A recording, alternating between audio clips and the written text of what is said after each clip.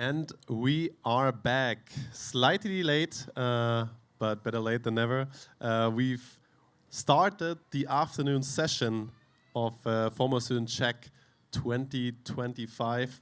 And today, or now, we will have the SKIDPAD and the acceleration for the manual cars, but also the track drive for the autonomous cars that we've seen this morning.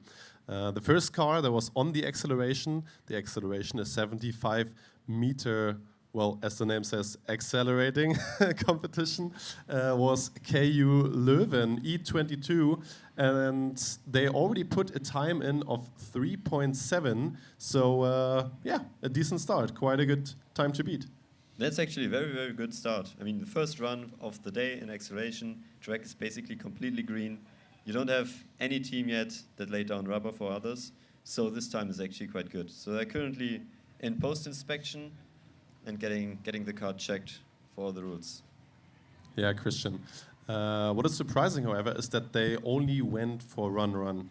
So maybe we have to explain. In SKIDPAD and acceleration, you have 2 runs, or 4 runs overall, usually for 2 drivers, so 2 runs each driver. And usually they are taken right after each other because, tires get warm and, the driver got the hang of it. Yeah, this is normally the strategy. As you mentioned already, tires getting warm, more grip, faster time. This is normally the procedure. But there are also some different strategies, as we've seen also on driverless. So, for example, what you can do is you just set one safe run, especially when you're maybe a little bit unsure what is actually checked during post-inspection. So you want to have the post-inspection done in your first run, because you still have 3 others, and then get, just all the checks done, so you are also confident that your car is rule compliant. That's true. And we can see the scrutineers still checking out the car here. And on the other side, we've already seen the first car being pushed to the SKIDPAD as well.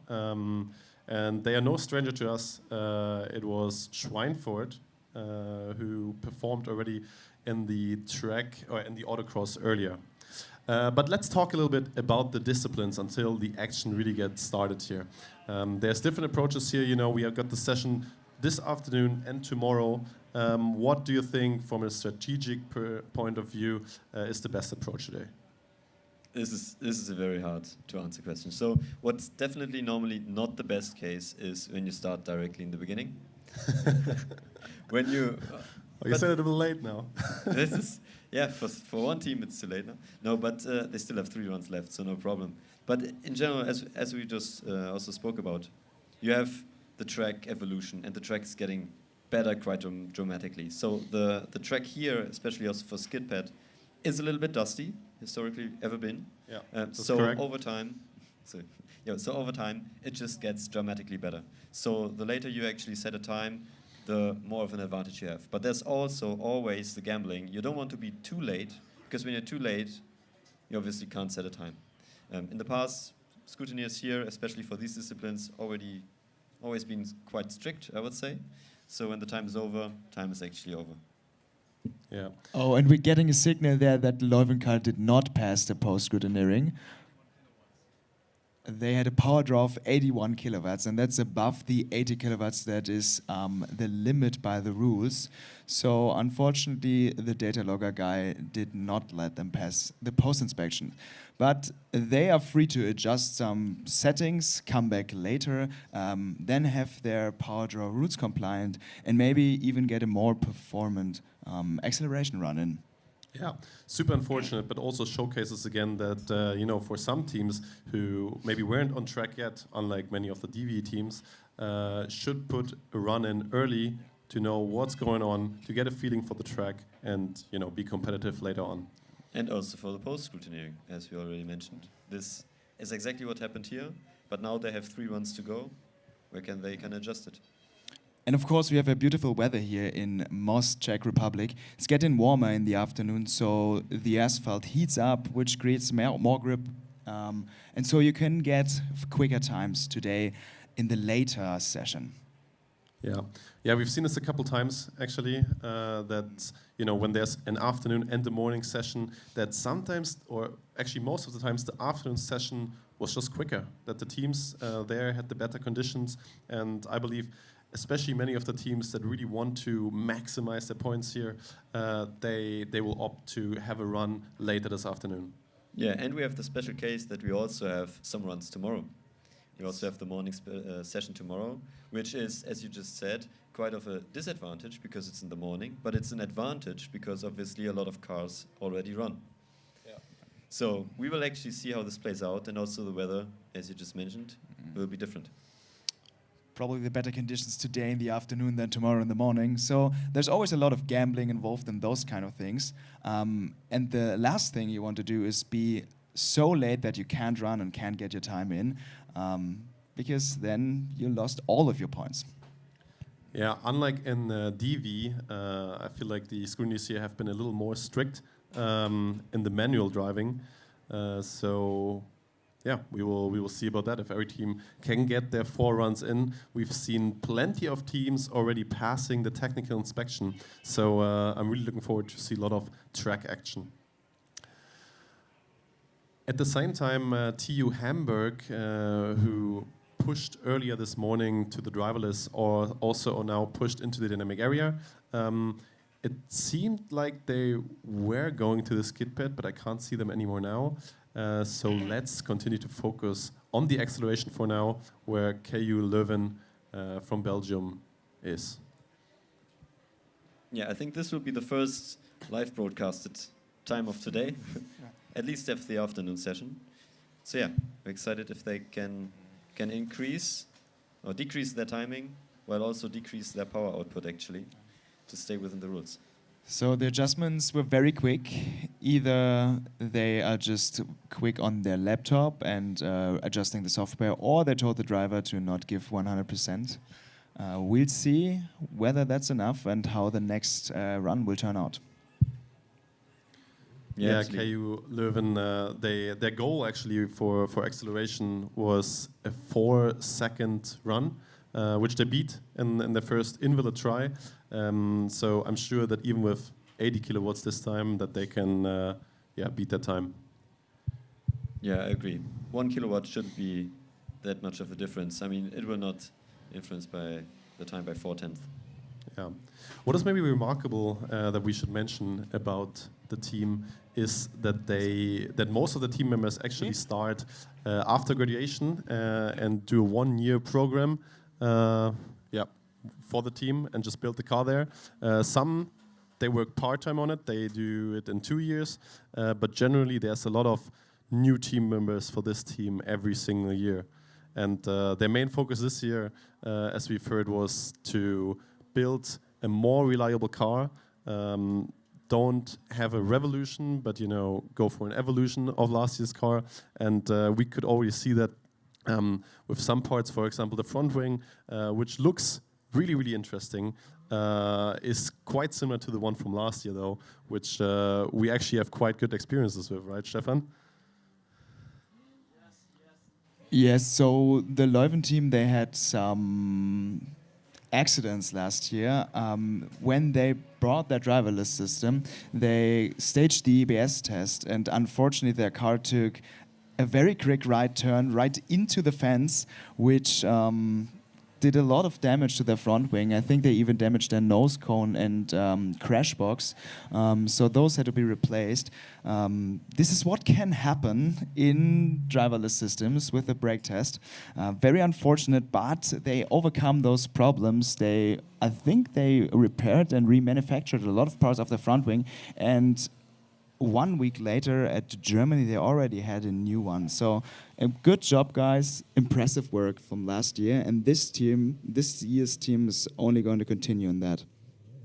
And they also learned from it. I think this year they actually brought 2 front wings to the competition when we spoke with the team. So now we see them approaching the starting line. And let's see what they can do.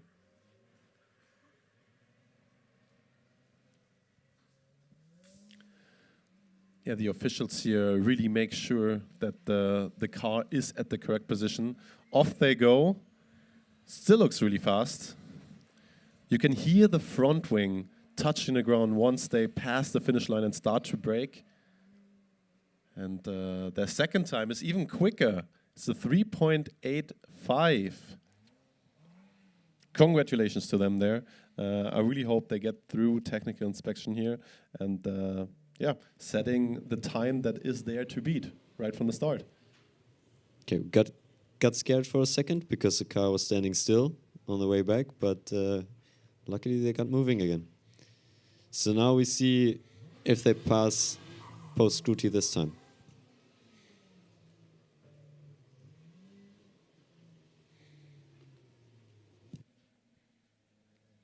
Yeah, let's hope they don't get disqualified again.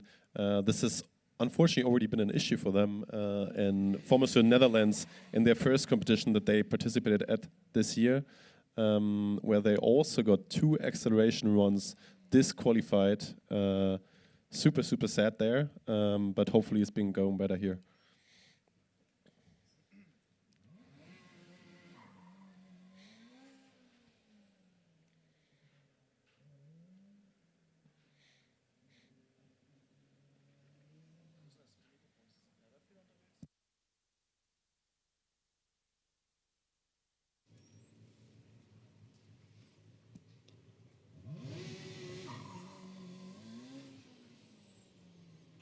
In the meantime, we see car number C10 testing, and they're testing acceleration quite intense.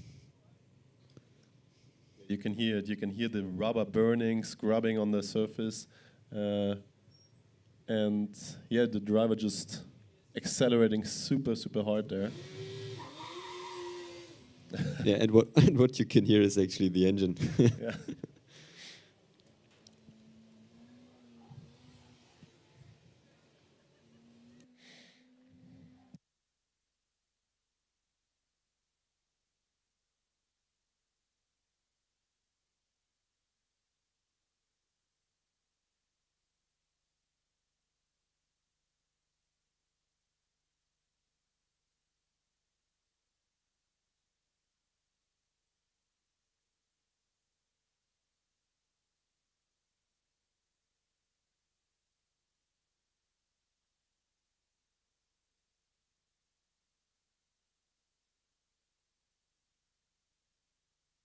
The officials are still discussing with the team there.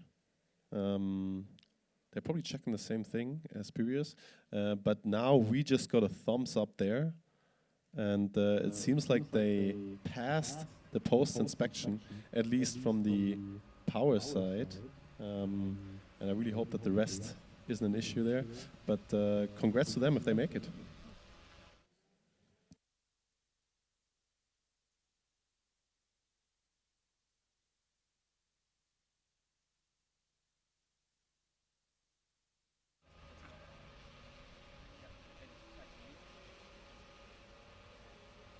Yeah, maybe we should talk a little bit about the disciplines themselves.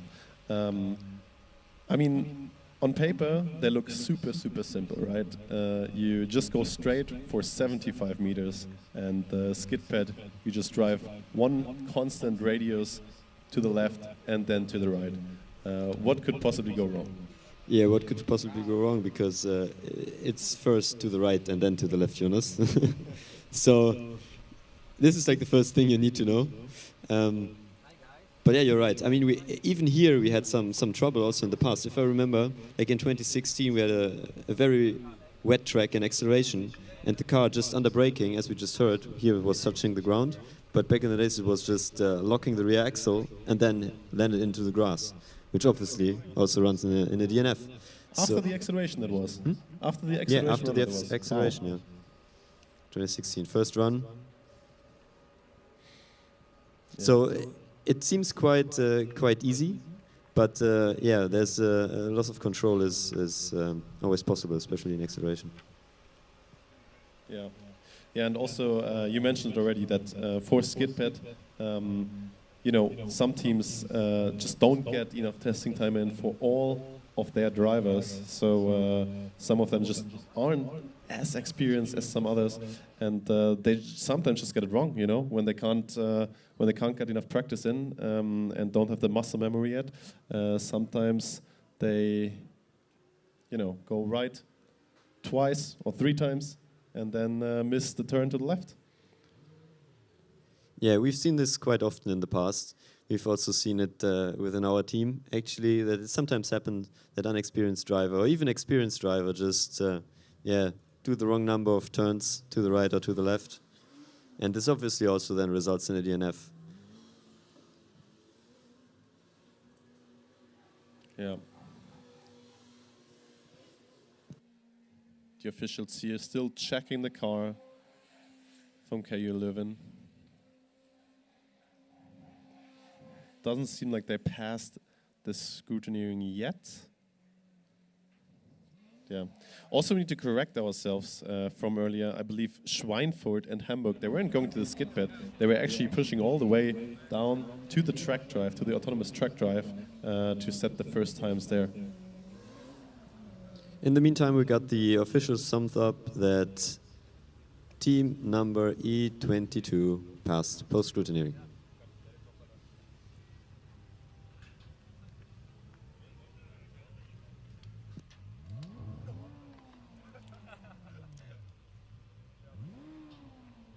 Yeah, and there you could have also seen the our new feature displaying the driver who's in the car. So you can cheer for your favorite driver here. Good job there.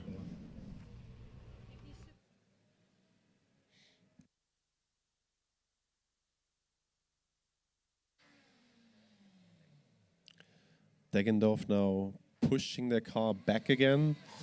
I believe this, especially for the teams that are also competing in the autonomous category, is quite intense. You know, I mean, the decision or progress already for the teams that are only competing in the EV, you know, they have to decide whether they're going for the acceleration, the skip it in the morning or in the afternoon, is already quite intense. But then you also have to consider that you're doing the track drive, which will take time off your clock overall. And putting that into the best time is quite a tough task. Yeah, especially when right now we have only 4 hours for basically everything that needs to be covered. I think the priority will lay in these teams on the track drive itself, since we have a SKIDPAD and acceleration chance also tomorrow. But still, it's a tough time frame.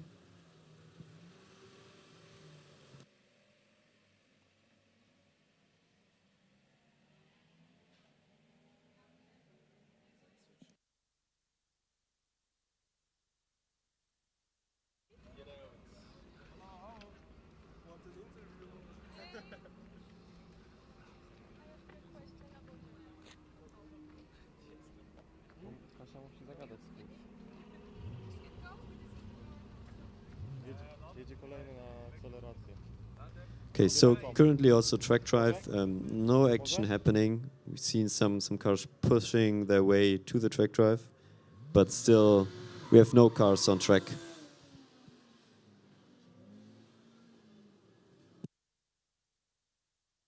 And we will get some more voices at the microphone with Kasia now.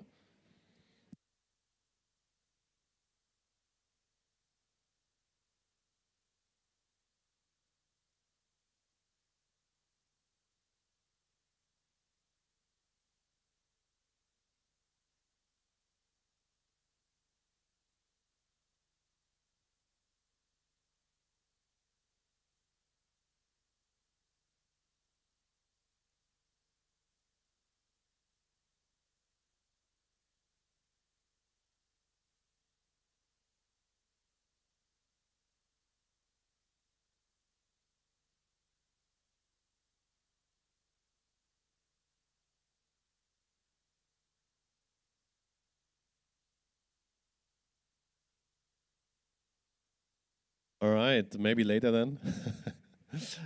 Kasia doesn't seem to be ready yet.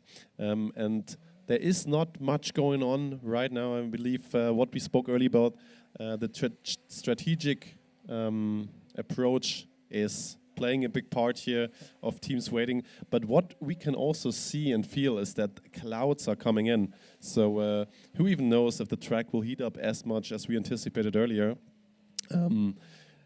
I guess in the end it could also be cooler than now, who knows. But what is for fact is that once the rubber gets on the track will definitely become more grippy and faster therefore.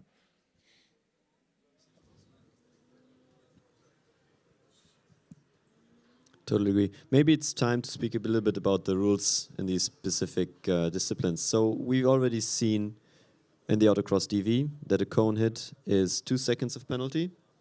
Is it different? Maybe Jonas, you can explain for SKIDPAD and acceleration, because we have a little bit a different rule set here. Yeah, you're right, Christian. We do actually have a different rule set, and in SKIDPAD and the acceleration for a hit cone is actually 0.2 seconds. But then again, obviously the teams are not trying to hit any cones at all. But yeah, 0.2 seconds on a 5-second lap. Less than 5 seconds for SKIDPAD, less than 4 seconds for acceleration, can hurt you quite a bit, and in the end can decide for victory or loss. Yeah, definitely. I mean, for an acceleration, it's quite untypical that someone hits a cone. It can happen. It happened in the past, especially on the way back sometimes. But it's quite common, actually, in SKIDPAD that someone hits a cone. As Jonas already explained, we also have a lot of unexperienced driver or driver in the first year. So it can happen, and it will definitely happen also today. So we see that Fast Forest already did their attempt on the track drive. Unfortunately, it wasn't on the broadcast.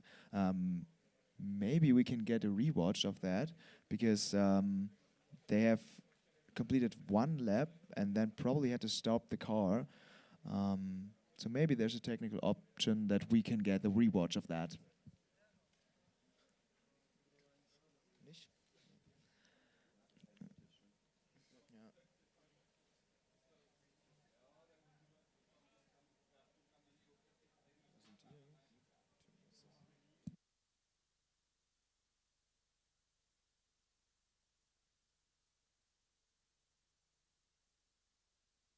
Yeah, the car now that we've seen the entire time on test track, now pushing to the SKIDPAD after practicing plenty of acceleration runs.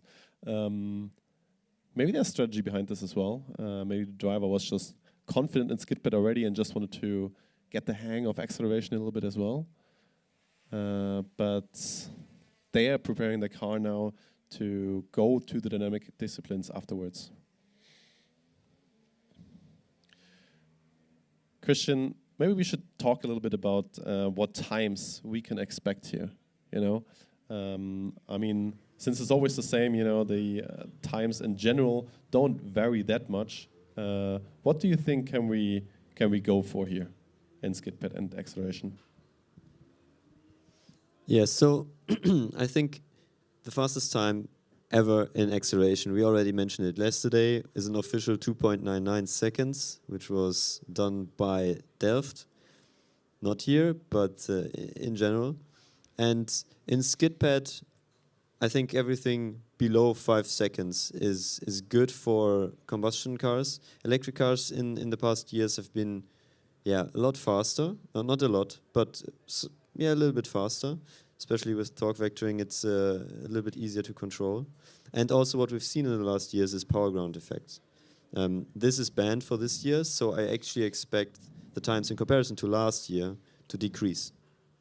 To increase. To correct, increase. Yeah. So last year's winner, Ionium Graz Racing, they are also here this year. Last year got a 4.3. They were not super happy because I think they were trying to go for a world record attempt here. Didn't manage it in the end. The track just didn't have enough potential there. Maybe it was a little too dusty.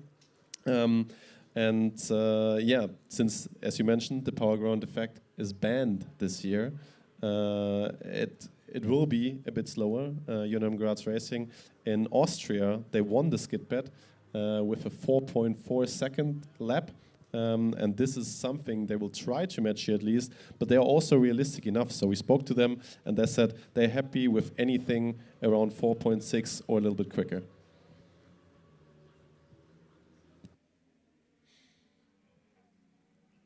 And I guess for acceleration, we've seen quite a good benchmark yesterday already, 3.41 seconds we saw from Aachen. This was, of course, with usually around yeah, 70 kilograms less weight, since there was obviously no driver. But I believe that we can get close to that again, even in the manual acceleration. Yeah, this is basically also the time frame we expect. Kind of 3.4, 3.5 seconds maybe, the top teams. I think that would be a very good time. Yeah, we need to note that we are speaking about electric vehicles there. Combustion vehicles, usually a little bit slower. Christian, can you elaborate on why that usually is?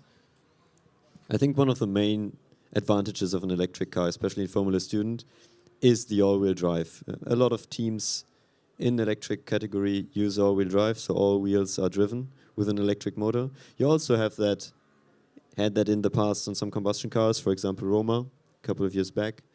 But still, the 80 kilowatts, the drivability of the drivetrain itself, the traction control, everything is a little bit more precise than you have on the combustion cars. And the power is very deliverable. So this combined ends up with the electric cars a little bit faster.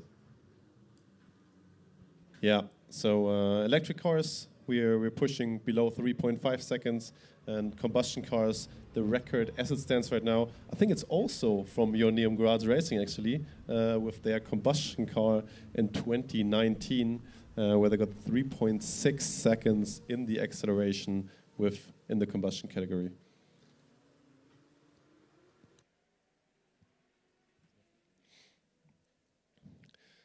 Something that we definitely need to keep an eye out for is the hybrid cars.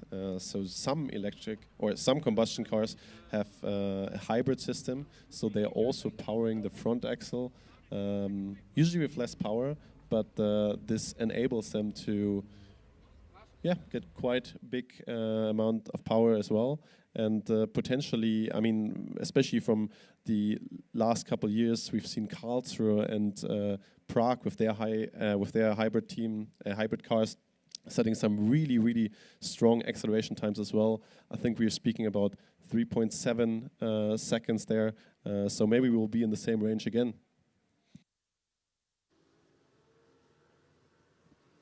Yeah, hybrid is a very challenging topic in general. You combine a lot of complexity to it. Thermal management, for example, for the combustion engine and the electric drivetrain is normally not that compatible. So you actually have multiple loops in the car. You have basically both systems combined. You have different driving strategies. It's not at all linear. So yeah, it's fun to see. And we have also some hybrid teams here this year, right? Yeah, we do. There's a few teams coming to mind. For example, Colts from Prague is one of them. And yeah, really excited to see what they can do.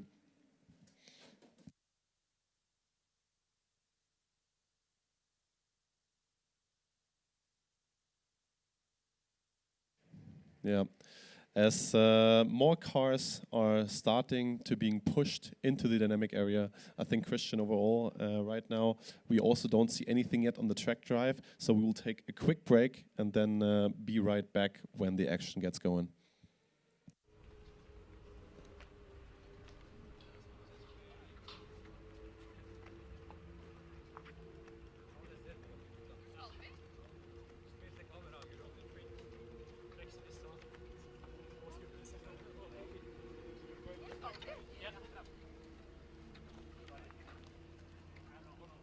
Gdzie oni jadą? No tak, live.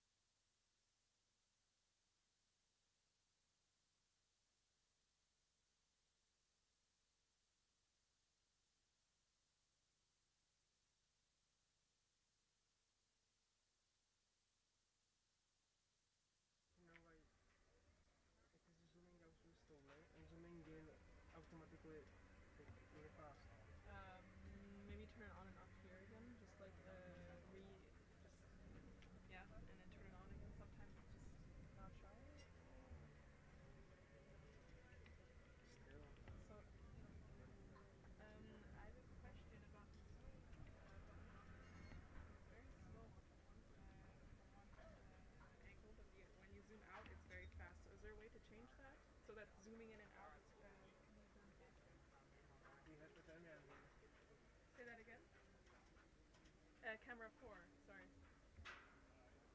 Pretty slow. And it's only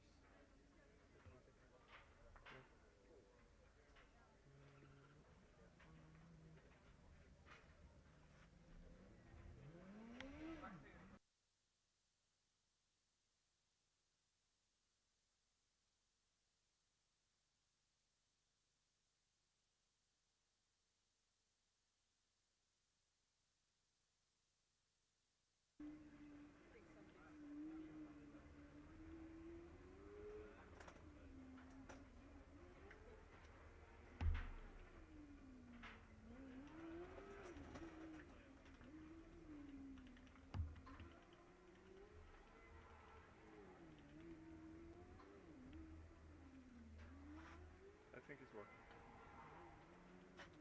See that? In the display. What happens? Oh no, I think battery. Wait. I turn it on and off again. Just sometimes it's slow. This is a camera display. It's all this one. Oh, okay, then this one. Maybe. Yeah.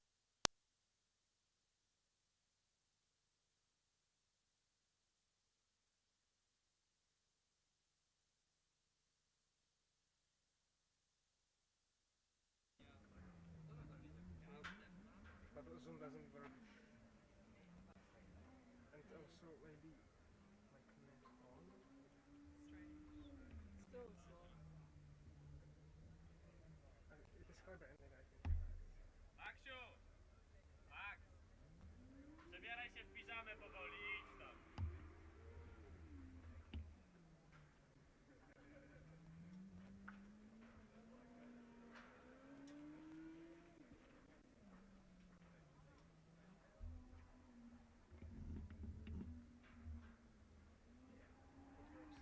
Yeah? Okay,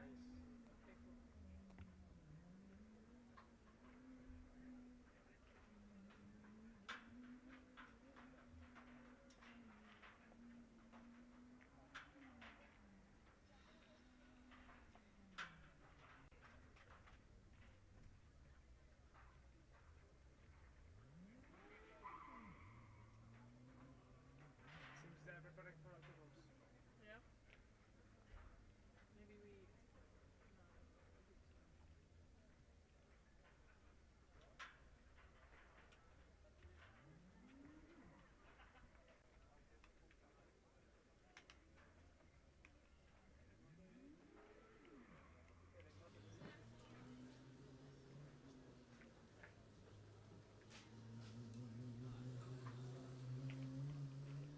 SKIDPAD?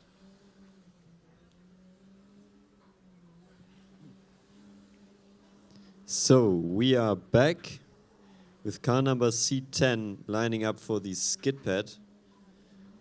So it looks like we actually have SKIDPAD time within the next 5 minutes, I would say.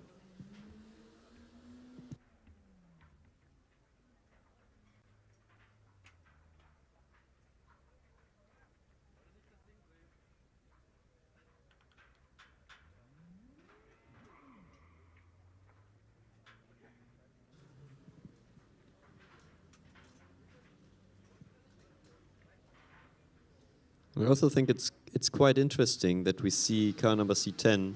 They are the championship defenders of FS Czech this year. That they are setting the first lap. I mean, we discussed it earlier. Normally, the track conditions in the beginning are quite bad, but it looks like they want to have a safe run in the beginning and set a time first. Maybe they have something in mind. Maybe we'll push the limits on their next runs. Maybe to have one secure run in that might be part of their strategy. And they did a lot of acceleration testing in the testing area. So maybe we'll see something cool later on in the acceleration. Yeah, maybe that's a strategy. I mean, they probably know what they're doing because also last year they won SKIDPAD and acceleration in this competition. So I think they know the track quite well. Obviously, the track layout is the same, but also the track surface, etc. So maybe they don't see the disadvantage that big.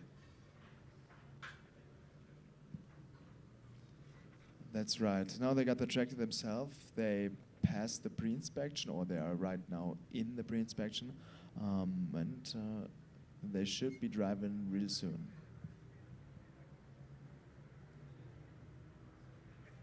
I mean, what also one advantage you also have, they just come straight from testing, so they don't have to queue because they're first in line.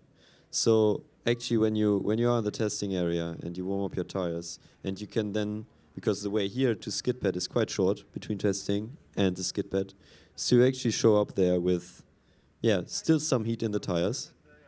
So this could also be an advantage in comparison to all the teams that first need to queue up, and then all the tires lose their heat again. And the driver's already comfortable in the car. He has a feel, because SKIDPAD is a lot about feeling the grip limits. So when you get some experience in your driver, he can develop this feel for the car already in the testing area, get over to the SKIDPAD, and let's start right away. So maybe this is part of the strategy as well. Yeah, I totally agree. It's all about rhythm. So we need information about like that the bullet number E60 is going to the people. So should I maybe stand over there? Yeah. You can find for you the best position and tell us information.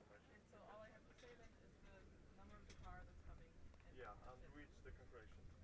You think is going. Okay. Wait, sorry, can you say that again, like the second thing?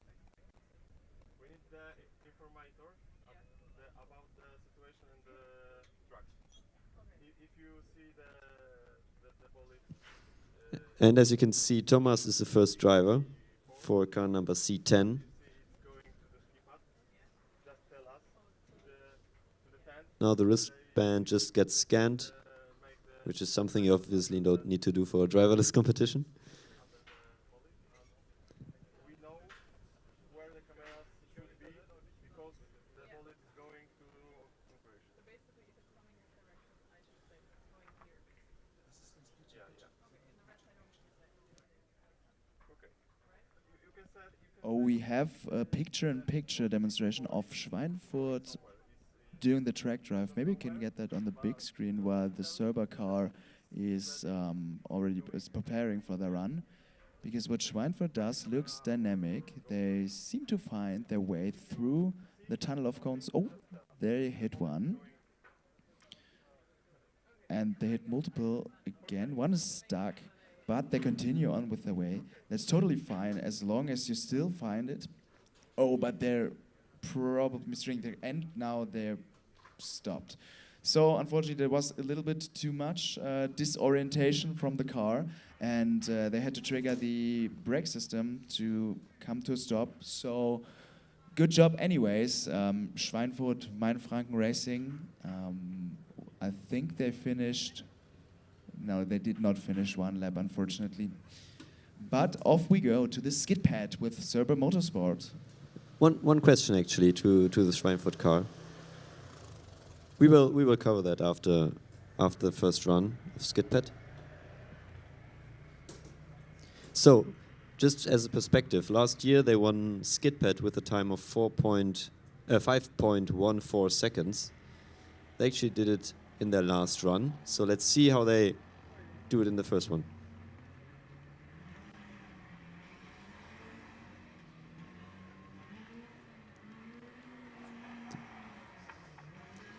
Driver is very close to the inside cones. Yeah, he took one cone there as well.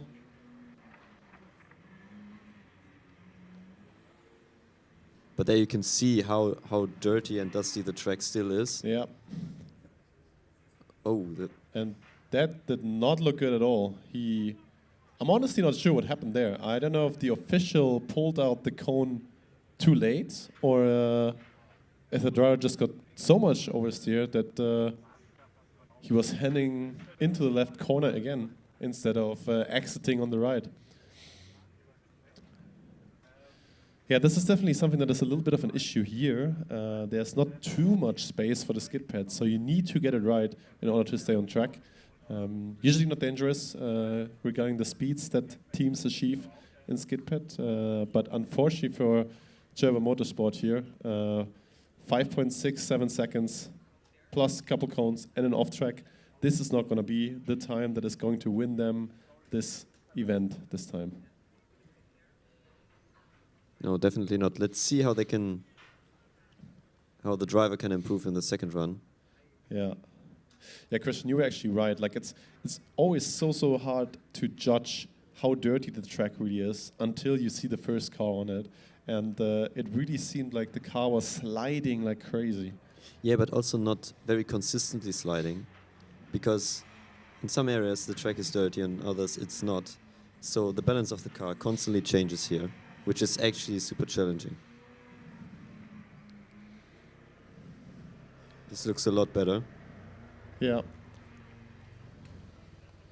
But you can see that pile of dust, the first half and of the this left time turn. he managed to find the exit. Teams clapping, so it seems like they're happy for now. Second run in, no cones as far as we could see in the end. Yeah, we don't have a timing yet. It's not hit a cone on the way out. 5.49 seconds. It seems rather equal on the left and the right. 5.4 on the right, 5.5 on the left. But this also indicates a little bit that the left side, especially, is a little more dusty than the right side. Yeah, you can actually see it. I mean, we have these beautiful drone shots from above, and you can actually see how the left turns are a little bit more dirty than the right ones.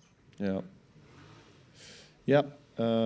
So I assume they will want to improve this time here. Thomas Rakus, 5.49 seconds. I don't think this is going to be enough to play a role in the overall win for the discipline, but they have 2 more runs, so still lots of time for improvement.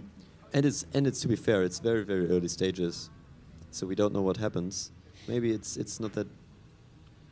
That's true. That's true. Maybe the track conditions this year are completely different from last year.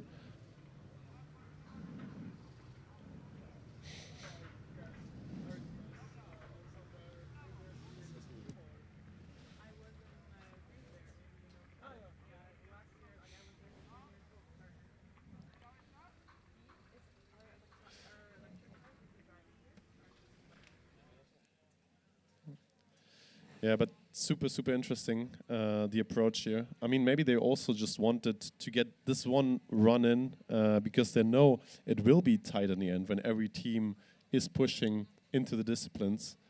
So now they can lean back and enjoy the show while other teams are cleaning off the racing line. Yeah, I mean, as we already mentioned, we spoke with them, and their goal is to repeat their last year's victory, and I think they have a good chance actually. From the car, what we've seen so far, they have a good evolution. They don't, risk too much, I would say. They still kept their positive, I would say, positive technical details they had. The overall car concept remained the same. So yeah, it's I think a good approach. Yeah, and you know, Christian, it's always, I mean, you've been in this situation before, right? It's also super tough for the driver mentally. You've got 5 seconds to be on point. Then you already have the first run. You know you've hit a cone. You know you went off track. And now you got to go into the second run knowing that this will be your final run, right? And it's super tough to be there on point mentally. And sometimes it just makes sense to get the run in, be safe, and let the other driver drive freely afterwards. Yeah, absolutely. It's kind of the same approach idea you have in the driverless teams. When the first run is not that super secure, you start thinking.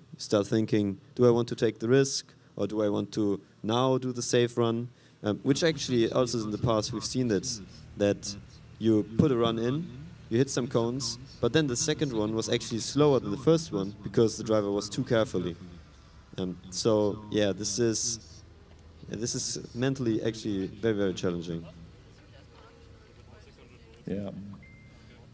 Next team now in line for acceleration, E95 from Erlangen. It's actually really nice to see them on track this early. We know they've had some issues in the past a little bit with scrutineering and participating in general. So them showing out very, very early, being the second team actually on track here in the acceleration is super, super nice to see.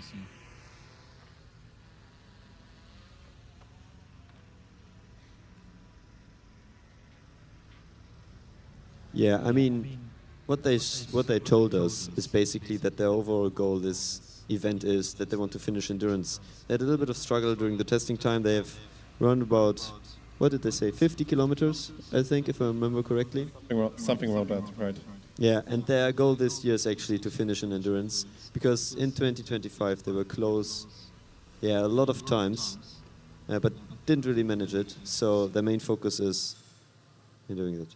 Yeah, but also in the meantime, unfortunately not anymore, but we've seen Aachen attempting the track drive. It looked super quick. I just saw it next to, or all the way down from the stage, and then the scene cut to it as well. It looked really, really quick, but unfortunately they collected a lot of cones, seemingly went off track and had to be stopped as well. So it seems like no team has actually finished the track drive yet. Yeah, that's true. Stefan, maybe that's a question for you. We left there a little bit earlier. So normally when you have here in SKIDPAD, for example, as we've just seen it, the first run you hit some cones. Yeah, and what happens is the cones get obviously put in place again. This is not happening in TRACKDRIVE. Why?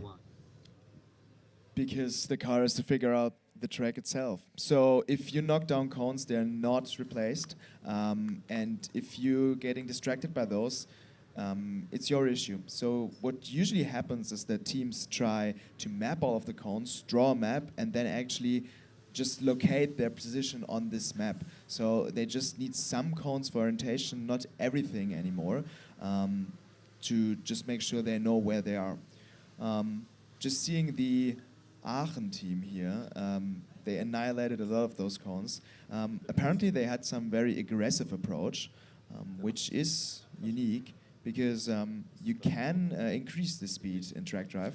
Sometimes you do a first lap that is rather conservative, map out the track, then know the layout, and afterwards you can calculate a more aggressive racing line. But it seemed like the approach was to get the aggressive driving from the beginning. Did not work out, unfortunately, but we'll see what is up next. Thank you very much for it, Stefan. And I think we have the title defenders in the combustion category in an interview. What's happened with your first run? Were you stressed or something was on the track?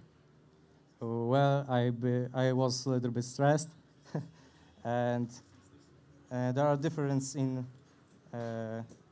There was some dirt or something. Would be good. Good luck.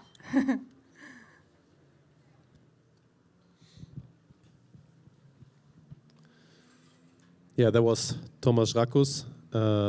Seemed not super satisfied, but then again, he put in the first run on the SKIDPAD. So props to him there. Congratulations on finishing the event.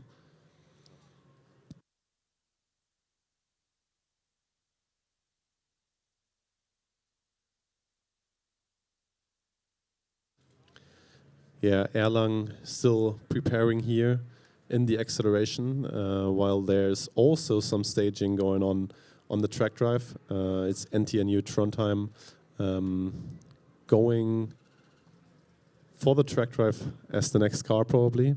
But for now, it seems like we are still waiting a little bit. It's always really easy to identify the car from Erlangen. They have this bump sort of in their nose.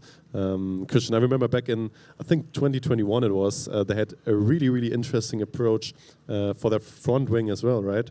Do you remember that?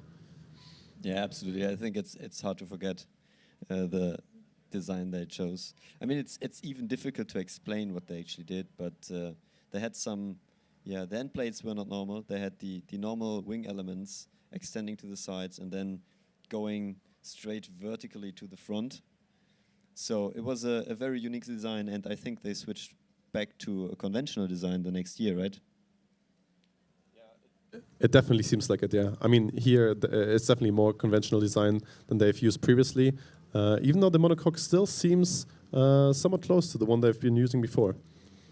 But yeah, they also mentioned to us that they're definitely going to build a completely new monocoque next year, or that's the goal at least, and also potentially switch over to an all-wheel drive car. Yes, because right now their electric vehicle features a super light concept. They just use 2 motors in the rear, and both of those combine to a total power of just 70 kilowatts. So they won't have the issue of drawing too much power here, unlike the Löwen team did. The battery is super light also, so we'll see how their future is with a possible all-wheel drive.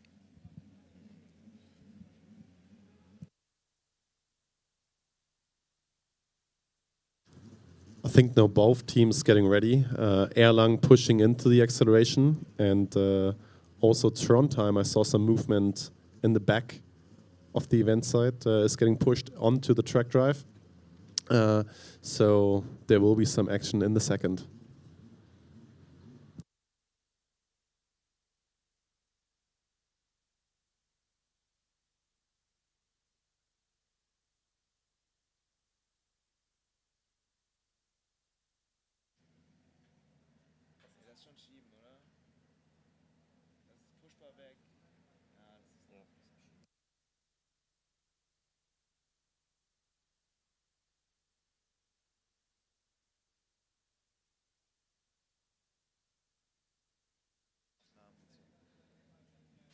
So now we have the picture-in-picture. As Jonas just mentioned, we have action coming up on both sides of the event.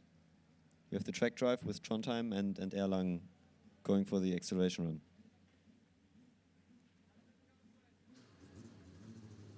Correct. What the scrutineers are doing here, they're checking driver safety critical components.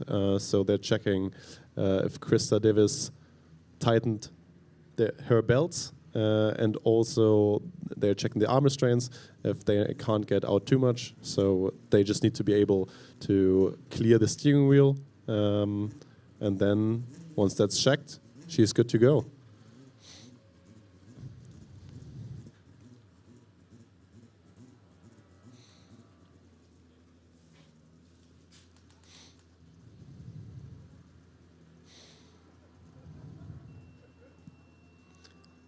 Ready to drive sound on.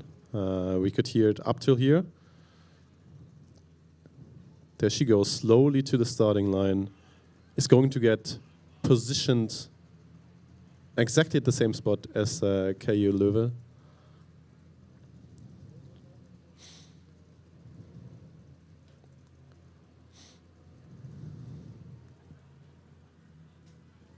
And there we go. Not much slip on the tires. Yeah, you're right. It looked like it was maybe a bit too slow from the get-go and then picked up pace pretty quickly afterwards. 4.76 seconds puts them into P2 right now. And it seems like they finished their first run successfully. Yeah, this is always a very hard situation because you don't want to roll forward, because to trigger the light barrier and actually start the time before you hit full throttle.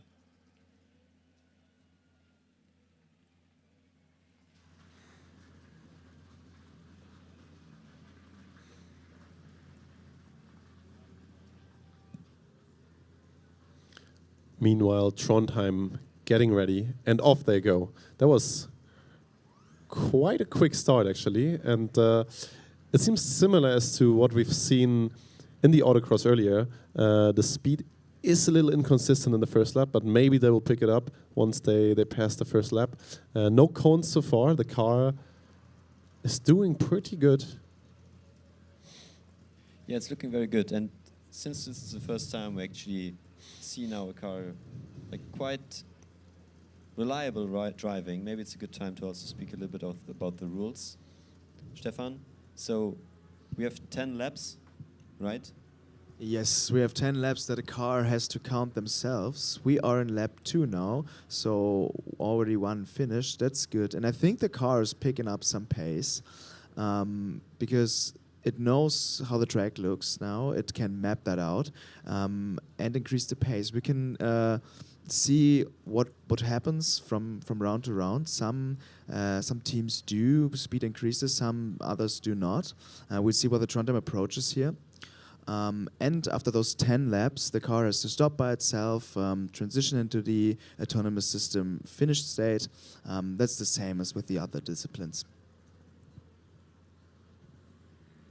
And it looks very, very fast, right from the beginning. Pretty quick. Yes, so far no cones, very clean run. Looks pretty good.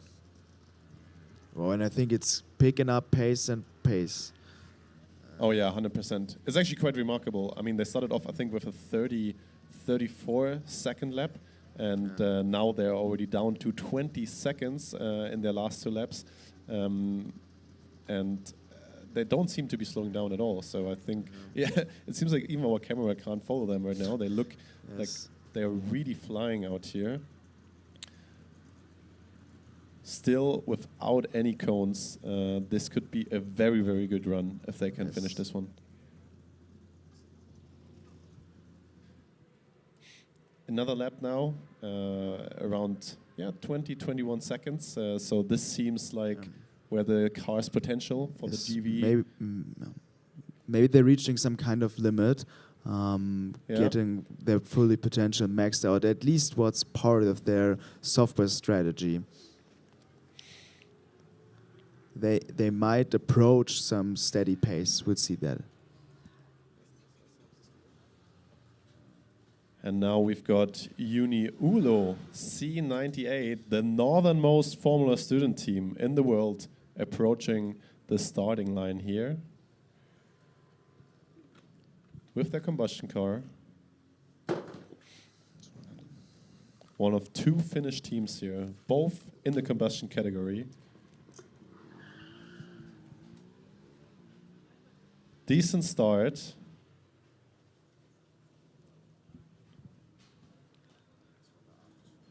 And it sounded like they were only shifting once. Do you think they maybe started in second gear already? Could be, like second to third, because I didn't hear any shifting except for one shift. Yeah, 4.28 seconds. Quite a solid time, actually, for a combustion car to kick it off. Congrats there, and we will have the chance right after Erlangen finish their runs. Trondheim just finished their track drive, and they're in finished mode. So congratulations, Trondheim. It's a very, very competitive time that you set there. We'll see how the post-inspection goes, but absolute congratulations. And back to the acceleration event with the Erlangen car. Definitely more slip this time compared to last time. You could hear the tires screaming. 4.6 seconds, improving their first acceleration time a little bit. They looked, again, a little bit conservative in the first 3 to 5 meters, and then you could really see that, I don't know, maybe the accelerator pedal was pressed harder or the traction control released just a little bit. So there was more slip in the tires and the car really hit it off.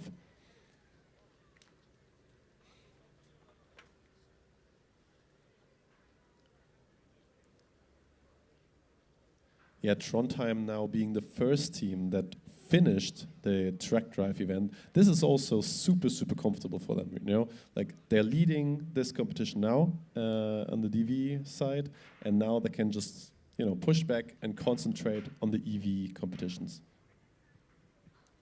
Yeah, absolutely. It must be a big relief for them to have this finished completely, like every single discipline, getting good points, and also now the track drive complete.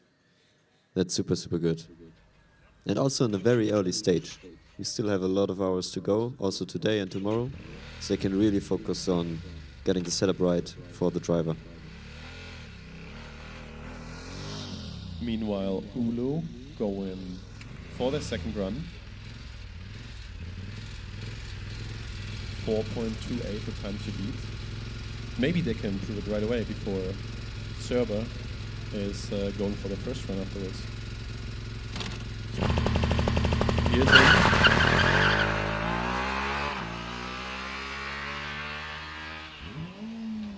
yeah, you're right, Christian, actually. This time, again, one upshift.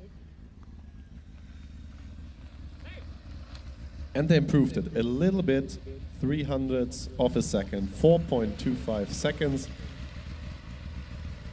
staying in the lead of the combustion acceleration. Next competitor right up, Tomasz, who also just drove the SKIDPAD.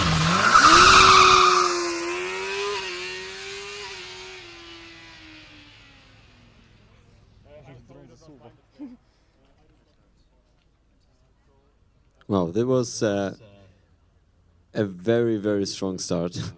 A lot of rubber now on the track. So didn't really look like there was a lot of traction. Yeah, Christian, they told us that they actually worked a lot on their air intake to increase the torque even more. Yeah, they weren't really revving up before the launch, right? True.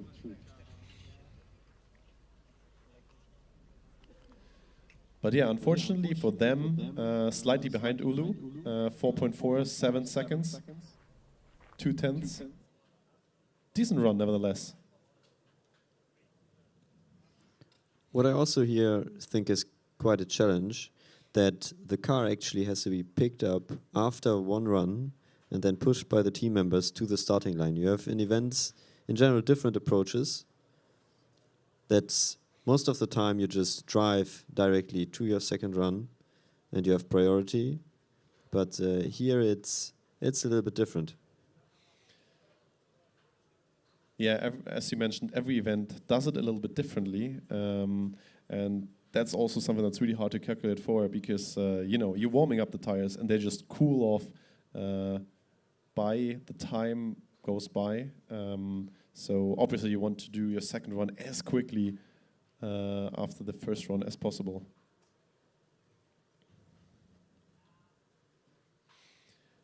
Yeah, we just got a question into the chat whether driverless cars are always faster because of less weight. Stefan, maybe you got an answer for this one? Well, the simple answer is in theory, yes, and in practice, you'll see. There are already reruns recorded from teams that are quicker without the driver than with the driver. But you have to nail a lot of your systems. You have to get your control systems right and be very quick with your perception. So we'll have a look. Jalister going for the second run in the meantime. Decent launch again. Yeah. Car screaming at us.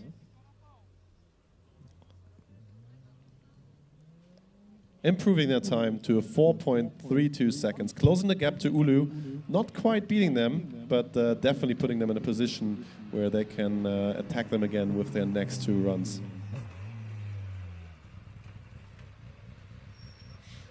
What number? Yeah, so we can see some action on the acceleration. Not that much on the SKIDPAD so far.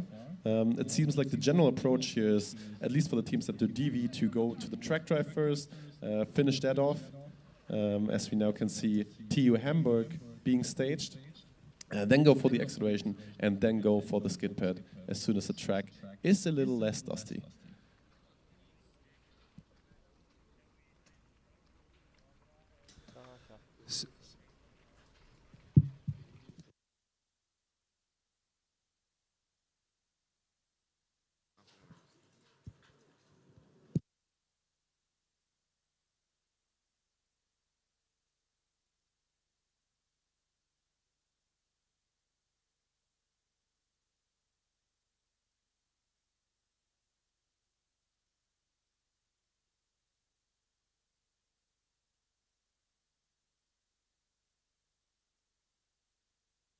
We see the Ignition Hamburg car At the TRACKDRIVE, they unfortunately did not participate in the driverless autocross nor the acceleration or SKIDPAD yesterday. So this will be their first attempt at a driverless competition here. We'll see how that goes. They have a lot of experience in driverless, and they're actually the host of pretty much the biggest driverless get-together in Europe, the Autonomous Racing Workshop. The attractive system right now is back to green.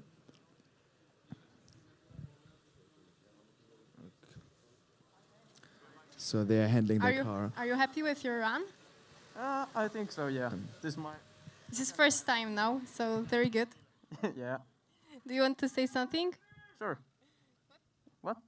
Do you want to say something? Maybe well, later you'll go to the second category, SKIDPAD or something like this? I don't know. Good luck to everybody. Good luck.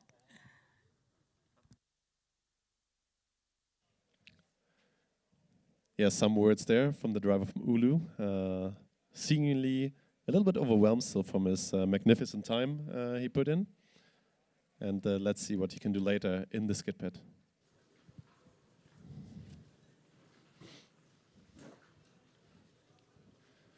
Yeah, Erlang still waiting, probably preparing for the SKIDPAD run now. We will see what is happening with Hamburg there. We can see the car still stationary at the very back of the event side. Unfortunately, don't have the images right now, but hopefully in a minute. And yeah, we got the question and commentators, who do you think can win the EV overall? That's a great question and really, really tough to answer. That's super tough to answer. I mean, the competition is so good this year here. It's crazy. We have all the best teams here. Obviously, Zurich just passing by. They're definitely one of the contenders. But obviously also Joanneum. They won last year here. I think they're still, obviously we haven't seen them yet, but I definitely think and expect them to be in front.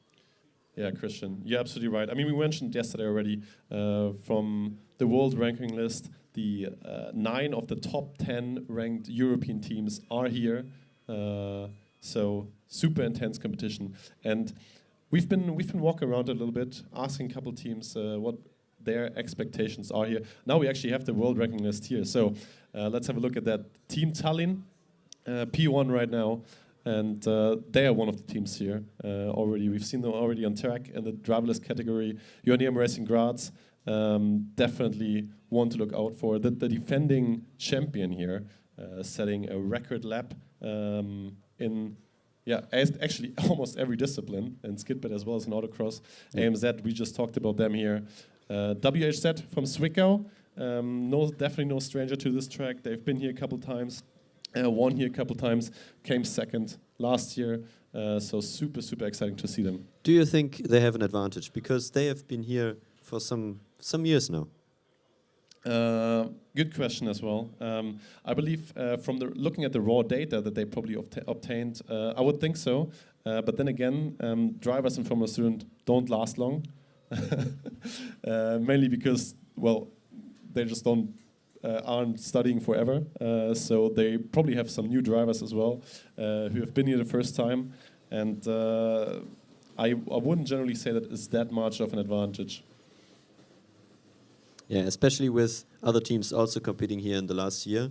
But I still think when you're first time in a competition and you're completely new to the track, the drivers don't really know their experience from last year. So I think it's kind of an advantage. It's maybe not a big advantage, but to know the track also from last year, especially with Czech building up the track exactly like it was in the last years, maybe can actually be an advantage. Yeah, true. And to come back to the question, actually, it was asked in the comments. I believe that there's probably around 10 teams that will try and win this competition here, meaning that there will also be 9 teams that will not be happy if they are not winning this competition here, which makes this even more tense.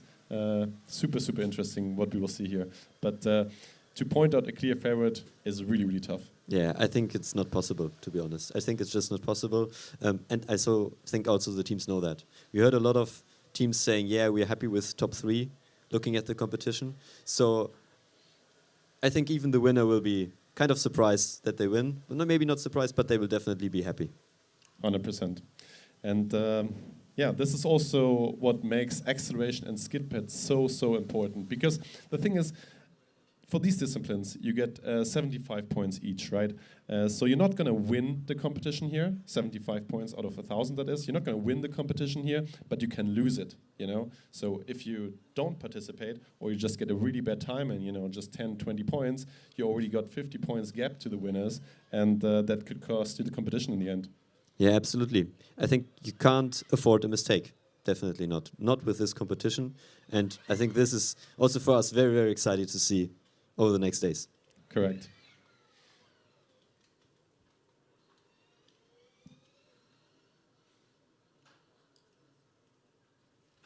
Car E94 now getting ready for the SKIDPAD.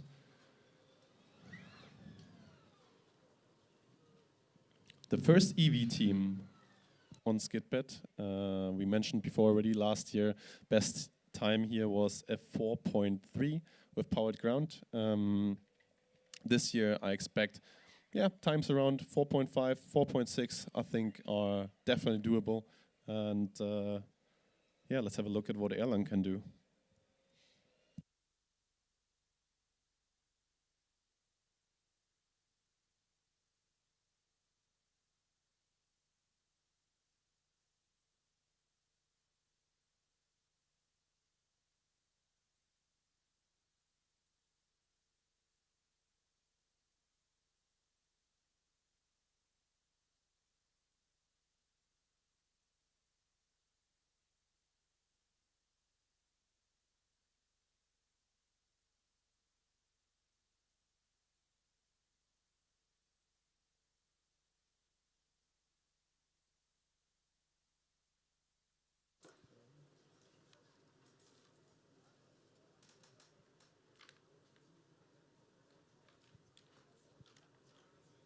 So we currently don't have any action on the track.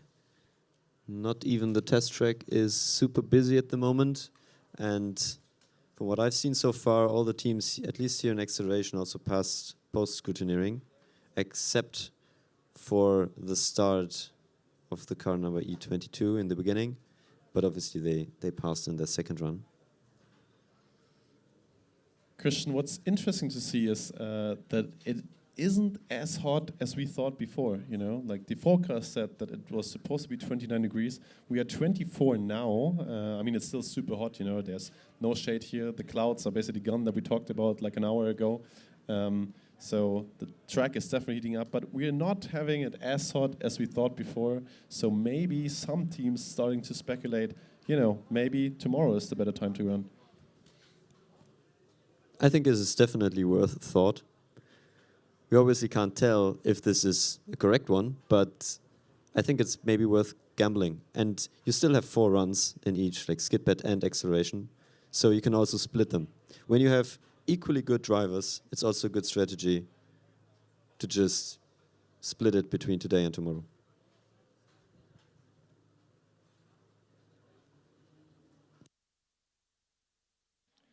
Yeah, maybe we should talk a little bit about the drivers. What is actually necessary from the drivers to be good in these competitions, and also what is the best way to train them? That's an excellent question. And this question we also ask around to a lot of teams. And there are similarities between the teams, but also sometimes differences within the teams or between the teams. And I think one of the basic things that all teams do is basically going go-karting. The first step is always go-karting and looking who's the fastest. Correct? Yeah, this is an approach that many teams choose. You know, just it's basically quite a cheap way to evaluate general skill level of a driver and general understanding of the ideal line. I mean, a couple other things that are definitely from an advantage here, especially in acceleration, but also in SKIDPAD, is driver weight. Is, you know, the lighter the car, the faster it goes.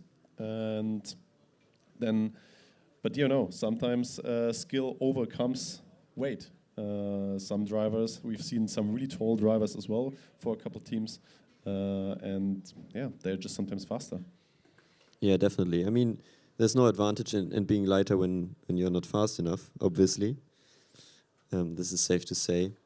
But also we see a shift, I think, over the couple of years between electric and combustion cars. So with combustion cars, it was always very difficult also to have kind of the feeling, as we've seen today, with a lot of slip during the start. You need to control it with the throttle pedal, but also with the clutch. This is also requires some kind of, I would say, skill and feel, and obviously training, a lot of training. While on electric cars, you can sometimes, which is obviously also a challenge, but you can sometimes also just go for the lightest person you have in the team. Yep, that's definitely correct. I've made some experience as well with, you know, starting from a standstill is sometimes not that easy with the combustion car. Yeah. So heads off to everybody that does it right, just like Team Ulu and Bialystok just did.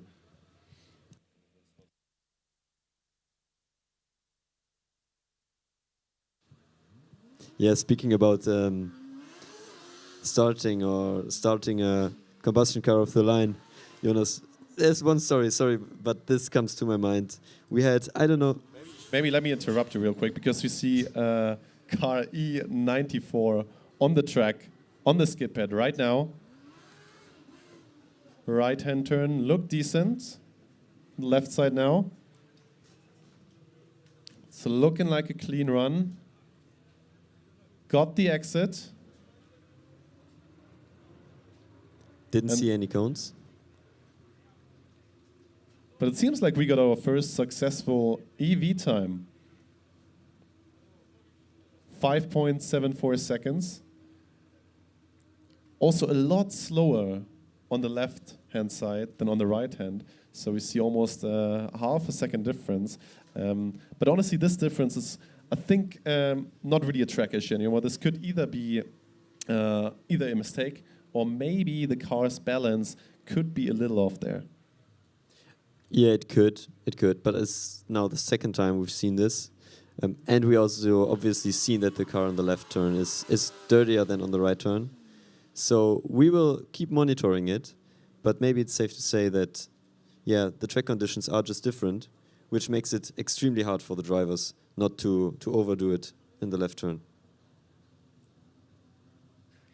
Yeah, I believe, I mean, we talked about the mental component there already, that, you know, you get the feeling you do a solid right turn as well, and then you start to think, you know, you got that little room to breathe when you go for your first left-hander, because only the second one is timed, what we should probably mention. So the second right-hander and the second left-hander are both timed. So you got that little room to breathe after you finish your first right-hander. And I feel like, you know, some drivers, they start to think a little bit, oh, that was, you know, a decent right turn. Do I replicate it in the left turn? Some overdo it, some go too safe, and some just hit that sweet spot of setting a good time. Yeah, totally agree. It's a mental challenge. You also need to find the rhythm. You don't, obviously you're not allowed to run an extra lap, for example, which can easily happen when you are in the flow. But you also need to keep that in mind. And the visibility is also quite an important factor, because when you're that low to the ground, everything you see is basically cones everywhere. So you need to find the corridor, and also the cone that is pulled out in the exit is something that you need to also monitor from the beginning, because this will disappear. So the track actually changes in the last lap, and you should obviously not miss that exit. Yeah, that's correct, Christian. It seemed like Erlangen, they were in a bit of discussion there with the officials, and it doesn't seem like they are opting to go for the second run right away, not using the advantage of the heated up tires. I believe that there might have been some issue. Maybe we'll find out in a bit. But for now, the time still stands 5.74 seconds in the skid pad, leading the electric category right now.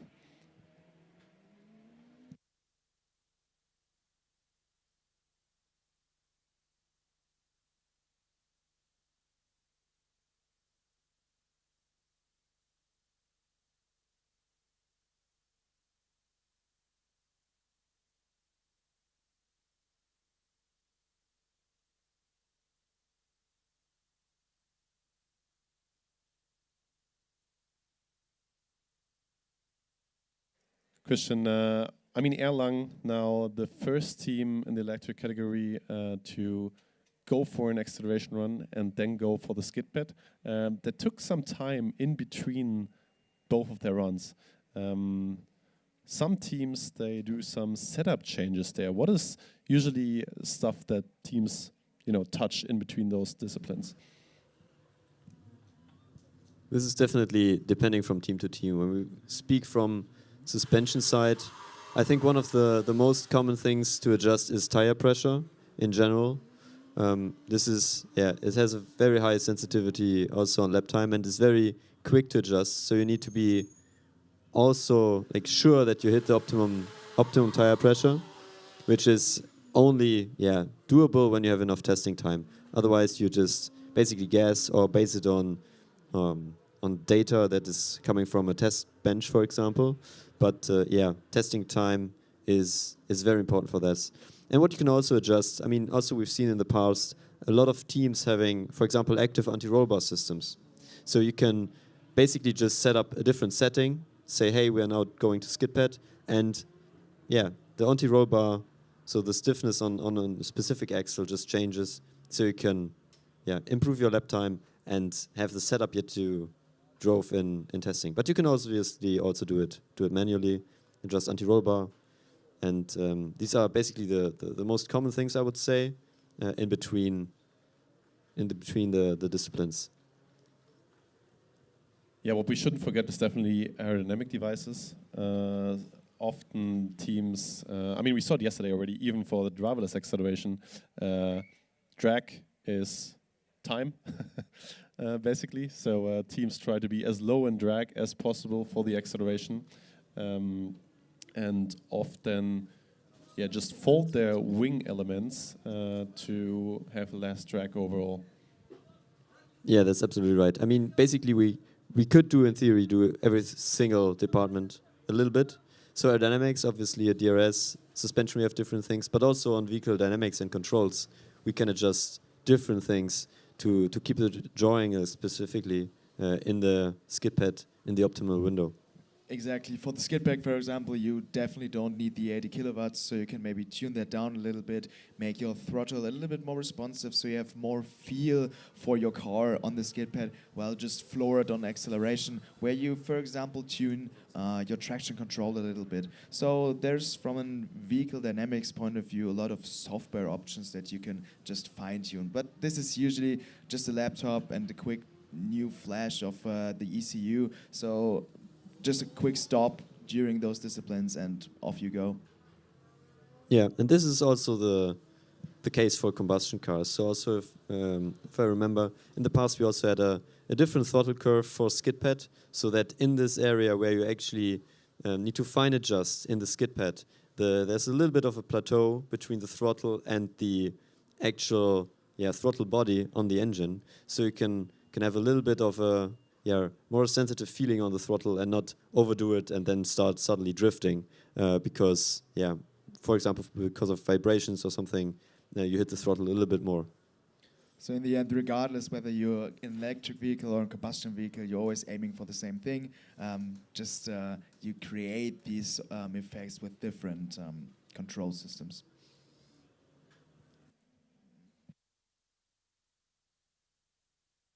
Yeah, in the chat we saw lots of fans of TU Yildiz who came all the way from Turkey in a bus. Excited to see them on track later. We've seen them on the testing track quite extensively. They've been here a couple times, and it looked like their car was running pretty well.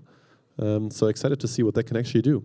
But it still seems a little bit, like that little silence before the storm, teams still waiting, teams still hoping for better track condition, for more rubber on the track, on the acceleration and the skid pad, and not many runs yet.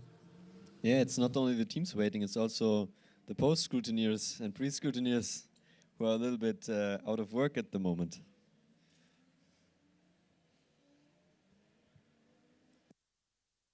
Yeah, but Christian, I think looking at the amount of pop-up tents we see in our alley here in Most, there is about to come a lot of teams. So all these teams, they're already trying to secure a premium position to have a look at their car and be in the shade preferably, because the heat is picking up again.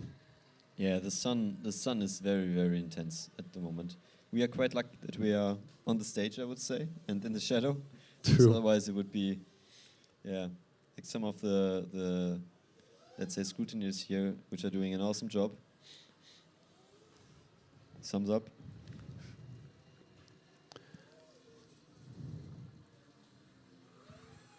We do have some teams queuing for the testing area.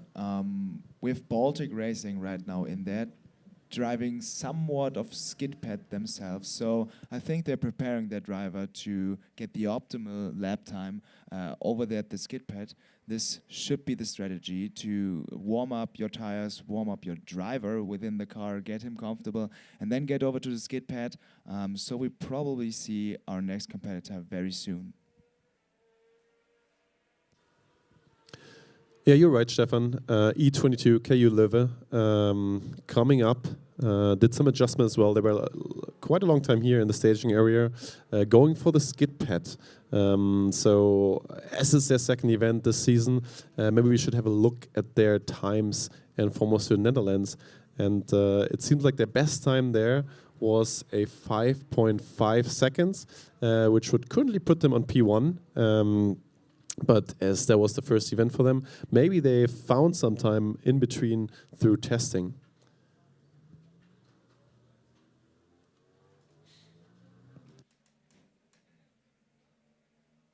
Yeah, it could be. I mean, we will see. I think what actually is increasing time the most, at least when you haven't done it so far, is driver training.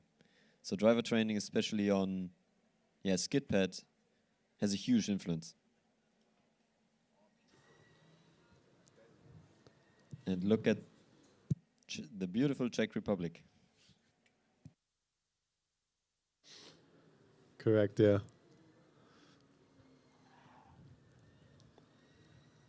KU Löwe, speaking about FSN, they actually competed in all dynamic disciplines, or rather finished all dynamic disciplines, which was the first time for them, even though they are regular guests at that event. And they were especially happy that they finished 6th overall and 3rd place in the efficiency.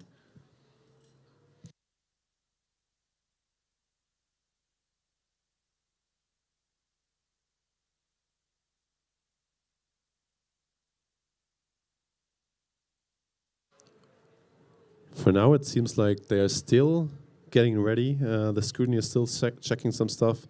They still got time. I mean, there's nobody else behind them in the queue. Everybody else taking their time. We saw Zurich, in the meantime, pushing all the way back to the TRACKDRIVE. Maybe now we can explain a little bit, now that we have this drone shot here, how this event site is actually looking. You see that one car moving here. This is the testing area.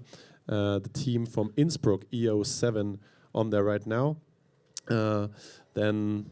Yeah, and where you see the gate, this maybe not that visible in the perspective, but it's actually on top of a hill in the middle of the track, in the middle of the autocross track and endurance track, which is always quite challenging.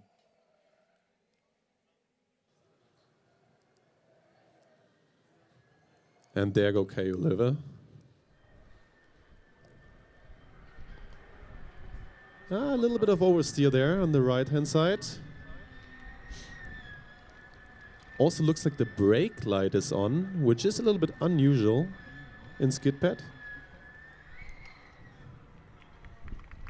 But the driver successfully finishes their first run of SKIDPAD. Now becoming the second electric team to finish it, and they're going right away for their second run.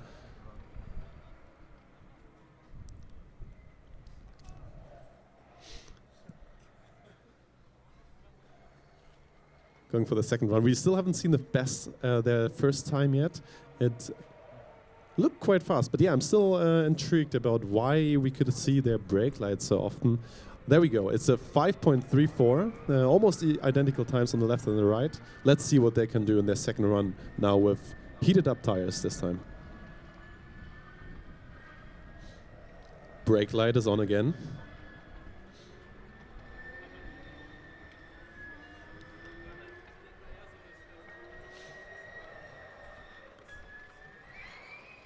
No cones there. Over the finish line. The team is clapping, rightfully so. Congratulations to Team E22, KU Löwe. So we do have some questions in the chat. For any of you guys out there watching, feel free to ask any questions that you want to be answered.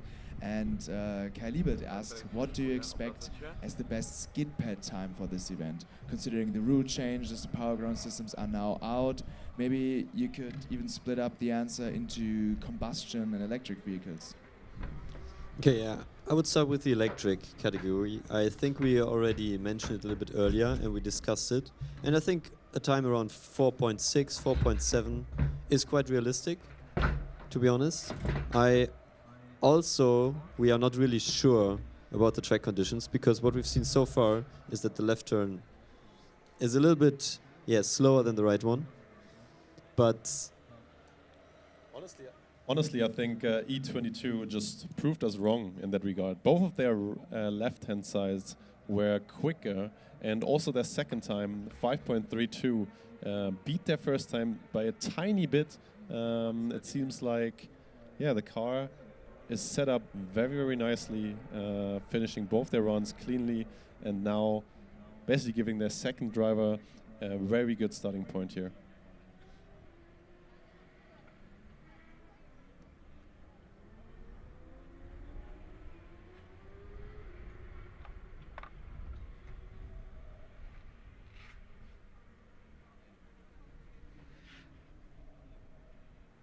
In the meantime, Tallinn staging and the driverless track drive, going for the 10 laps. The team to beat here, Trondheim still, who after a little bit of a slow start came or quickly picked up pace and just set up lap after lap without any cones and came to a clean stop in the end. We haven't had the confirmation that they got through the post-scrutineering, but looking at them already having finished a couple disciplines before, I don't think that was big of an issue for them. So Tallinn trying to beat Trondheim now.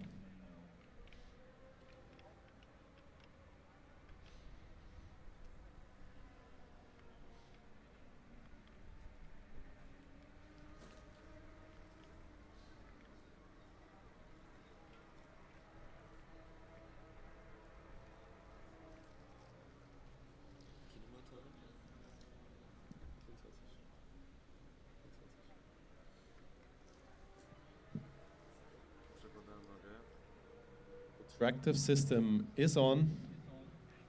Team members leaving the car. To remind you, we've had Tallinn with some issues previously, so they had some steering issues or path finding issues in their driverless autocross runs. So let's hope they've taken the time and fixed these issues since then. car is moving. TRACKDRIVE jedzie, TRACKDRIVE jedzie.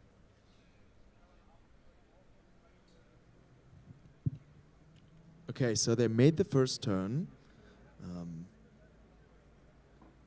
The pace is not as quick as the Trondheim car was heading into the race, but you can take the first lap to get to know the track, to map the track, and then afterwards pick up your pace following a racing line. So getting the first lap done is actually crucial.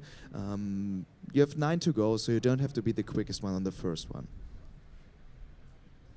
Yeah, Stefan, we've mentioned this earlier already, that we see a lot of DV teams in the track drive either... Okay, they hit 2 of the timing cones, but they're still on track. This is their second lap. As far as I can tell, there's a cone stuck under the front wing. And they have not picked up the pace yet. Maybe this is to come. Let us see.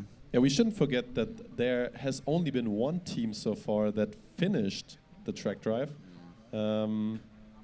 So even if they finish the track drive slower than Trondheim, for now they will be P2.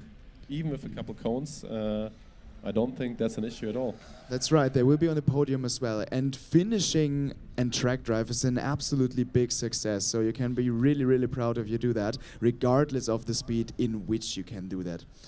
Yeah, I wish the images would cut back to the driverless track drive. I can still see the car moving. Yeah, there we are again. So also that they took away the timing cones, or the cones at the timing line, wasn't an issue for the car so far. The cone is still stuck under the front ring. Yeah, I think it might have even worked its way back into the suspension. I hope this won't create any dangerous situations, but the car is still finding its way, still steady race pace, and you can definitely finish with that pace and be on the podium here. Yeah, it doesn't look like a cone is scrubbing on the ground anymore. Also, I believe at this pace, they might be safe to, not damage anything, which could be fatal regarding any other disciplines they will do later. Yes, that's right, but you have the steering on the front axle, so maybe it wiggles loose, gets it into another position. We'll see about that. In the meantime, Pepe Winter asking about the SKIDPAD conditions right now. We've mentioned it a little bit already. I think it's still quite a bit of dust on there that needs to be cleaned up. But considering that KU Löwe just did a similar time on the left and on the right hand, I believe that the disadvantage is not as big anymore. So this track is starting to get cleaned up, and I'm sure we will start to see really, really good times, really soon. So that's us, but I prefer to see the Tallinn car go on the track drive, because they're steady and on their course to finishing this race. Lap 5 out of 10, so there's a little bit to go. It's a 50.15 per lap, so quite a little bit slower than the team from Trondheim. But it is consistent, Stefan. Yes. It is consistent. So both their last laps, very low 50-second laps. So this seems very calculated. So maybe this was the strategy here. Maybe they limited the top speed that the car is actually able to run to ensure that they make it all the way through the track drive, because we've seen already very aggressive approaches today which weren't quite successful, maybe with an exception of the Trondheim car, which was impressively fast. And the cone, it's working its way to the back. Maybe they'll lose it in a couple of laps. Okay, the chat asks, how are the queues looking right now? They're actually kind of empty. Jonas, can you elaborate further? Yeah, acceleration is completely empty. No car here right now. But on the SKIDPAD, we see car E97 from Schweinfurt lining up, getting ready, getting the last checks done. So I'm sure that we will see them on track in a second. But we can tell you definitely that we see a lot of teams entering the dynamic area overall. And some of them still going for the practice area, some of them just doing their last checks to get ready to do any discipline. Yes, a lot of teams actually want to test their car, want to test their drivers before heading to the acceleration or SKIDPAD event. So the testing area is full, the queue's big, but our dynamic events are pretty empty right now. Yeah, Tallinn in the meantime on lap 7, still going steady, still low 50-second times, so it seems like it's very calculated. The cone is still in the suspension. It doesn't seem to be that much of an issue, as the car is still doing fine. Let's hope they can keep it that way. Yeah, the pace looks extremely consistent, so there's definitely some calculated risk management there. And I think they just want to finish the race, which would be such a great success for the team. Yeah, Stefan, maybe we should mention again how... Oh, and there took a wrong turn. That's absolutely unfortunate. So sad. Lap 8 out of 10, so steady, but now your chance is gone. Yeah, that's honestly too bad. That is honestly heartbreaking. You know, they made it so far. We talked about this earlier. It's either first first lap that people usually DNF, or they make it all the way, or that's actually quite common. So seeing a team DNF on the 8th lap is really, really heartbreaking for them, being so close to the end. This is actually super sad, but I think the line cone there might have been an issue. So maybe the system thought that there would be a left turn and took it, even though it was not the right. In the meantime, Schweinfurt now on their SKIDPAD run. Looks decently fast. Yeah. Nice change of direction. Michael at the steering wheel here. You can still see quite a bit of dust flying up. But they made it through successfully. Yeah, Stefan, this is exactly what you want as your first run, right? You know, just a clean, safe, but still somewhat quick run to make sure that you can push as much as possible afterwards. 6.48 seconds, not the fastest for now. It's going to put them on P3, but maybe they can try and challenge the other two right after the next run. Let's see if they go right away for the next one. Exactly. So you have a set lap time now, and you can push it in the next ones. If you lose control of the car, it is what it is. But the next try should be on the limit. Yeah. What I was trying to say earlier is that how important actually a good testing run is right before your runs. You know, like this is the last time that you can get a feel for the car, for the current condition. Just get ready to race, and you know, just having a quick practice run without any major issues sometimes can really relieve you and give you also that emotional momentum to be ready for the discipline afterwards. Oh yeah, I completely agree. So the question from the chat is, how many DV teams passed the scrutineering? I think we're talking about 10 teams. Correct me if I'm wrong. 10 DV competitors here. Yeah, I think we've seen 10 teams on track. One more, Hamburg, that didn't set a time yet. So overall, I think it's 11. A couple of them still eager to participate in the track drive. For example, now we can see E59 TU Dresden in the practice area. And also Zurich's track drive run is still waiting. What is somewhat interesting that the Dresden car and the Zurich car a few moments ago, they both use orange cones when testing their driverless system. Apparently the color of the cone does not matter to their perception, and they might be doing something else to differentiate left cones or right cones. There are different options, especially like camera-based systems like the colors. LiDAR-based systems might even ditch those.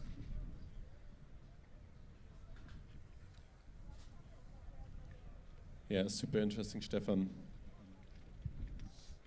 Team Tallinn, meanwhile, pushing their car back. 12 teams actually passed scrutineering.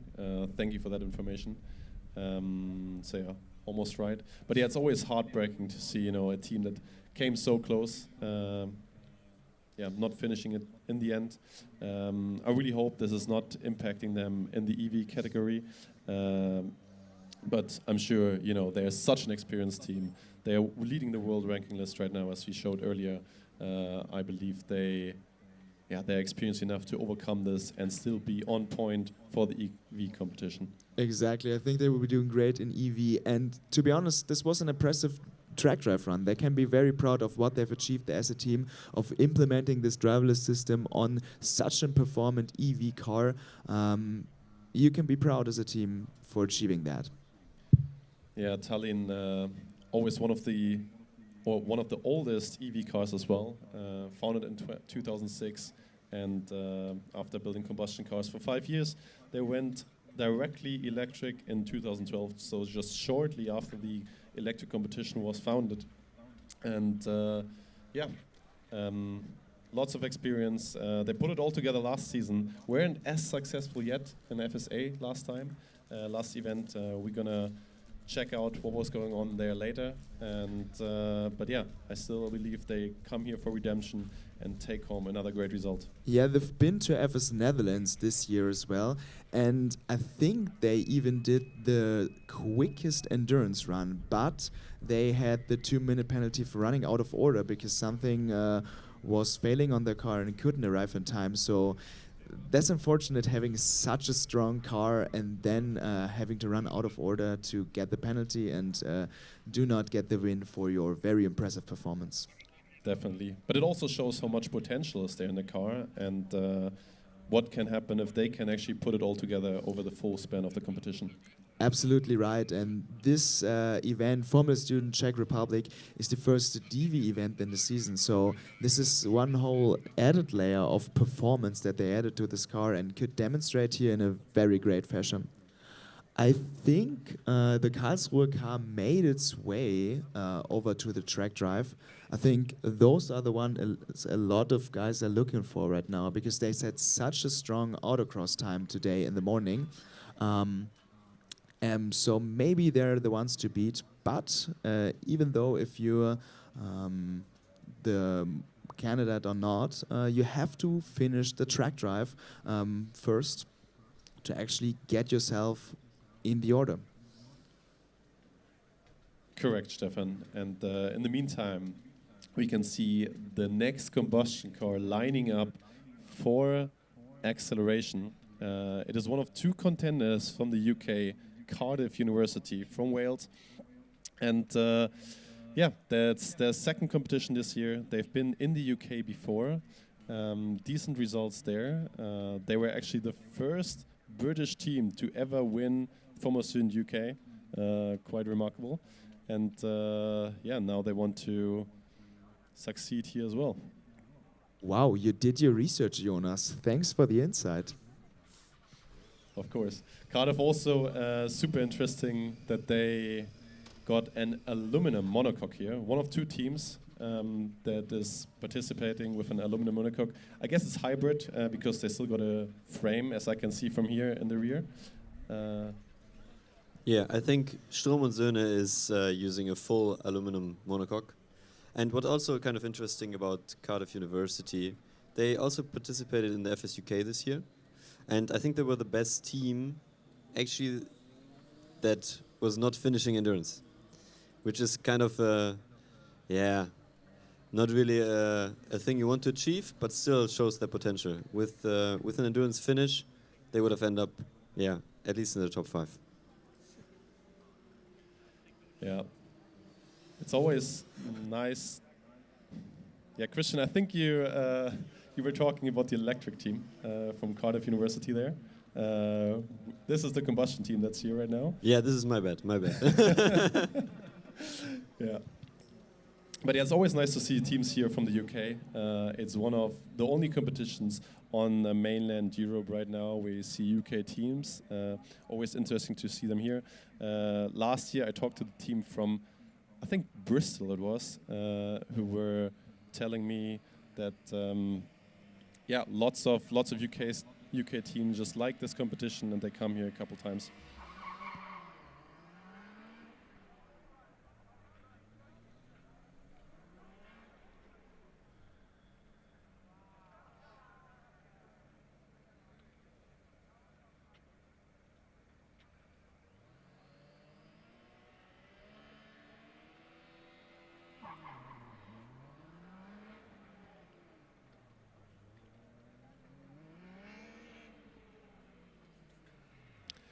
Meanwhile, on the testing track, we can see, or we can rather hear the team from Gdansk, the winners from Formula Student Netherlands 2025, also practicing their acceleration runs. Literally just doing stops and starts. Really interesting to hear, and it seems like the driver is going to be super well prepared. At the same time, we see one of the first local teams from TU Brno pushing into the dynamic area, E74. Definitely always one team to look out for with their livery. You can always see that it's, you know, showing a little bit of a dragon livery here. And let's see what they can do here.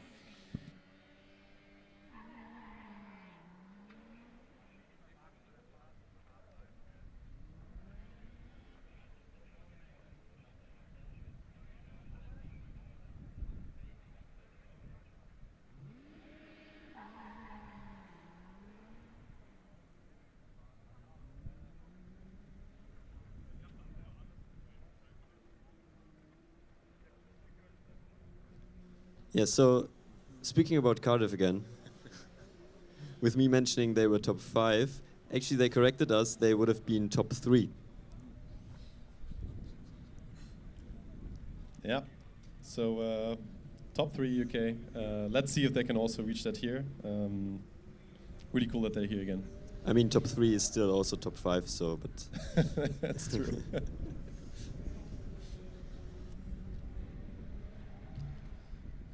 And in the meantime, we see Fast Tube, team from Berlin, lining up also for the acceleration, coming straight from the test track. Let's see what they can do.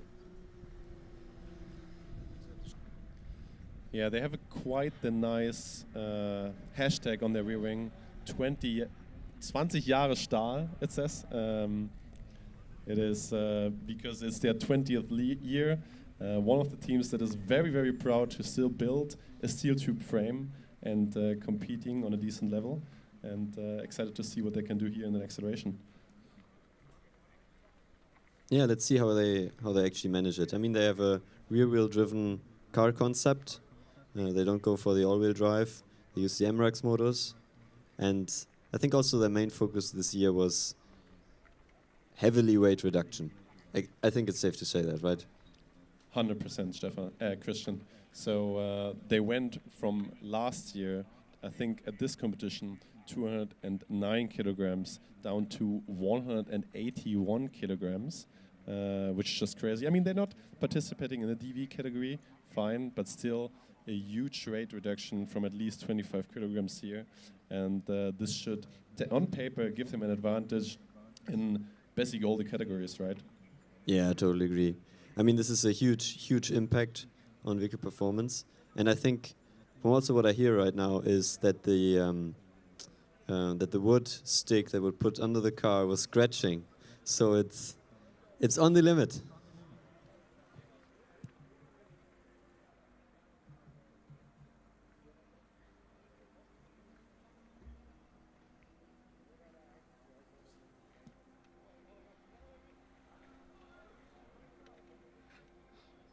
So we see a car being pushed into the track drive area. It's hard to tell from here which car exactly that is, but maybe we can get a closer look from the cameras.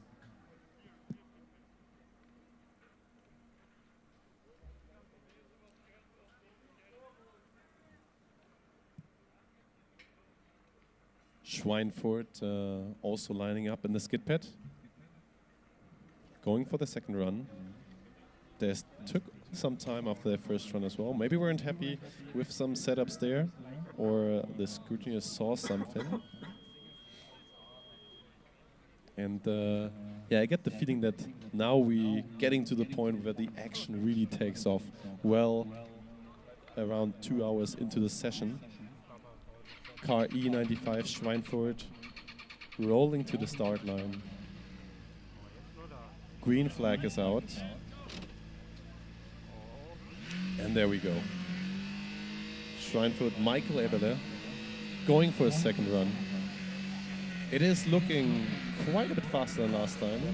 A little correction there on the right hand, on the entry on the right hand of the time lap. That is going to cost him a little bit.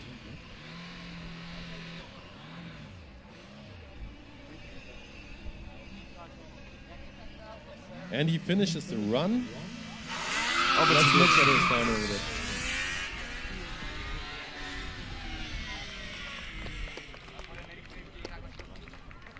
Cardiff, congratulations, also finishing their first run.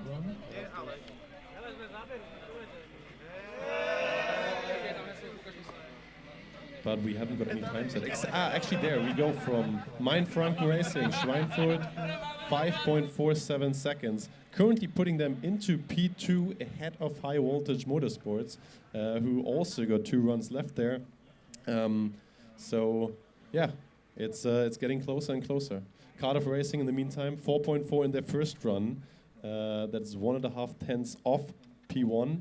Let's see if they're going for a second run straight away now that the tires are warm. But it really does seem like the track conditions are getting better. We see more consistent times on the acceleration and the skid pad.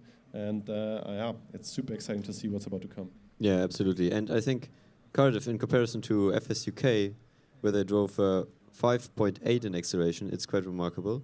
But also, I'm not quite sure, do you know about the track conditions in FSUK? Was it maybe a damp or wet track? Yeah. Christian, I think you're right there. Your assumption is right. So especially during the day of skid pad and acceleration, we had wet and damp conditions. So depending when the teams went, obviously the times are inflated a little bit. So it probably shows more what Cardiff's current potential is at, starting with a 4.3. But they are not going directly for a second run here, opting to push it out. Not 100% sure whether they passed the re-scrutineering, if they have to do some changes here. But yeah, and we got the confirmation here as well. FSUK acceleration was wet, so that definitely explains Cardiff's time there.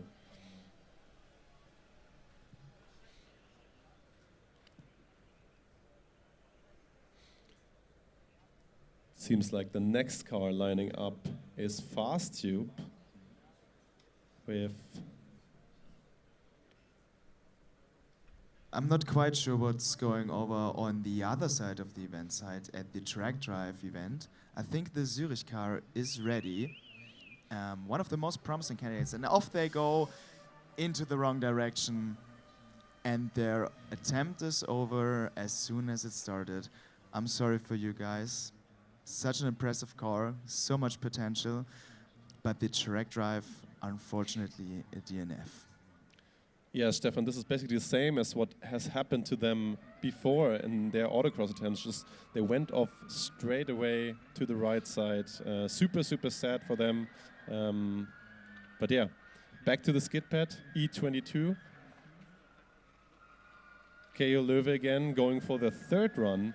And this driver is really pushing it. You could see him sliding quite a bit on the right-hand side. The left side looks a little more clean here. Yeah, but I mean, it's his first run, right? I mean, there were a little bit of working on the steering wheel, we could have seen. But yeah, let's see how he does in the second run. Yeah, it's a 5.39, so slightly slower than his colleague did earlier. But he's still got another run now. You know, maybe he was just trying to heat up the tires as much as possible and now go for it.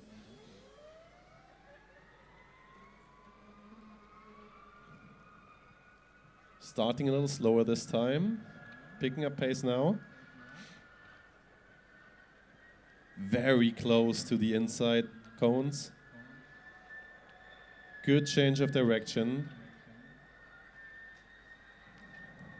Looks super steady now. And through the finish line, finishing their fourth run, and therefore finishing the skid pad for Keo Löwe. And I believe this could improve the best electric time of the day.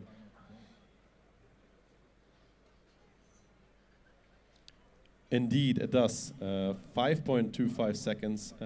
Again, they were faster on the left side than on the right side. So maybe it's a driver confidence thing, or maybe the left circle is actually less dusty now. I mean, it's safe to say, I think, that it is less dusty in comparison to the beginning. The question is just now, is it cleaning up even further?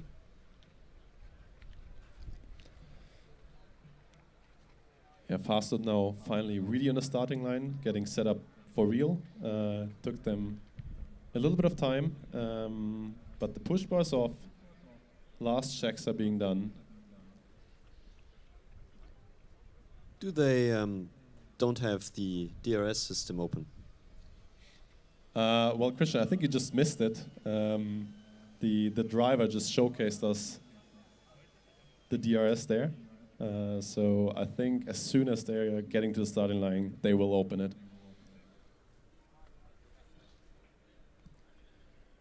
We know FastTube in their previous events, so they've been to FSN and FS Austria before, weren't super happy with the acceleration times, so they put quite a bit of time into testing it between those events, and let's see if they can benefit on that.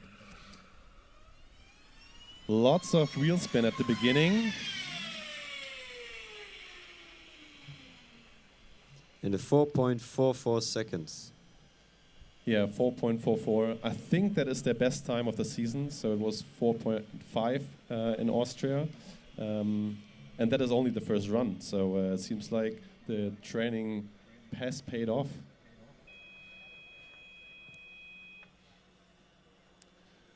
Now back to the skid pad. We see Deggendorf approaching the starting line. One of the teams that was also super active in the track drive in the DV categories, unfortunately didn't finish the track drive. Let's see what they can do in the skid pad.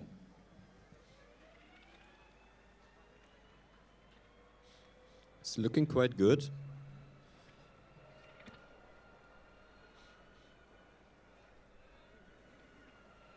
Now the direction change.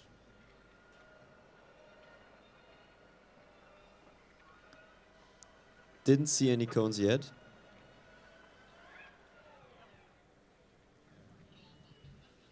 Clean run there.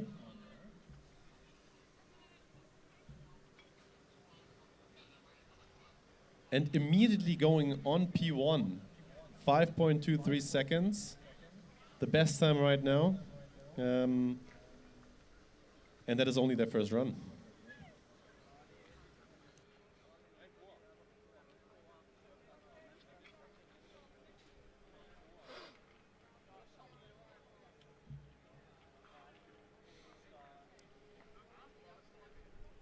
Back to the starting line now, Deggendorf.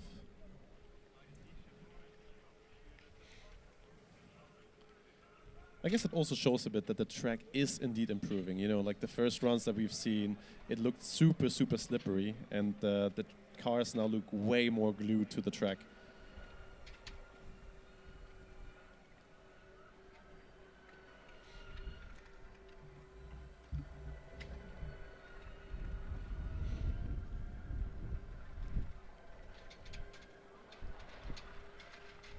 Clean run again.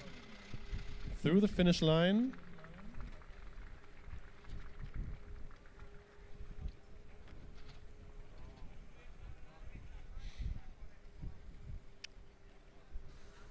And it looks like they improved their time again. 5.18 seconds. You're right, Christian. Increasing their lead now. This could also speak for the track conditions starting to improve. And you can feel it, you know, it's getting hotter here as well. There's more rubber on the track, and I'm sure we're going to see the first time below 5 seconds sometime soon. But now back to the acceleration. FastTube E13 going for their second run.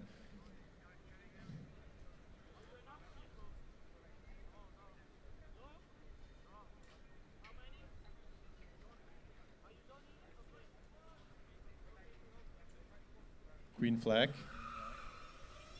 Less wheel spin this time.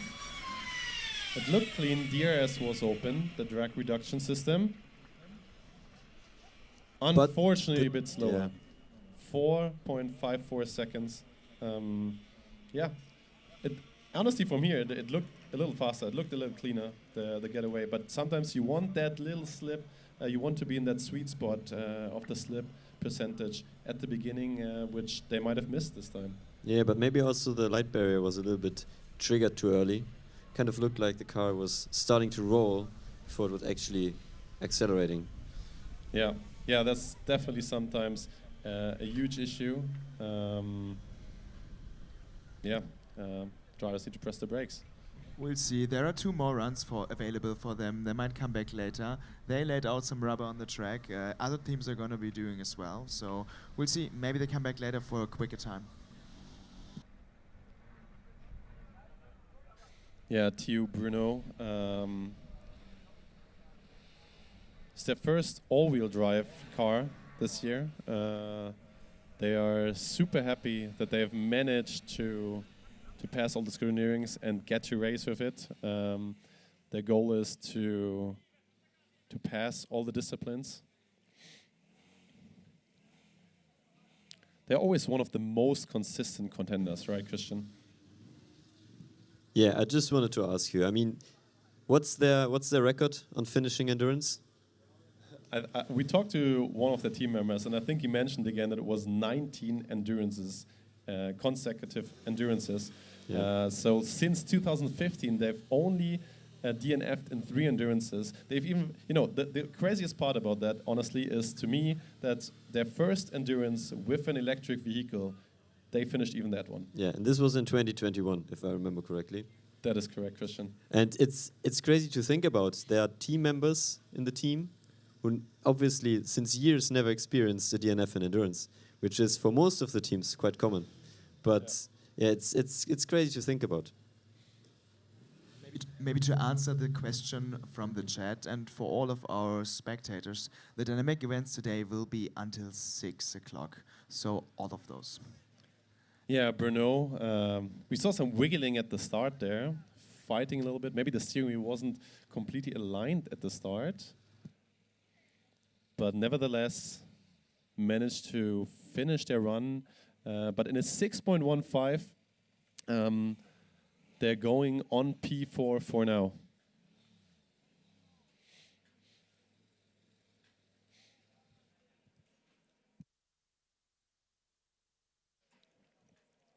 Meanwhile, Cardiff lining up for the second run.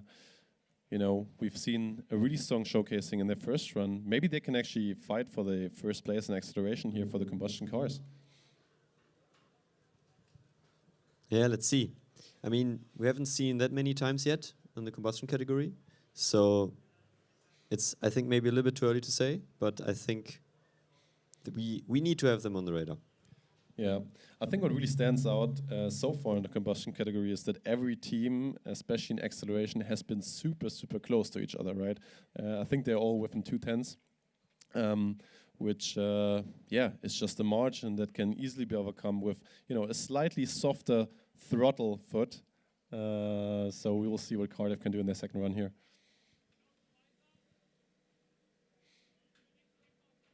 Engines on.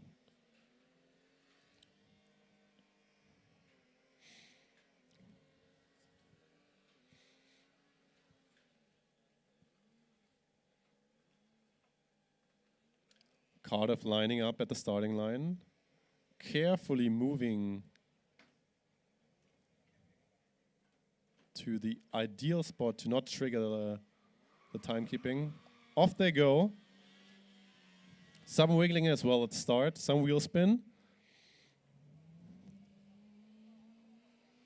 And a time of 4.54 seconds. Yeah, Christian and Stefan, unfortunately they couldn't improve their time here and get into the top 2 in the combustion category. But still, with their 4.4, I think their standing right now is still pretty good, and they still got 2 runs left.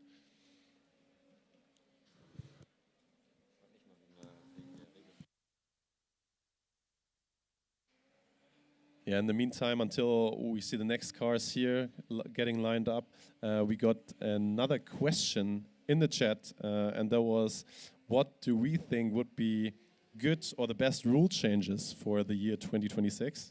Christian, do you have an opinion on that?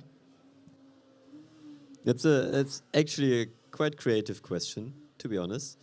I don't really know, but I would maybe an idea is to just completely redo some area of the car, like the rule set of one area of the car, quite frequently, like every 2 years or something. You just change aerodynamics. Now we have new rooms for aerodynamic wings or different approaches, like no front wing. I think that would be very interesting. I don't know if I would like it as a team member, but I think it would be very interesting, to shuffle the cards a little bit more. Definitely an interesting thought there. Stefan, do you also have an opinion on that? I think Christian is just trying to even the playing field for everyone, introduce some new systems for all of the teams, and I actually like that approach. generally, maybe you could do this with powertrains as well. Ban, for example, all-wheel drive, make everyone have a rear-wheel drive only. I think there's just a little bit less going, or there's not so much going on in the Formula student scene right now. So I like this power ground rule set, but pretty much everyone had to develop one if you wanted to stay competitive.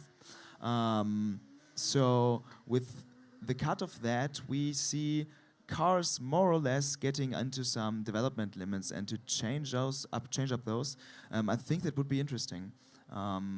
Maybe I come up with a great rule set that we can propose to the Formula Student Germany. We'll see about that. Yeah, now Trondheim getting lined up here on the acceleration. Another team that has been competing in the DV category so far, and definitely another team that we have to look out for to go and yeah, take it home in the end. Yeah, absolutely agree. I mean, they need to be on the radar of everyone, I think. They're one of the top contenders. And despite the car turning to be a little bit unreliable after, what was it? Like 1 week before FSA, I think. Yeah, you're right, Christian. They said they got some reliability issues after actually plenty of testing, reliable testing, and then it just got into that stage where, you know, stuff broke down, maybe because of reliability. But they said they figured out these problems that held them back at FSA. So they're really, really happy to tackle this event here and hopefully, yeah, take home the crown. Yeah, this is also kind of the goal. They want to basically finish the endurance and then see what comes out of it. But I think if they do, they actually have a high chance of being very successful here.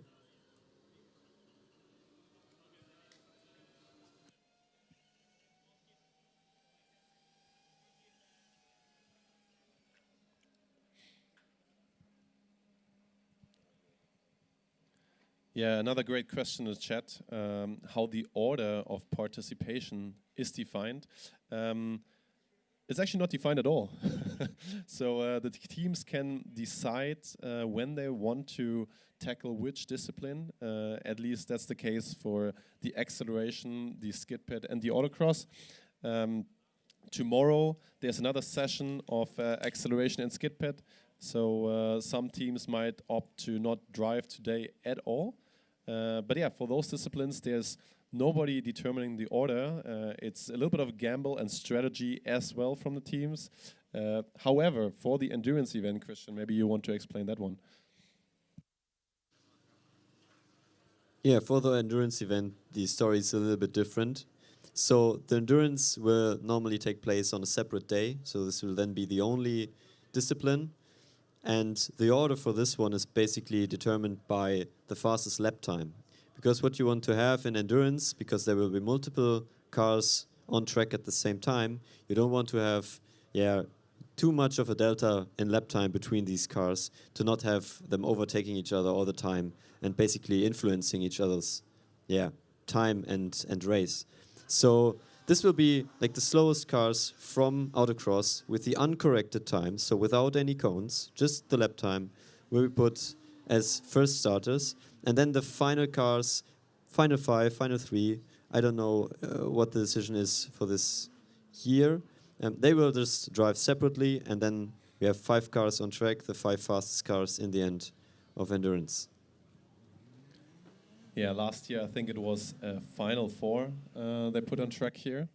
But now we're getting closer to Trondheim lining up. We should not forget they got a 3.4 second in the driverless category in their acceleration run.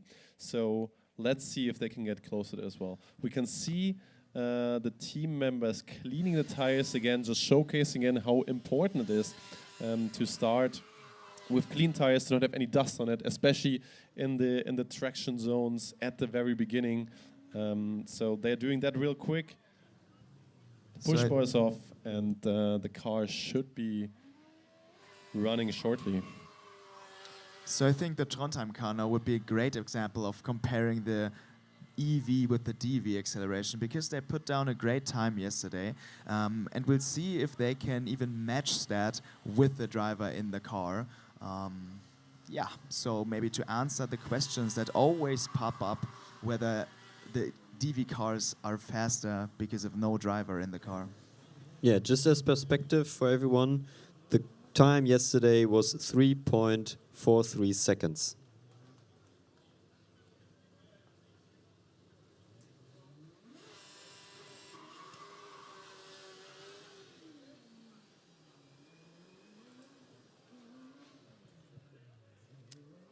That looked super quick. So 3.61 seconds here. Basically no wheel slip at all. They just rocketed off the line and never stopped accelerating one bit. You can see the driver coming back, warming up the tires a little bit, maybe not super happy. But yeah, this is obviously an advantage you don't have in comparison to the driverless cars. But we've seen the time now being 2/10 slower in comparison to driverless. But obviously the tire warm-up is something you can do.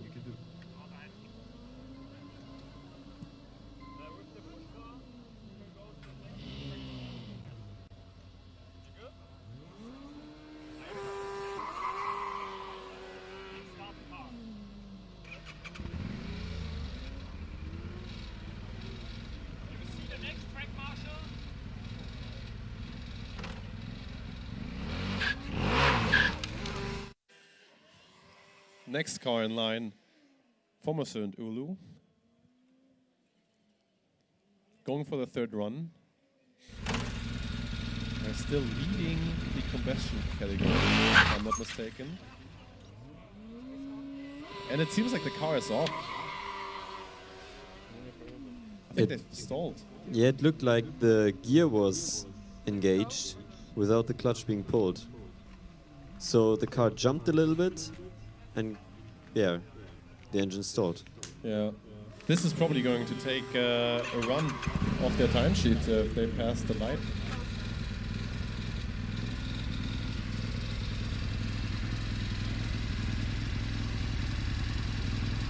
I can hear the engine is back on running though. And it doesn't seem like they've actually passed the timekeeping there, so the Scrutineers are giving them a second chance here. Here's him.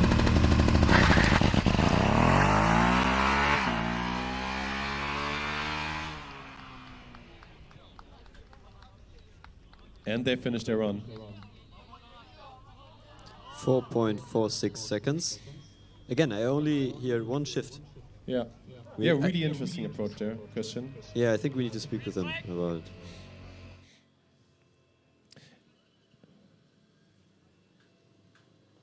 It also seemed a bit like they took some time to really, get speed up. The RPM was maybe a little bit too low at the beginning even, until they really sped up there. Still a remarkable question, and it seemed like their remarkable time, and it seemed like their final speed was really low.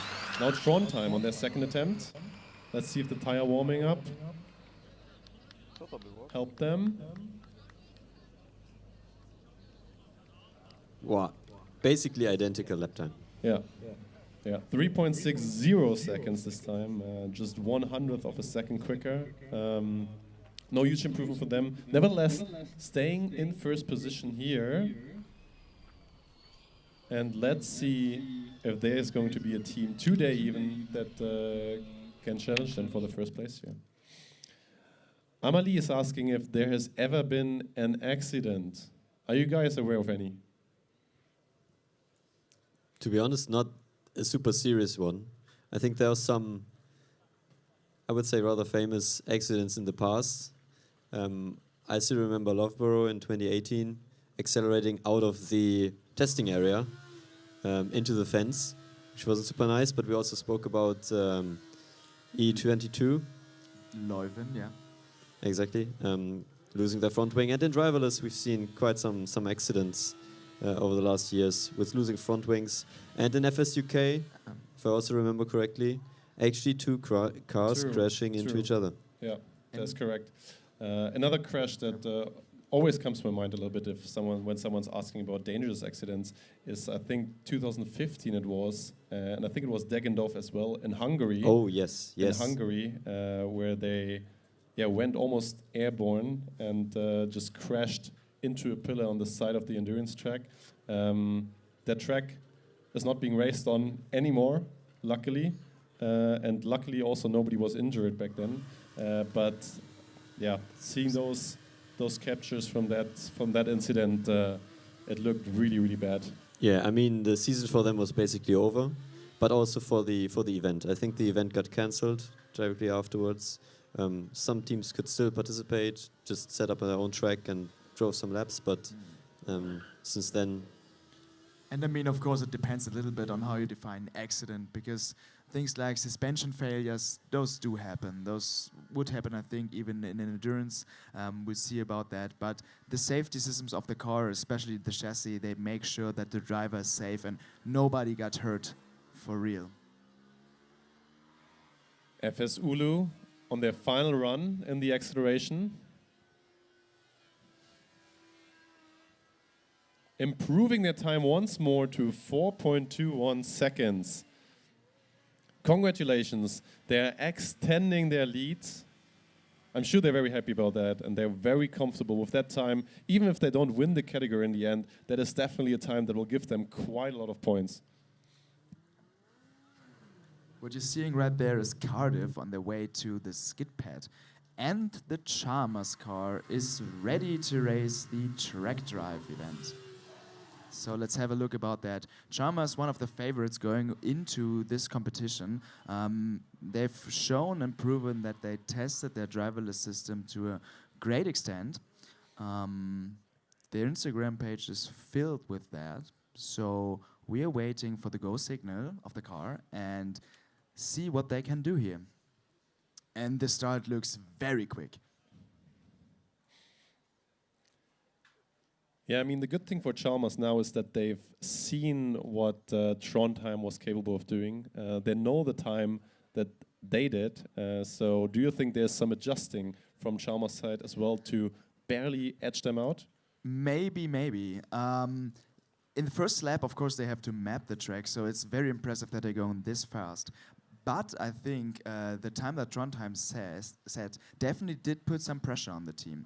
And you can roughly calculate from the length of the track that you know how quick you have to go.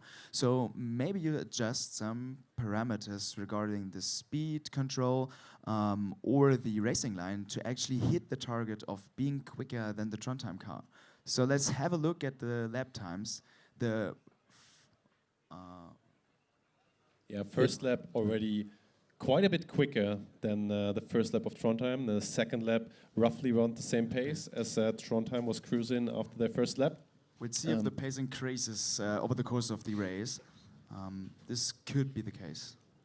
Yeah, it's super nice also that we can see the average time here, which will definitely indicate us on who is quicker in the end. I've seen a cone already flying, so that's 2 seconds, and the car just picked up the cone now. Average time for now, a little bit quicker than Trondheim.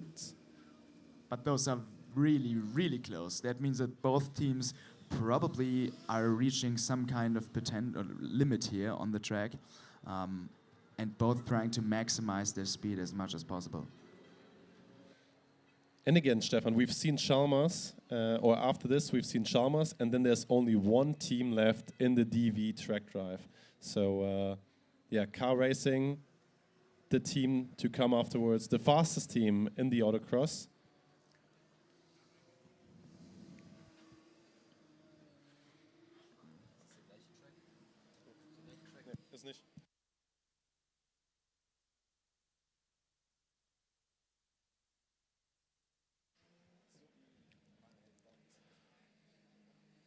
Chalmers staying consistent. The average lap time now down to 21.06 seconds.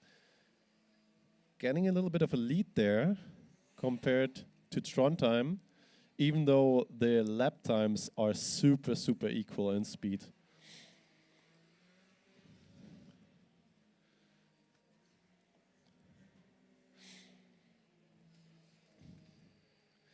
Yeah, and considering that there's only been one team so far that finished the track drive, this might also already decide who is going to be on the podium.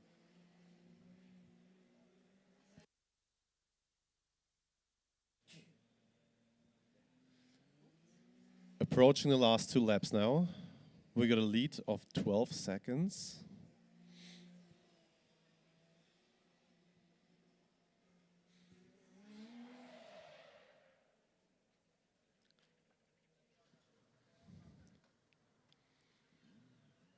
Going into the last lap now. Chalmers, let's see.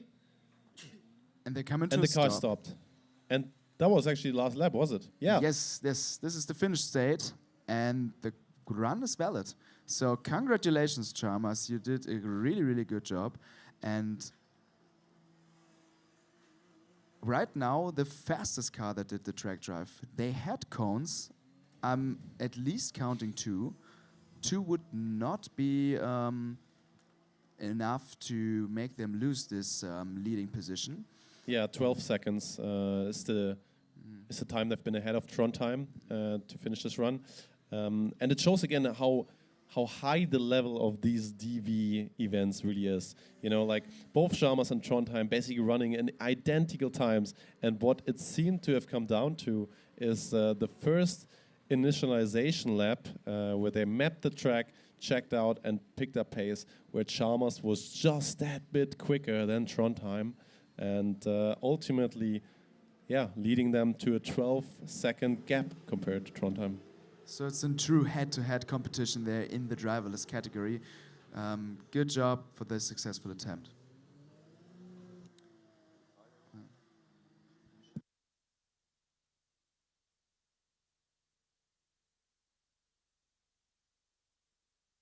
Christian, we got another question in the chat asking, since when is tire warming up allowed in between runs?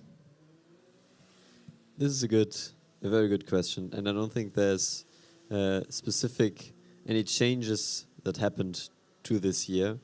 It's kind of a thing where you, as a driver, try to find out the boundaries of the scrutineers and the officials. Obviously, here you have a lot of space, so you don't run in danger and running into anything, and so you can at least, they say, push the boundaries a little bit more in comparison to, for example, Hockenheim, where you just drive the other way around on the pit straight. So I would not say it's in general allowed. It's just, how the officials react to it. Yeah. And it seems the next car in line for the acceleration is TU Yildiz. We've seen plenty of comments for their team already in the chat earlier. They seem to have quite a big fan base here. And I'm sure quite a lot of people will be happy if they perform really well. And also, on the track drive, we can see car E76 K Racing from Karlsruhe now pushing into the event, into the dynamic area. And this is basically where the win in the driverless category can be decided. Another question from the chat, and I think it's perfectly for you, Stefan. Do you remember the DV crash 2023 in Czech? I personally have not been here, but the team was here, and I think there was actually a combustion driverless car that crashed into one of those small buildings in the middle on this grass patch where our spectators are standing. I think they even damaged some of their parts, so that was one of those unfortunate crashes as well. Yeah, Stefan, in the meantime, while you told that unfortunately, so we see TU Warsaw on their first SKIDPAD run, C66. Driver went super, super tight, especially on the left turn, hitting two cones. One of them fell down, so that's definitely a penalty there. But one cone was not down or out, right? It was. It just touched it. You're right. You're right. One cone was just hit, and it stood again back down in the box, so that's no penalty. It's only a penalty if the cone is outside of the box or if it tipped over. And so this run will definitely have one cone added to it. 6:05, the second combustion car participating in SKIDPAD. Right now it's a Polish-only competition in SKIDPAD, but maybe we'll see sometimes from the Finnish or British teams still today.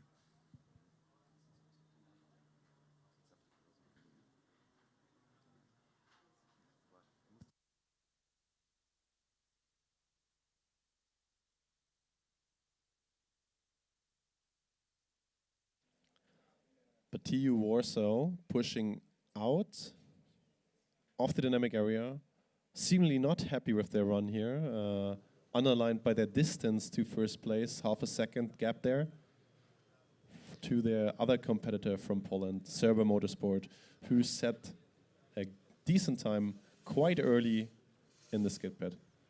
What I also notice is that looking at the car, the driver looks like that he's completely integrated into the car. You have very, very high sides of the monocoque and a very, kind of laying down position. Yeah, that's actually super, super interesting. I'd really like to know if that influences visibility. What we do know for a fact that it probably influences the egress test. So it's always harder to jump out of a car that has high sidewalls, but lots of teams try to have the sidewalls as high as possible to get that torsional stiffness in there, into their chassis. Meanwhile, Schweinfurt lining up for the acceleration. Their first run, E97. They were one of the teams that approached the SKIDPAD first.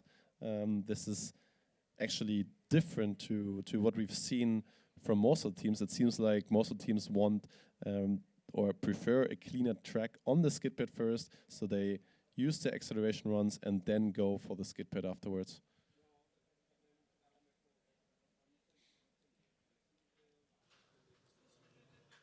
Yeah, I think there's still some teams left, a lot of teams actually, that need to set up a time. And looking at the clock, I think we have 1 hour and roughly 15 to 20 minutes left in this session. So I think it will be a busy hour, to be honest. I mean, we always have the tomorrow morning session as well. We can't forget that. But you're probably getting the faster times today. Schweinfurt is off the line. Looked like a clean run.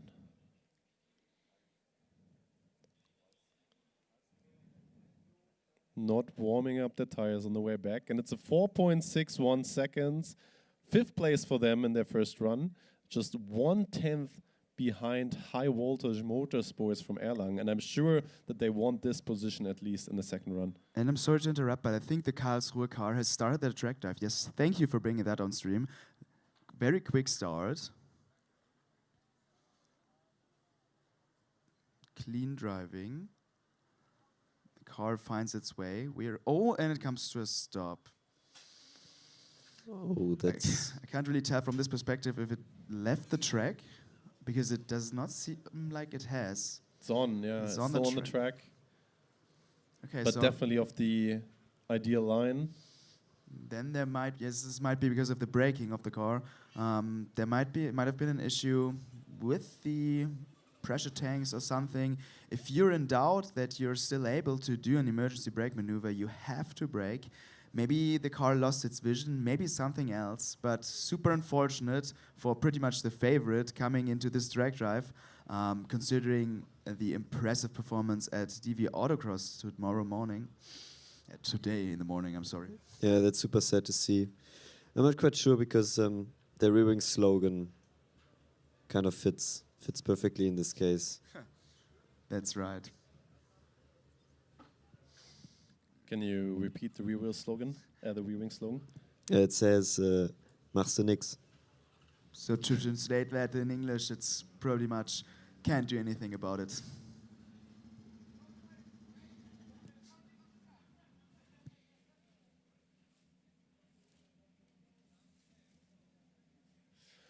Yeah, with Karlsruhe being out, we've seen all the teams that had a successful DV autocross in the endurance event as well now. So back to the acceleration. Theo Yildiz. Super loud car actually, but looked like a successful run from their side. The team super happy. I see lots of Turkish flags here. Quite a bit of wheel spin as well.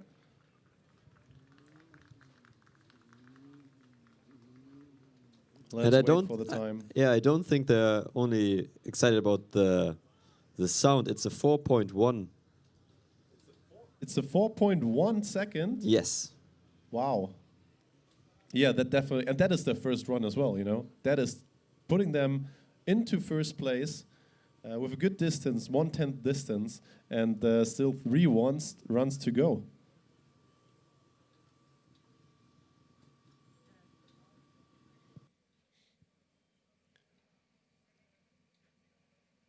Definitely really strong time to beat. But yeah, let's talk a little bit again about the DV track drive. So we've only seen 2 teams finishing it, which is obviously putting them into a very, very good position. They were both super, super equal. I think Chalmers edged them out quite a bit in the autocross, but apart from that, they were quite on an equal level. So it also comes down to the statics, right, Stefan? Can you maybe tell us a little more about that? Definitely. Especially the engineering design is valued super high in the DV Cup. So the level of integration of your system is valued, and the approach that you're taking with your driverless system of designing a car that revolves around a driverless and an classical EV system. So you're absolutely right. The statics matter here a lot. We probably can tell that the winner of the event will be one of those track drive finishers. But of course, there's a third place on the podium that's open for someone who did great in the statics. I just want to add that the pace that we've seen here with the track drive is super impressive. Even those guys that did not make it all the way through, they've shown that they've built cars with great potentials that are really, really quick, even without a driver. So congratulations to all of those guys that attempted the track drive. If they finished or not, it doesn't matter. Great job. Yeah, Theo Yildiz back at the starting line, but seems like there was some issue. The driver gave the official a signal, who then waved to a team member to check something with them. Yeah, I think the driver is reaching out on the left side of the car and pushing it back and forth, which is, I think, a classic sign of a gear engaging. And maybe the car is not able to start when it's not in neutral. So he was removing the gear manually.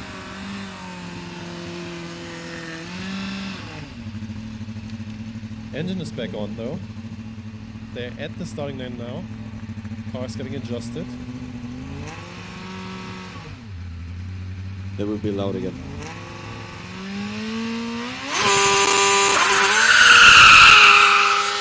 Wow. That sounds amazing. Yeah, a little bit of goosebumps here on the stage. Time is a little bit slower, 4.14. Maybe a little bit too much wheel spin there at the start. But yeah, still super, super impressive. So the both top times now belong to YTU Racing from TU Yildiz from Turkey. So also one of the teams that had quite a long way to come here. Congratulations there. So our audience was asking, maybe Christian, you could answer this. What would be the best time to set laps here regarding the track conditions, regarding the temperature or the weather? I mean, we have to take in mind that we have a morning session tomorrow. When should the teams queue up for the disciplines?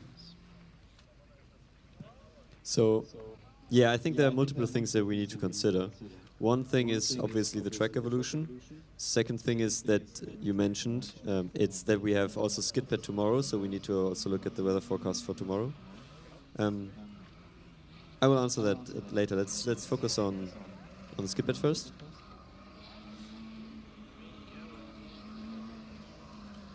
Yeah, it's C96 from Romania.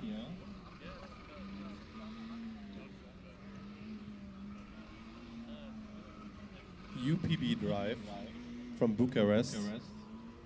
They were here last year as well. Unfortunately, didn't pass tech inspection, so it's really nice to see them on track now. The first non-Polish combustion team on track.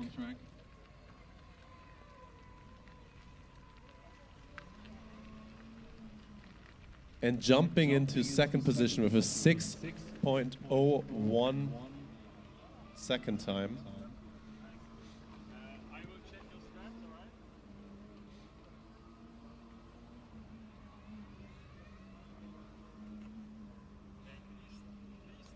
Please tighten all belts.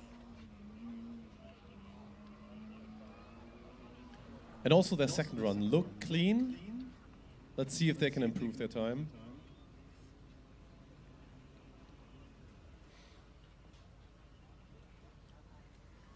It's actually their second year already with the hybrid car, and they improved to 5.81.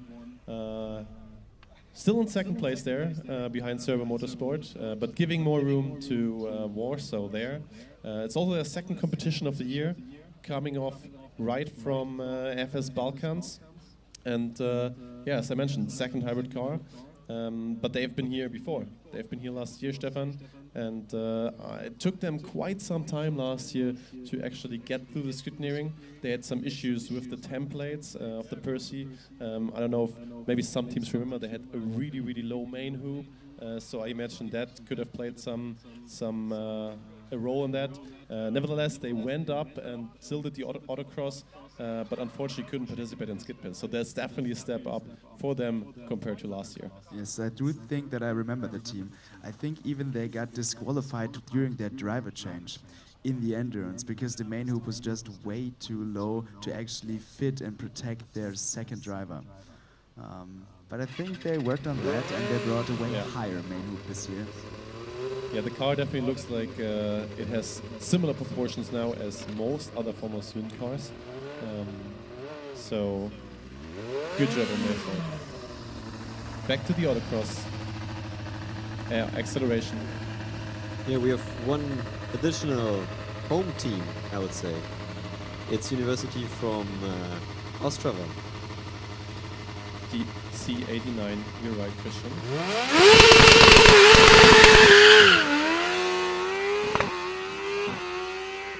Wow. Very loud again. Yeah, that Yamaha was screaming at us.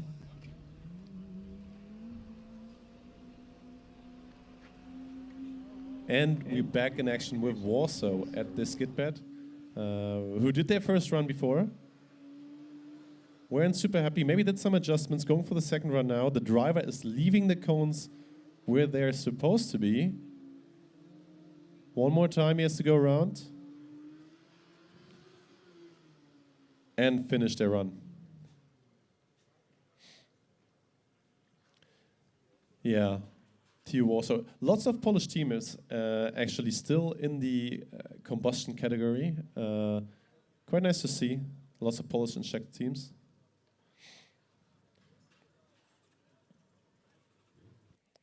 Built a completely new monocoque this year as well. On the other side, Ostrava. Let's see if they're going for their second run here.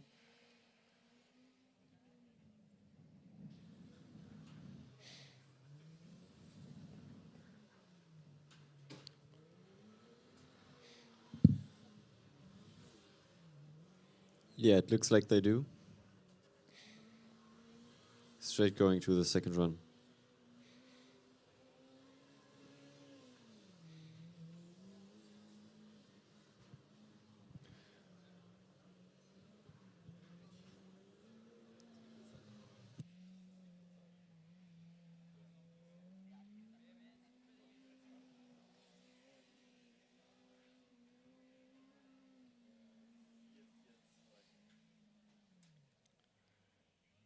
Yeah, Ostrava, 4.42 seconds in the acceleration. They're still a bit off their goal of a time below 4 seconds. Let's see if they can do it in the second run, but definitely better than they did last year here. So it was a 5.0 last year. In P7, they chopped off a good chunk of time there. For now, that's P5 though.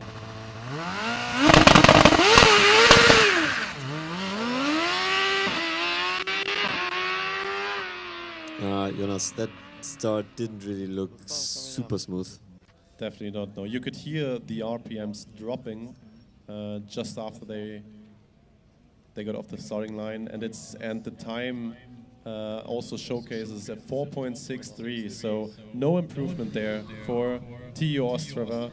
Unfortunate for them, but again, they have 2 runs left. Maybe work on their traction control with what they have been newly developing this year. So let's see if they can check the data and come back here with a stronger time.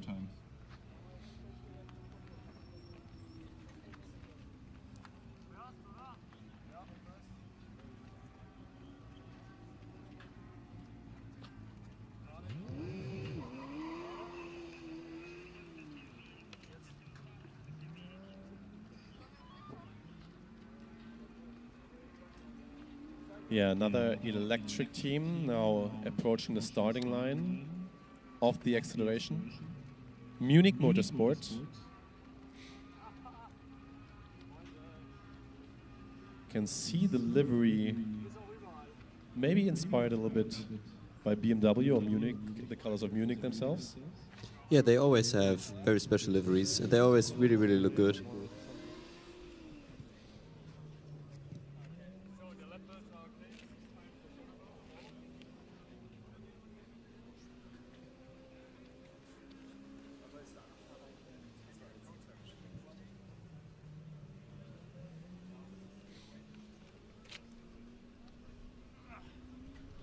They are on their second competition here already. FSA, they actually finished P5 overall. Quite remarkable there. Acceleration, however, their best time was a 6.1 in FSN. Yeah, let's see if they can improve in the third competition here.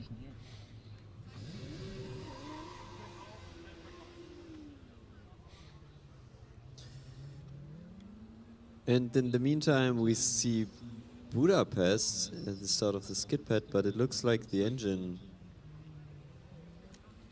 stalled. Yeah, Budapest, definitely also one of the longest living combustion teams here that we always see at FS Czech. They also got the hybrid sticker at the back. Yeah, but now we can hear the engine again.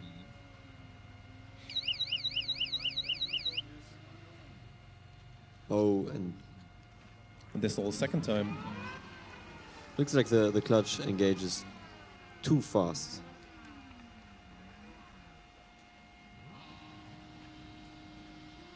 Now the driver is hitting the rev limiter. Yeah. And actually got it going. It sounds like the car is going, yes. Meanwhile, Munich off the starting line.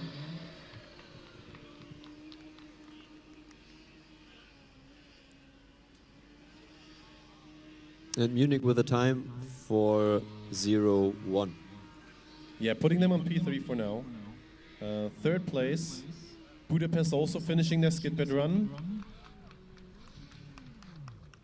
Still only 3, or they are the 4th team now to finish the SKIDPAD for the combustion category. And a good time. Yeah, 5.53. Really, really close behind Server Motorsports. So I believe these 2 teams, they will go head to head the entire competition. We've seen this last year already with Budapest winning the autocross, but having some technical difficulties in the endurance, and unfortunately not finishing the endurance there.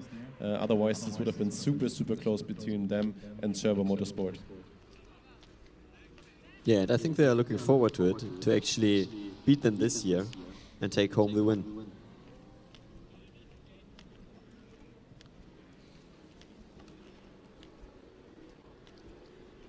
Christian and Stefan, I start to see multiple teams drawing circles on the testing track. Right now, it's Cardiff C2, who we've seen in acceleration before.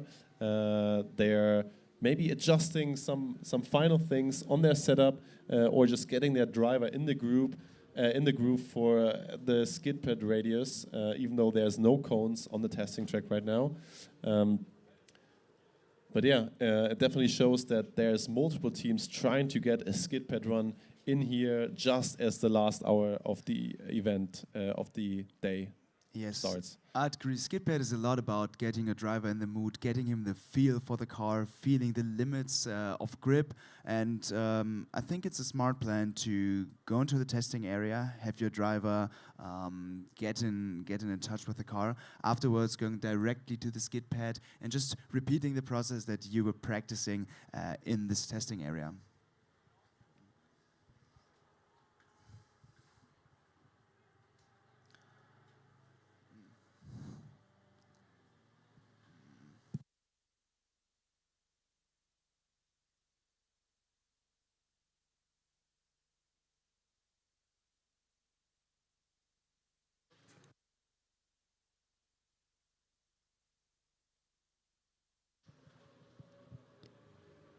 So Jonas, Gustav is actually heading towards the starting line of the acceleration, the driver of Munich Motorsport.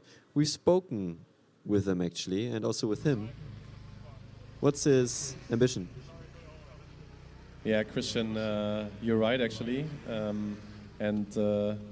think overall, to cut it short, they're super confident in their car and about the capabilities. They've got a really solid testing phase this time, and they're very confident they can get into the top 5, maybe even the top 3 here.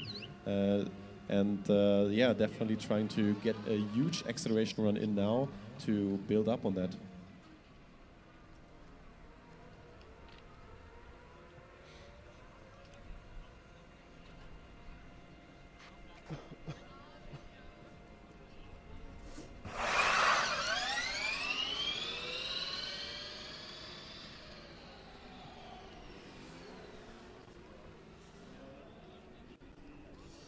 And this time is there, 4.06. So actually 500ths of a second slower than the first run.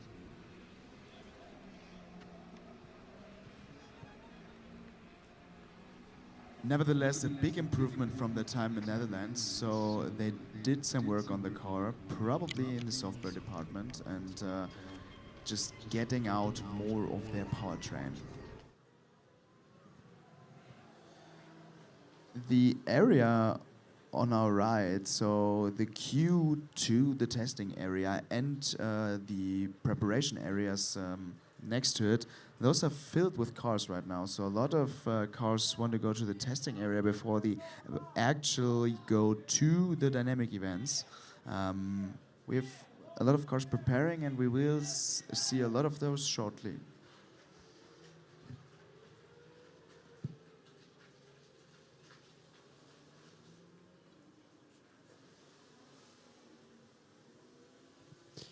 And we have a new car on the track, Weingarten, E60. I think for the first SKIDPAD run. Looks quick. One of the few teams that started with SKIDPAD instead of acceleration. Look at the driver. He's not moving the steering wheel at all. He doesn't need to correct anything. Spot on.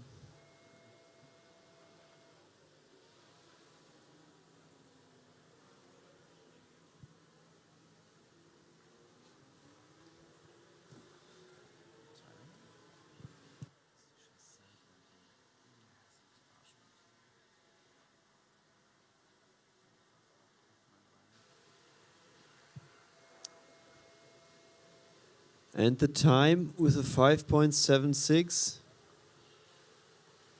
Right now, unfortunately, just spot number 5, but there's time to actually improve on that. It's just the first run, and they probably wanting to continue with their second run.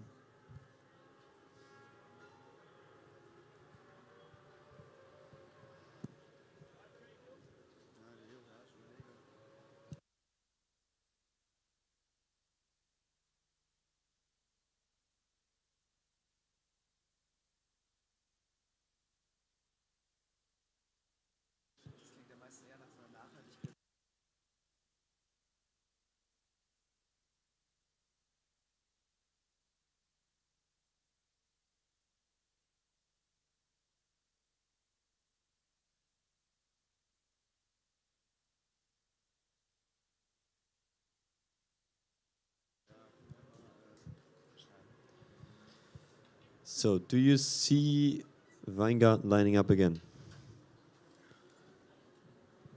They are right now pushing their car into what might be the post-inspection area. Yes, so I think the first run will be safe because they're pushing out. But Hawks, E69, pushing into SKIDPAD. Yes, I think we have a few cars in front of them, and they have to go through the pre-inspection process, but in a few moments they should be ready. And also the line in acceleration is getting longer and longer. We now have 3 teams queuing up. Amberg-Weiden is the latest addition to the group.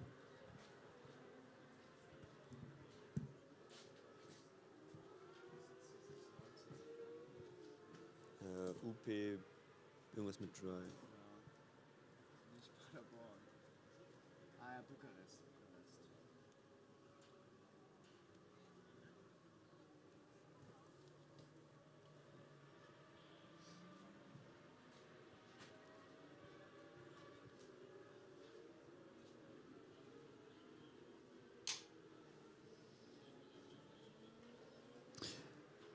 We And have in a the few meantime, teams queuing for acceleration, with the Bucharest car being the first one.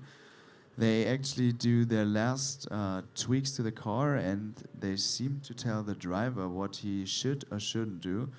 And afterwards we continue with the event. Stefan, have you seen just the drone footage of the paddock? Looks super cool. I'm sorry, could you repeat that? Looks super cool. Definitely. So I think what's provided here in FS Czech is absolutely cool. We have a cool campsite, cool event site, and the tracks are absolutely phenomenal. Yeah, I totally agree. We just also got a comment in the chat about this, that the stream in general got a huge update, which I think we definitely can agree on. And yeah, also the number of teams got a huge update. As we just looked into the paddock, it's now tents on both sides, like basically everywhere. Like all the areas filled now. And I think this is also what was mentioned in the welcome ceremony, basically the maximum. Yes, I think we have 68 teams attending this competition, which is probably the most you can fit in here quite comfortably. If we would invite more teams, I think the space would be very, very limited. But we're enjoying this competition so far with those 68 teams attending. And I think a lot of those already passed the scrutineering, so we can see many, many cars out on the track.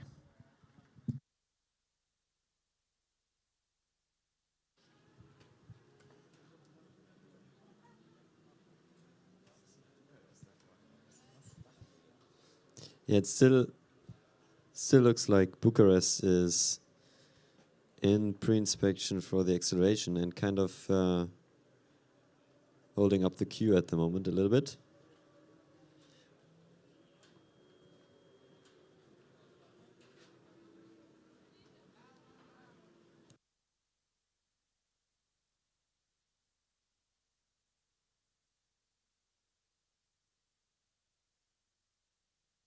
In the meantime, Schweinfurt is approaching the SKIDPAD, and also Bucharest made their way with a hybrid car onto the acceleration.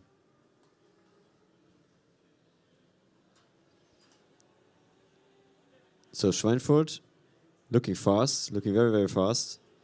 Driver need to correct. but not. Oh. Stefan, this is what we mentioned earlier. It's so hard to actually in this whole group of cones to just find the path when you're just driving by them so fast. Yes, it's just a tunnel of cones to both sides, and to actually find the gap in between where you have to do the change of directions, it's sometimes hard.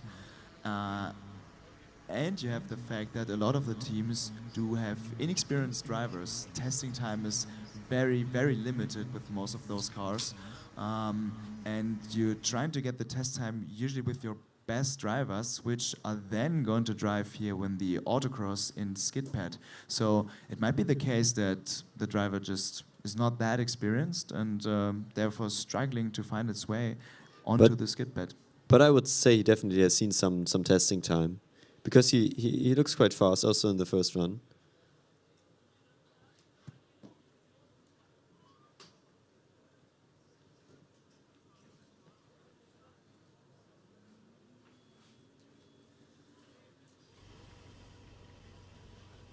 Meanwhile, Bucharest is getting ready, and we had a question earlier today about the identification of drivers. Maybe Jonas, you've also been a driver. How is it normally done, especially also here now? Yeah, actually, I think it's quite new this year here that every driver gets a wristband that has a chip in there. That gets scanned and is linked to their driver profile, so that we and the timekeeping system always knows which driver is going to which disciplines. Because as you all know, every driver can only participate in 2 disciplines, and this is how FSCZ tracks it this time. We used to do it manually with just normal wristbands, but this time we got the chips in the wristband. Yeah, normally only a driver can attend basically 2 events or 2 disciplines. We had some exceptions in the past, but yeah, let's focus on Schweinfurt's second run.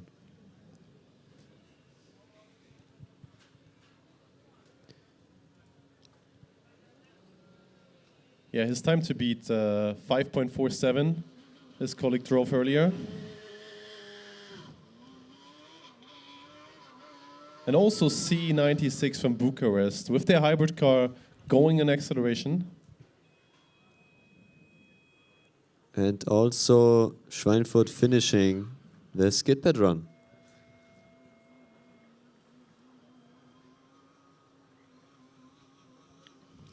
Unfortunately, a bit slower than previously. As I said, 5.47 seconds earlier. It was a 5.76 now. But he's got another run now and try to improve that time.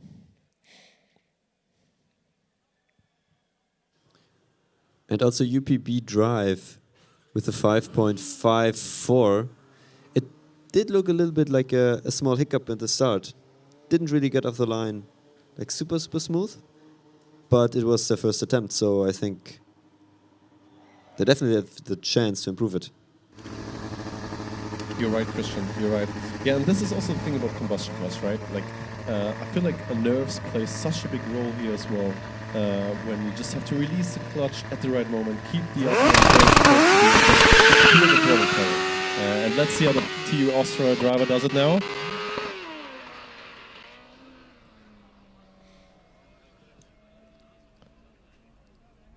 Also missing out on his previous time of the time of his colleague from earlier. 4.42 was the previous time. Still not quite where they want to be. So let's head over to the SKIDPAD again, where TU Budapest BME Motorsport is going for their second run. Looks like a little bit understeery to me. Yes, that was super understeery. I think he took a cone earlier already, and then he just went off course completely. Could hear the tires screeching on the road, and that run is basically, not going to be an improvement for him, unfortunately. Yeah, this is normally steady state, and the driver was really working on it to keep the car under control, which is normally never a super good sign. Yeah, Christian. Yeah, maybe you can speak from experience there after the run from Bucharest is finished. I feel like in SKIDPAD especially, the cleanest runs are usually the fastest.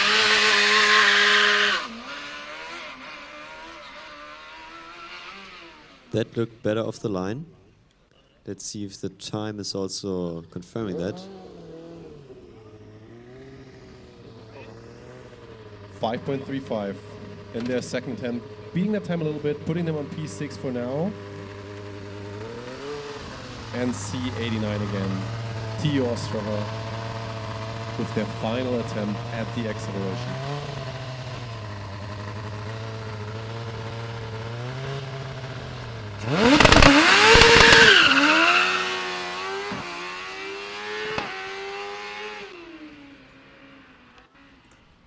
Start looked a little bit cleaner there, less wheel spin, but we'll see how that reflects in their time.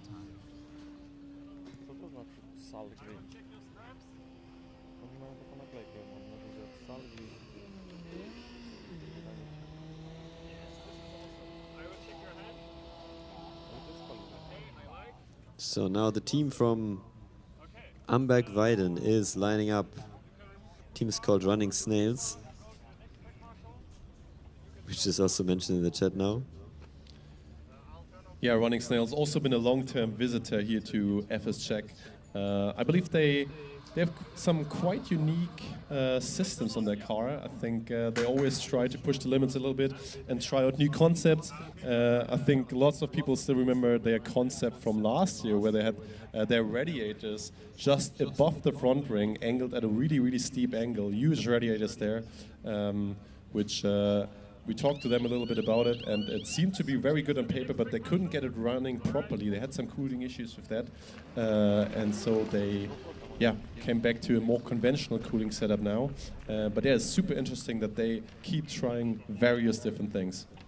Yeah, it looks like they removed their cooling system from the front wing and put it into the kind of static pressure region on the underbody or on the floor, right in front of the tires. And off the line they go.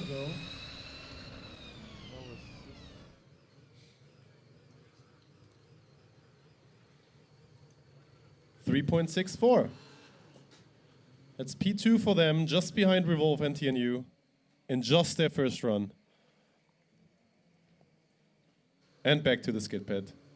Gdansk, the FSN winners.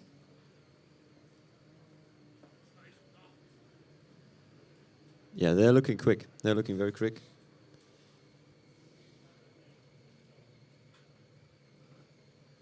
Very clean, didn't see any cones.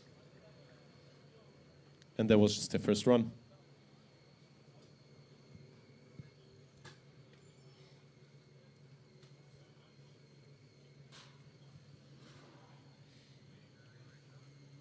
Still haven't got the time for the first run, even though they're already going for the second run. But this one also looks super clean so far. Really close to the cones on the inside. Maybe a little early or too harsh on the throttle on the exit, so lots of oversteer at the end, but clean run nevertheless. 2 clean runs for C88 from Gdansk.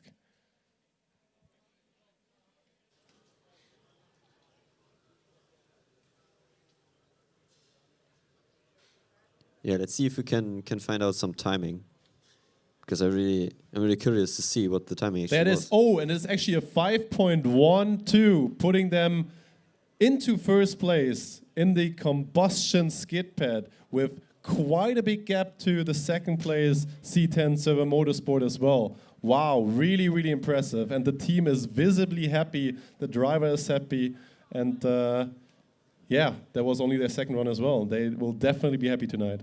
Yeah, and also a huge gap, 0.3 of a second. Very impressive, very impressive. Yeah, and that's the thing, right? Like, you always have to you always have to consider that the points that are given in the end are dependent on the team's time compared to the winner's time. So if Gdansk wins this skid pad with quite a big gap, then everybody else is not getting a lot of points. Yeah, absolutely. This is always part of the strategy. You always want to not only be P1, but you also want to have the fastest time, so the others have less points in the end, right? Yeah, exactly. But Christian, we were speaking earlier about the approach for the skid pad. You know, we see some drivers just on the steering wheel very harsh, some just being very, very steady. And as I mentioned before, those are very often times that are better than, you know, for example, where you see the drivers just having a lot of steering input there. So can you maybe elaborate on that a little bit? Yeah, so theoretically speaking, driving these aids is a steady state situation for the car. So in theory, you should have not any movement in the steering wheel when you are in the cornering. Of course, direction change is something different, but this also doesn't get timed. So looking at what Trondheim currently? E63 Trondheim, Frederick, with a little moment there just before the direction change. But it's super fast. This is super fast. It looks super fast, but I think the right turn is going to be compromised by that little stop that he had there. I still think this will be P1. Yeah, and it is. Yeah, 5.12.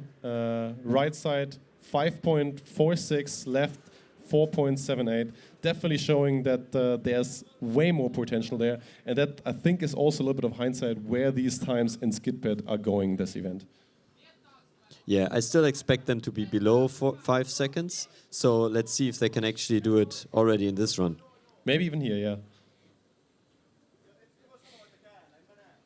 It's again super clean. I mean, it's not a big of a problem. He's slowing down after the timing, which just gives you a little bit of time to orient. The turns looked super quick, but he had that small stop in the middle again, which I don't really understand. And there it is, 4.81 seconds. So below 5 seconds. Congrats, guys. Yeah, right. Just the first run, below 5 seconds, and what a run it was. 4.8 seconds, definitely showing what direction this competition will go into. And yeah, congrats to them. And let's see what they can do in the third and fourth run. It's also now that we are approaching, yeah, just a little bit more time left in the session. I think we got a little more than 30 minutes left here. There's actually lots of teams coming up in the dynamic area. They're almost queuing. There's almost a traffic jam here with just teams coming from the testing area, teams coming from the acceleration, teams coming from the skid pit, and trying to maneuver around the event site.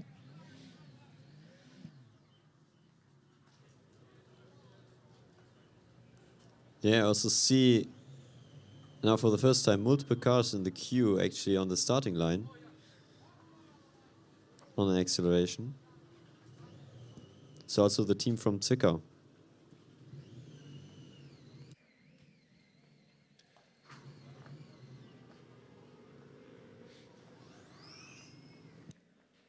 Another comment in the chat was that we already 1 second quicker than the winning skid pad time at FSUK. But what we still have to consider that it was very, very damp when we approached that. So speaking of UK teams, there's Cardiff, C2, going for their run.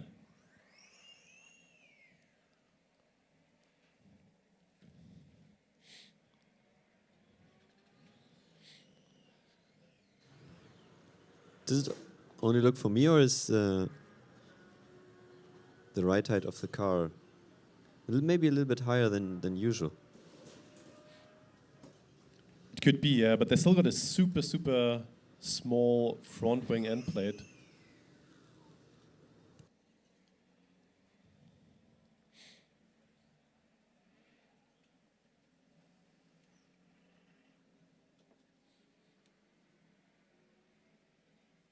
Back they go for their second run. P3 right now. Just tied with Serber Motorsports. If they can just improve slightly, they will take P2 for now.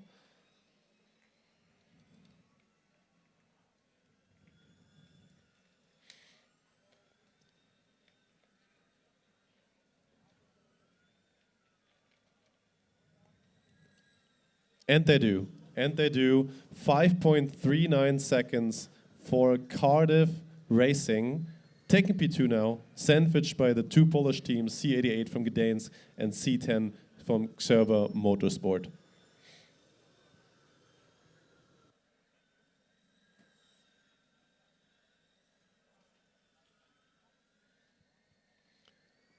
Yeah, SKIDPAD is definitely one of their stronger suits. They've also been third already at FSUK, again in damp conditions there. So yeah, I expect them to stay where they are.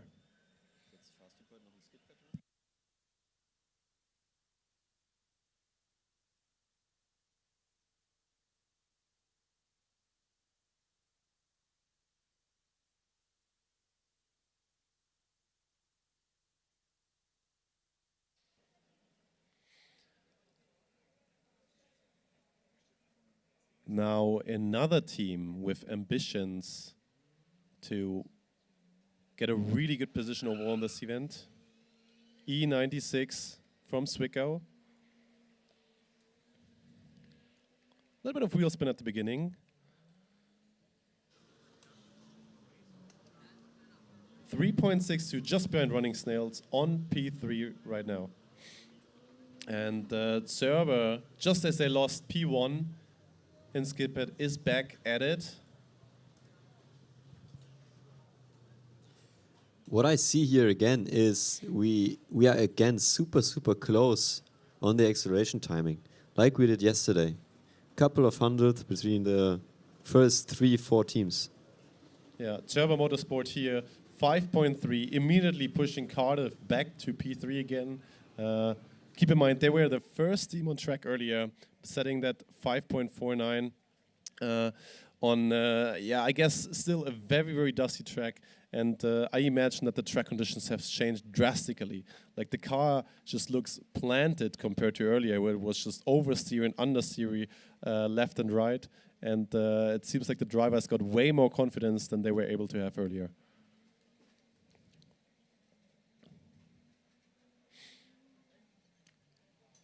Fourth run done here.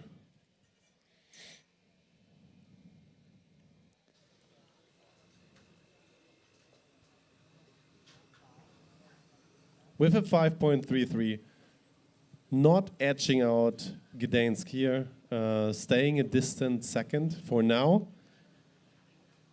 and back to the acceleration.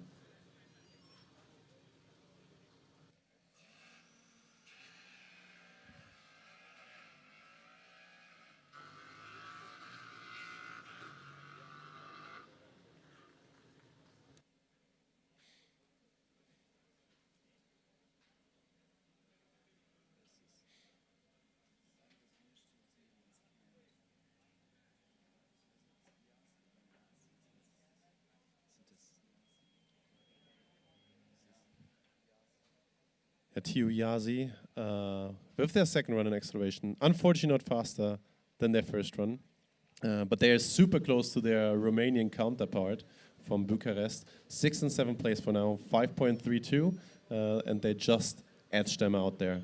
And we are back on the SKIDPAD. The driver Lance Pagel here. Very English name, very German driving style. And he's hitting some cones.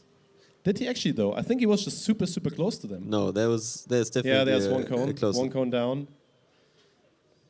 Through the finish line.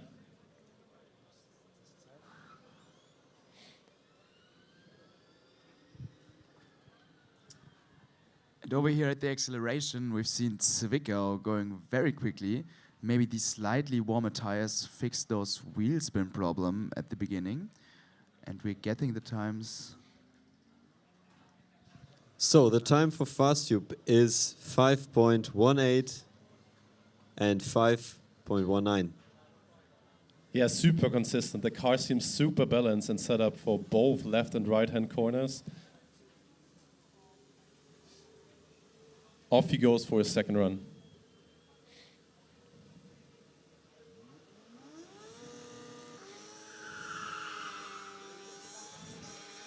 In FastTube's case again, I know that they've been practicing a lot with their setup for the SKIDPAD between FS Austria and here.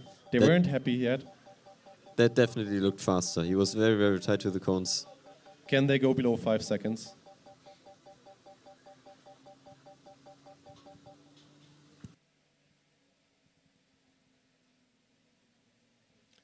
Wow. It's crazy. The answer is they cannot. They are exactly on 5 seconds.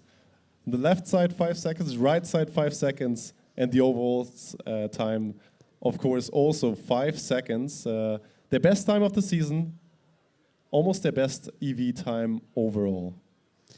We were just speaking about consistency during the run, but this is consistency on another level. Yeah, definitely. And that's position 2 in the rankings right now. So next in line, Delft. We'll see whether they can beat that time and get themselves on the leaderboard.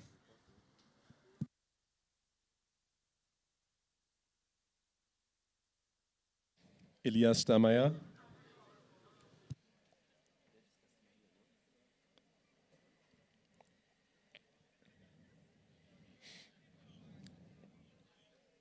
Yeah, really nice to see the Delft contract. Always one of the fastest when they are running. Unfortunately, had some issues at FSN with the brakes, as far as I know. But here they finished their first SKIDPAD run. Let's wait for the time.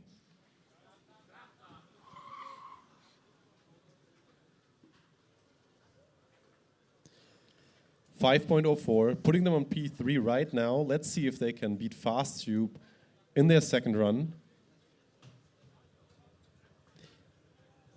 I mean, if they improve, as you would normally expect between the first and second run, I think it will be hard for FastTube to stay in P2.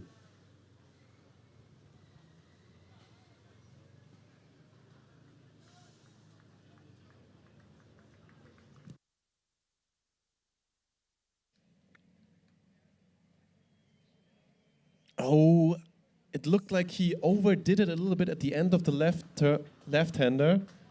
Still a quick time. There's some correction necessary, but I didn't think he lost too much. You're right, Christian. It's a 4.85 for TU Delft, putting them into second position just behind Revolve and TNU.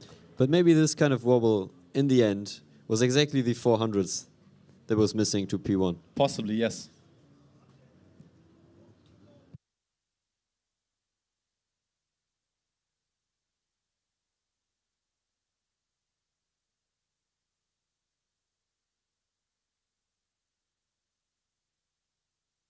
And now we've got the leader and CV acceleration back at the starting line.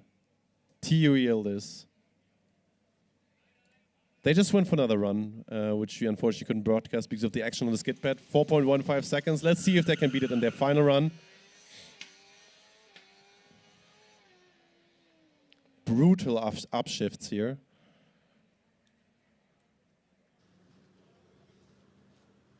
Hearing very, very loud bang every time the car shifts up a gear. Wow, Christian. They got a 4.03 seconds, improving their time again. Congratulations, guys. Really remarkable time. Super cool, super cool. 31, Munich, at the starting line for the SKIDPAD now. Gustav Strauss again.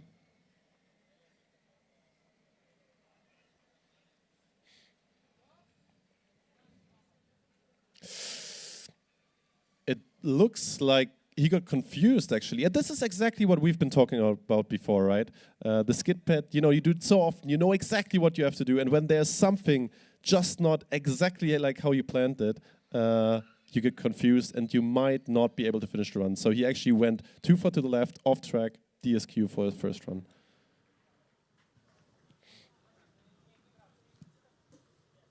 Yeah, I mean, it's sometimes also very difficult to do that while you are obviously on the limit. You're always operating on the limit during SKIDPAD, And yeah, as you mentioned, something is a little bit off, caught you off guard, and then a mistake like this happens. Yeah, in the case of Munich, he actually went into the left circle from the wrong side, or it seemed like, but he realized it immediately, just stepped on the brakes, and now he's back at the starting line for his second attempt.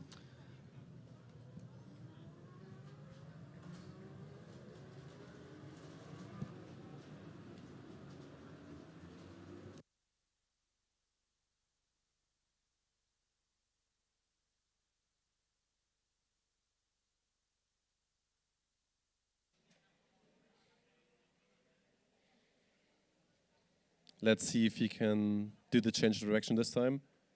And he does the same mistake again. He goes into the left circle again. Super, super unfortunate. Super unfortunate. He's disappointed.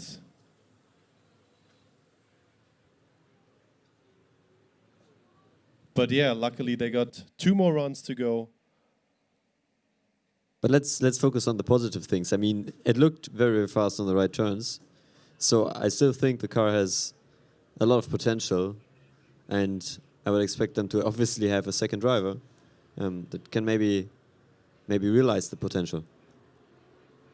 In the meantime, we've missed 2 acceleration runs. One was one of our driverless contenders, which is Chalmers. They did an impressive 3.76. Now they're trying to leave the area instead of going for the second attempt. And the other one that wasn't on the broadcast was Firma Electric Belgium. They have now completed all of their 4 attempts. And they did in 4.53.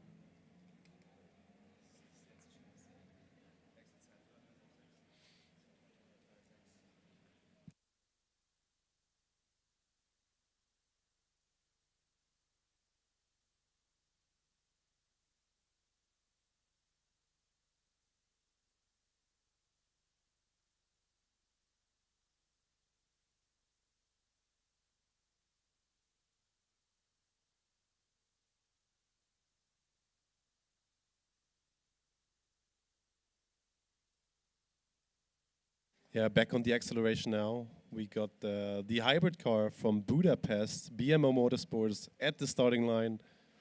And I'm sure if they have 4-cylinder and the hybrid system, they will want to tackle YTU University here. But we've seen them having some stalling issues in the SKIDPAD. So let's hope they won't have the same issue here in acceleration, because here it would be fatal. Yeah, it seems to be quite difficult with the car to adjust the clutch very, very precisely. So they have a little bit of struggle to position the car on point. Yeah, you're right, Christian. He's always jumping forward a little bit instead of slowly approaching the starting line. But that looked good.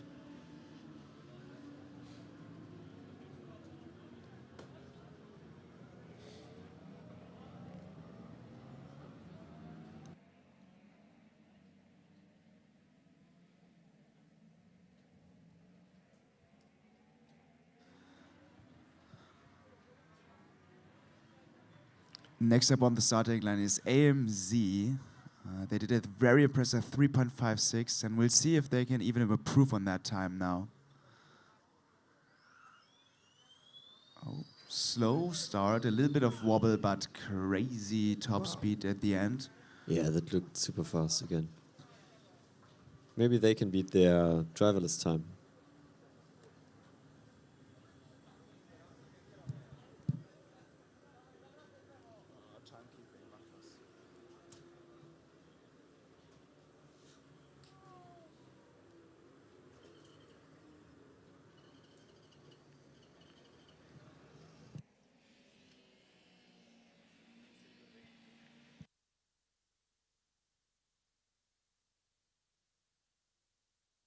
Second run, 3.64. Did not improve compared to the first run where they got the 3.56. Still 1 second off their driverless run, but taking first place in the electric category after 2 runs. And yeah, Christian, what you keep mentioning, how close the top positions are, you're right. And it also underlines again what we said earlier, right? That you can't really win the competition here in acceleration, but you can certainly lose it. So if you're not in the pack right up there, you will definitely lose a bunch of points and have to make up for it in the disciplines later on. C78, Tampere, the second Finnish team here. Notably known for their sauna.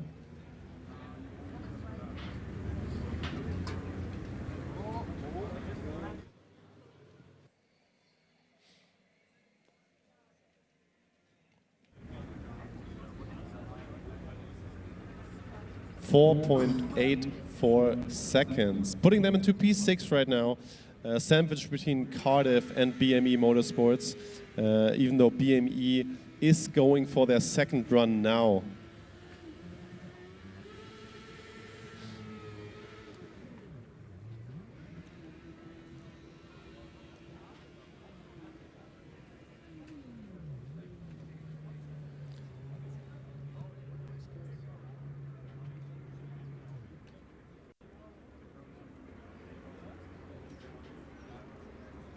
BME, I'm not sure I can hear the engine running still. They might have stalled again.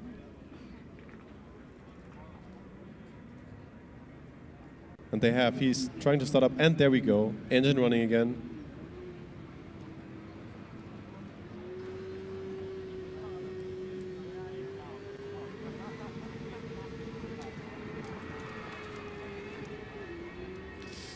Lots and lots of wheel spin at the very beginning.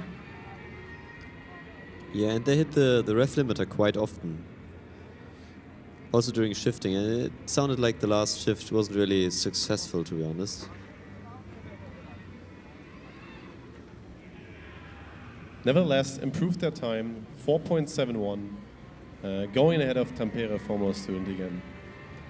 Back at the SKIDPAD, the other team from Hamburg, the second team from Hamburg, from Hawks, is going now. E69.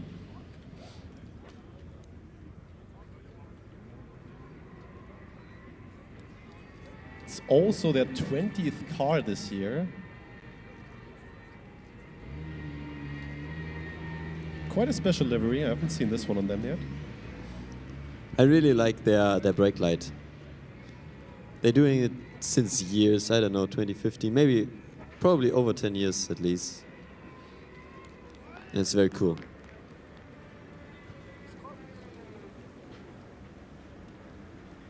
Yeah, Hawks, one of the few teams left on the Goodyear Eagle tires. We've seen them used quite extensively, probably around 2021, most notably from Essling back then. But since then, they've become a little bit outdated since Huji brought out the new R20.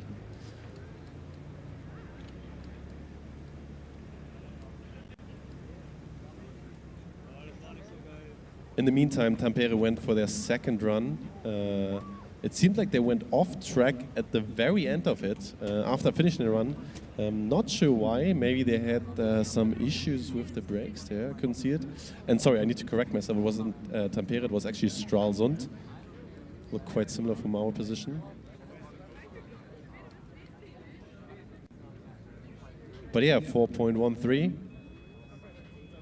For now, that is P8 for them. But they will have some time added to that since they went off track at the very end.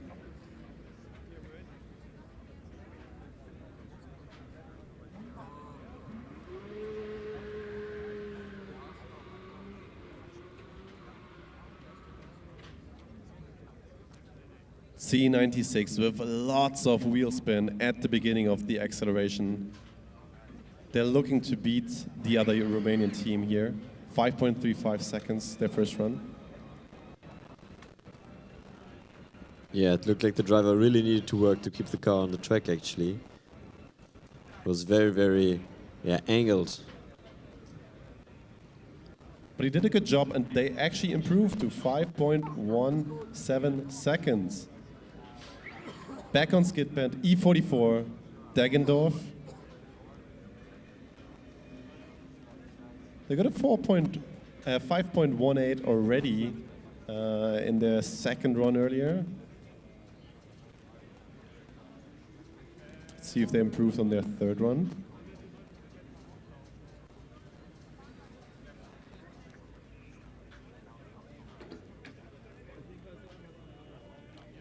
Not quite. It's a 5.48. Still leaving them on P4 for now.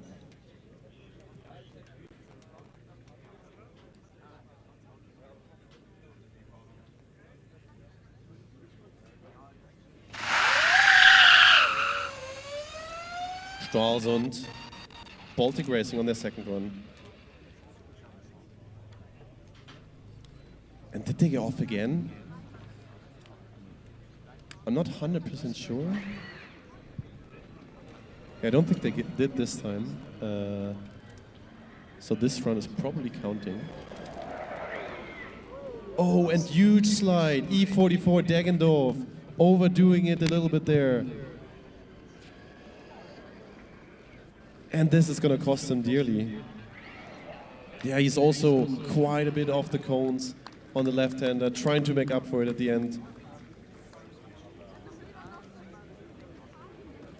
I don't think that this will be an improvement for them, but let's wait for the official timing here. Good job on the driver for not hitting any cones here. It is actually an improvement, 5.06. So Christian, this was one of the runs which didn't look clean at all, but it was an improvement in the end. Yeah, it was an improvement, but you can also see the huge difference between right and left.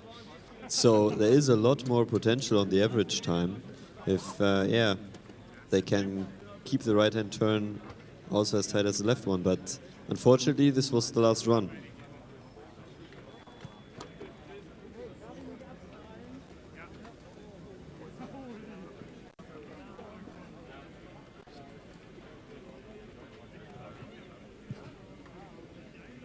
Tallinn now, lining up for their first run of the day.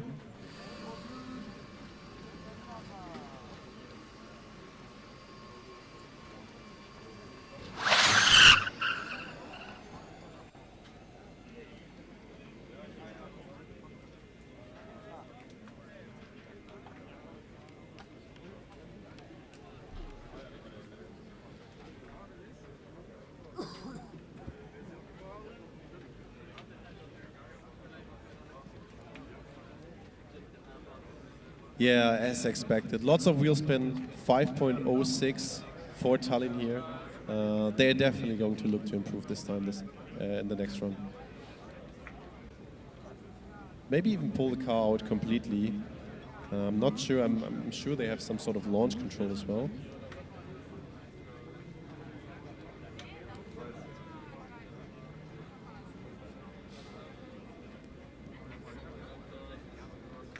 Question from Lang Feng coming into the chat here regarding the record of SKIDPAD. Yeah, and we do happen to know it was actually from TU Graz last year with the power ground affected car, and they got a 4.1 back then. The fastest time here in Czech is 4.3 last year by Ioneum Graz Racing. So both the Graz teams doing really well in SKIDPAD. But now let's head back to the actual race action. It's TU Delft on it again, E85.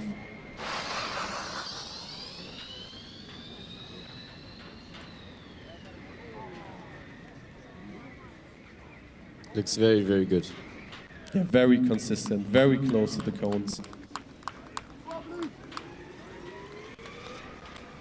4.81 the time to beat. They're really close to it already before. 4.85.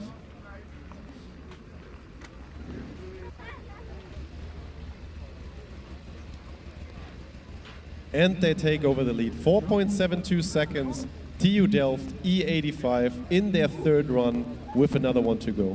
And this was only the first run of this driver. So let's see if he can improve. Yeah, he seems super, super confident.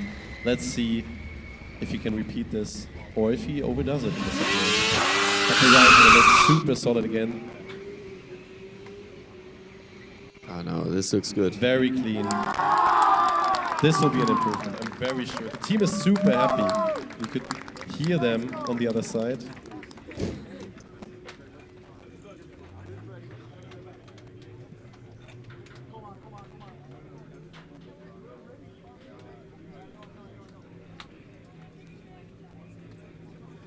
And they improved again.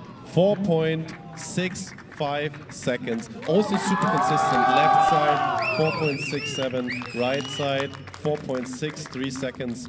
A super consistent run, looked super nice, and rightfully so, taking over the lead with a bit of a gap, and yeah, pointing the direction again where what times the other teams have to do. Yeah, Jonas, this is basically kind of the time range we expected in the beginning, right? We were discussing about seeing 4.6, 4.5 maybe, so we're exactly there.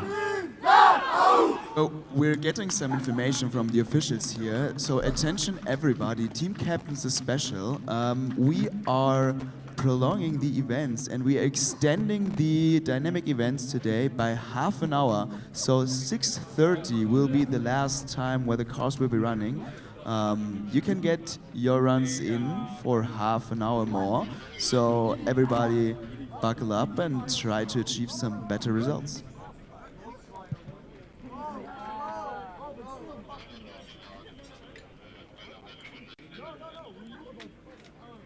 Tallinn now going for their second run. As we saw before, the first run didn't go super, super smooth. The launch looked way better this time. Is it gonna be another time below 4 seconds?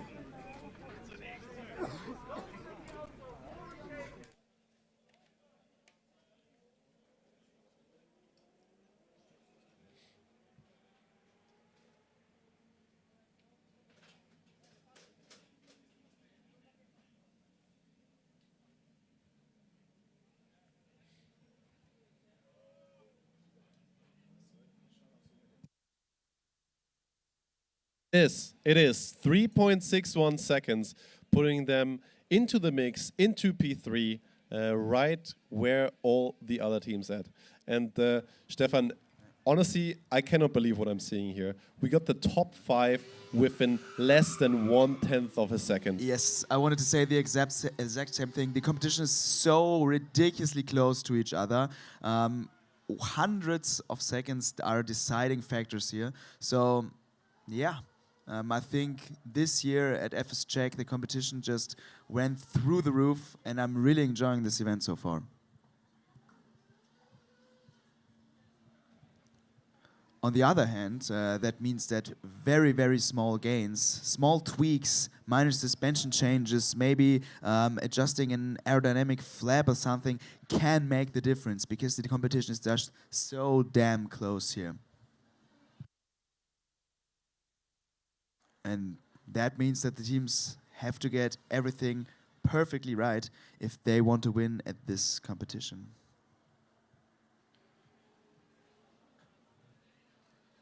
Exactly. Yeah, and while you were talking about that, we got another combustion car on the track, Serbo Motorsports, with their final run and another improvement to 4.22 seconds, putting them on the third place for now. So it seems like they're still in the mix for the podium here, just behind Ulu, 1/100th of a second behind them. But that's definitely going to be a relief for them to be in the mix for both the SKIDPAD and the acceleration on the way, trying to defend their title from last year.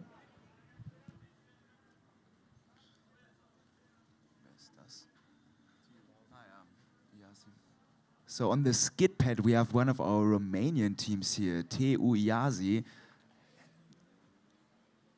having some issues getting go, and now it looks a little bit better, but still a little bit bumpy and rough. We'll have a look at the time.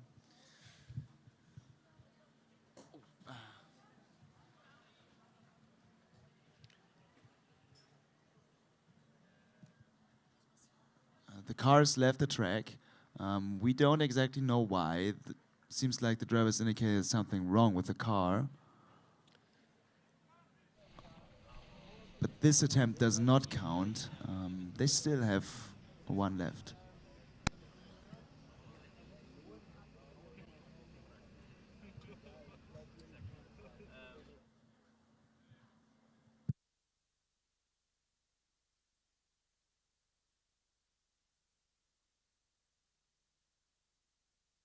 And they go for the next run here. Let's see.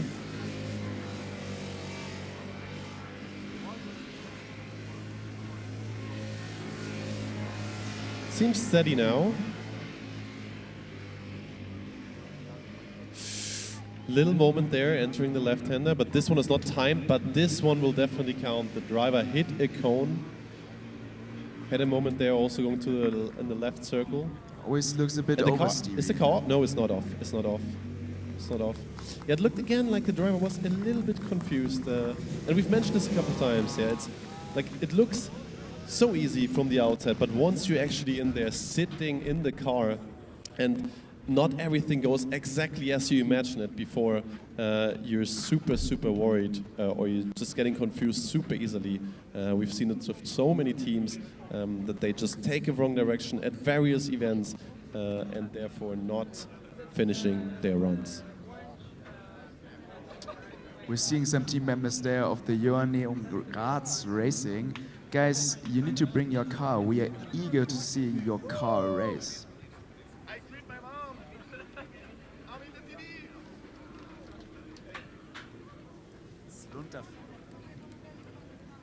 Yeah, not 100% sure what he was trying to tell us. Maybe 5 minutes. But I haven't seen the car here yet. Next car in line for acceleration, Lund. I think they were also trying to compete in the DV category. Unfortunately couldn't, but I'm sure now they want to put all their time, or they put all the time into preparation for the EV categories. The first dynamic run of the day, of this event, but... Very slow start there. And I think the Could also drivetrain is hear making... some scratching. Yes, exactly. Drivetrain is making some weird noises. I don't know if there's still some issues within the system. We'll see if they go for the second run immediately or trying to adjust or maybe fix some stuff. In the meantime, P2, current P2 in SKIDPAD is going for the third and fourth run. Anti-neutron time. And what other than all or nothing kind of strategy here. And the same thing as Tioyazi did happens to him. E63 does not go through the timing. Until then, it looked really quick, so maybe they can go for their fourth and last attempt and show what the car can do.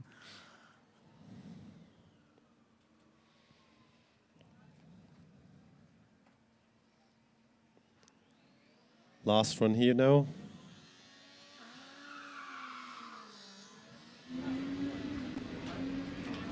Looking good so far. A little far off the cones there on the inside. Left hand way closer. Just minor steering adjustment. Over the line. Okay. And this is a valid run. Let's see if they can get anywhere close to Delft here. 4.65. A remarkable time. 4.65 is the time to beat. We'll see what we get from the timekeeping.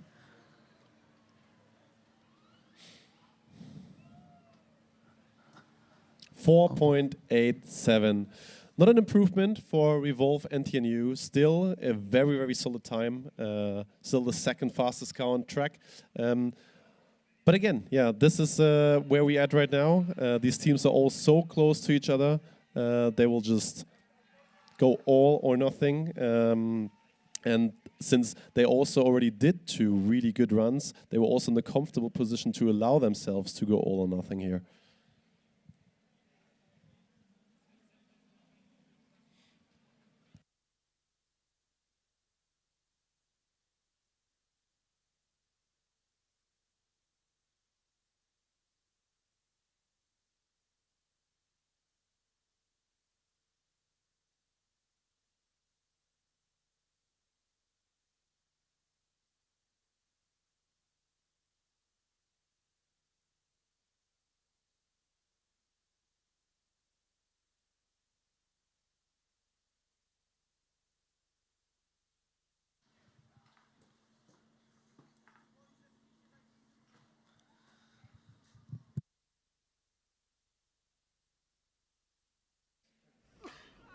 Yeah, we see lots of happy faces from TU Delft there.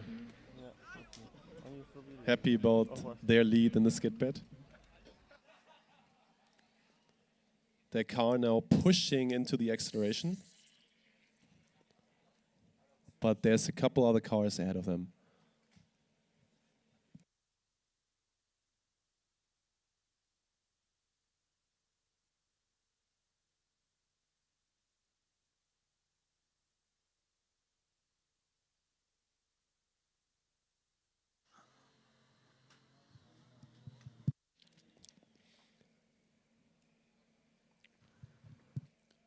And the current acceleration leader is the next one up in this SKIDPAD.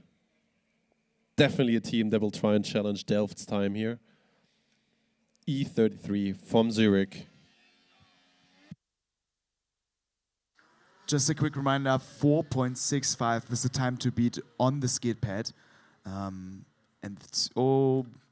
That won't be the case here. One cone and a off track.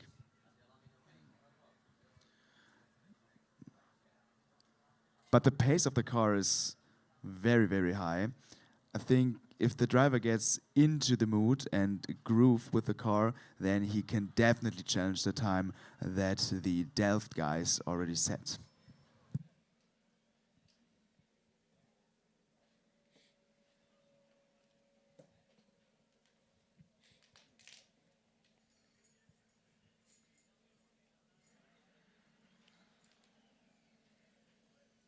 Yeah, it showed us E33 DQ. I think that was a mistake there. We still haven't seen the time, but now we're going for the second run already. Driver's looking more confident now. He's pushing a little more.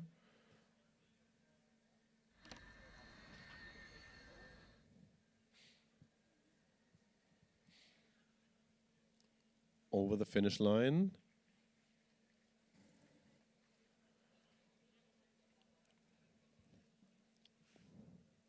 Yeah, the lifetime is taking its sweet time again. But yeah, Zurich, they were quite successful already in SKIDPAD this year. Finished on the podium in Switzerland, third place there. FSA, they finished in fifth, so I'm sure they want to get a top 3 result here again.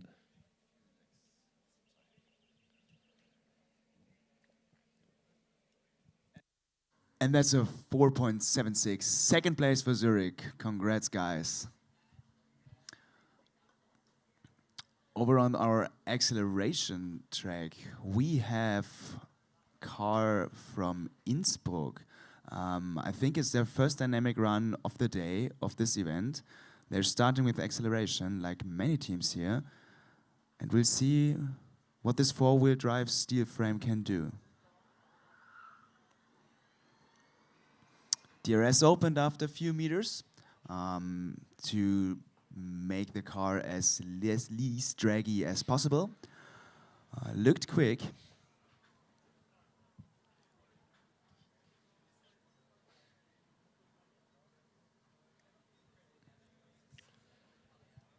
Yeah, Stefan, you could clearly see that they opened their DRS after the tires really had that traction again. Actually, let's come back to that in a second. It's E96 on the track. WHZ Racing from Zwickau. With their first SKIDPAD run, aiming for a time below 4.7 seconds as well.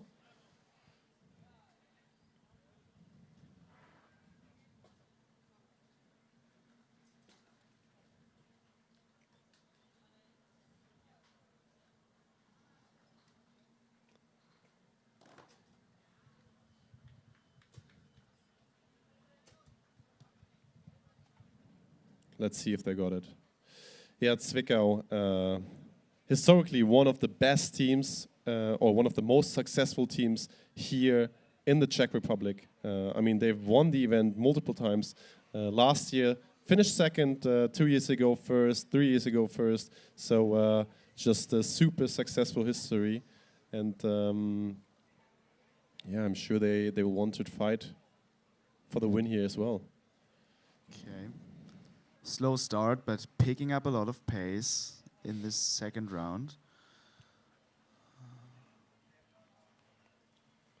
Yeah, you can see different approaches always in the SKIDPAD. You know, some drivers, they try to get to the limit. Let's say it the other way.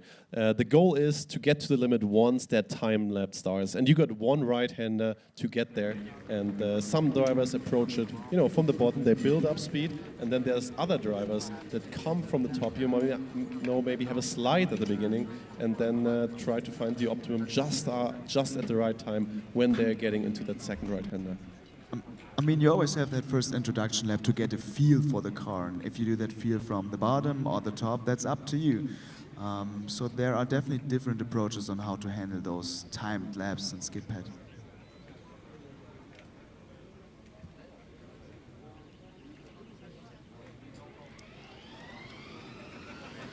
.505, the time for WHZ Racing. Super consistent on left and right-hander. P5 for now. Meanwhile, Weingarten is on track. We've seen him on a test track earlier looking rapid, especially in change of direction. It's not that relevant in SKIDPAD though. Successfully finishing their first run here.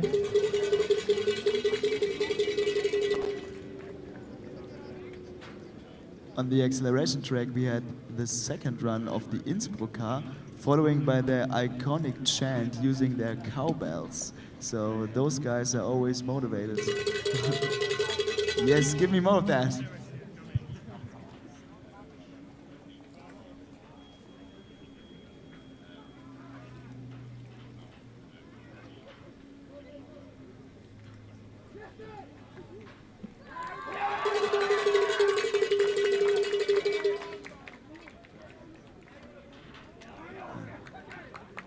Seemingly very, very happy over there. Did we get the lifetime yet? The team is celebrating and we do not have the timing yet. But this might be an issue on our side. Oh, it's a 3.62, yeah, for Innsbruck there. Putting them on P4, right in the mix again. And TU Delft just went for their first run here. And it did not look very good. It seemed like, yeah, I don't know what happened at the beginning actually. There was lots of rear spin, but they still couldn't get going really. Yeah, you heard tires squeaking, maybe decelerating. It looked a little bit weird. Maybe there was some issue with the control systems on the car. We'll see if they go for the next run immediately after this one or need time to make some adjustments and look for the problem.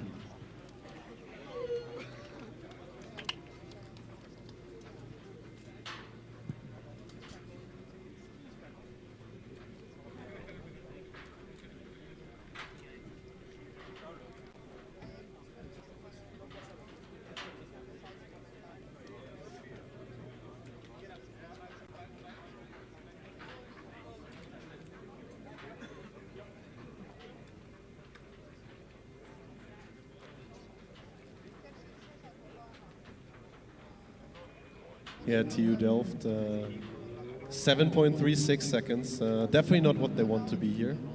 And luckily it's only their first run. Let's see if they go right for a second run here or if they're going out and looking at their software again.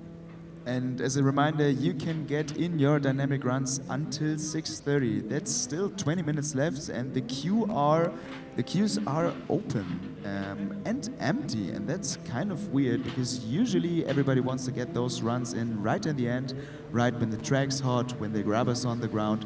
So we are excited to see some more runs.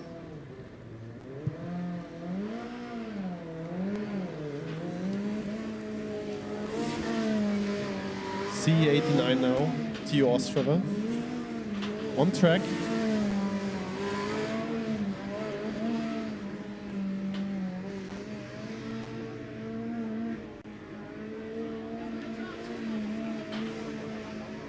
Second SKIDPAD run.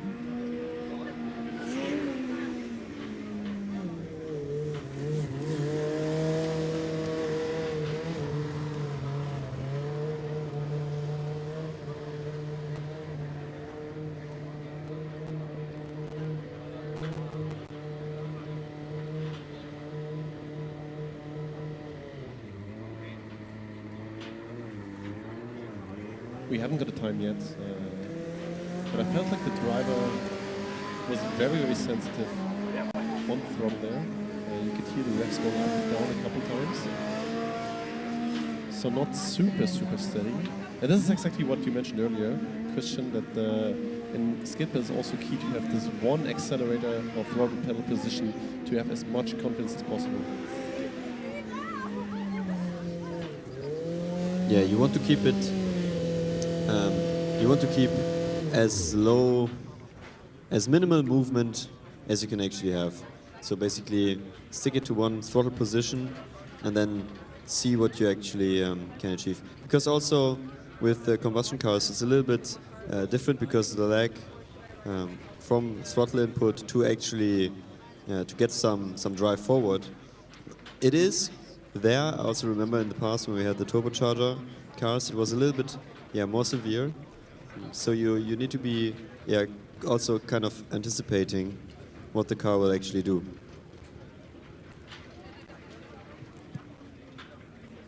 In the meantime, we've seen quite a few teams that have already set a time in SKIDPAD, like FastTube and Munich, pushing back to the SKIDPAD, going for a second run here, using the conditions and the extended track time that we've got today.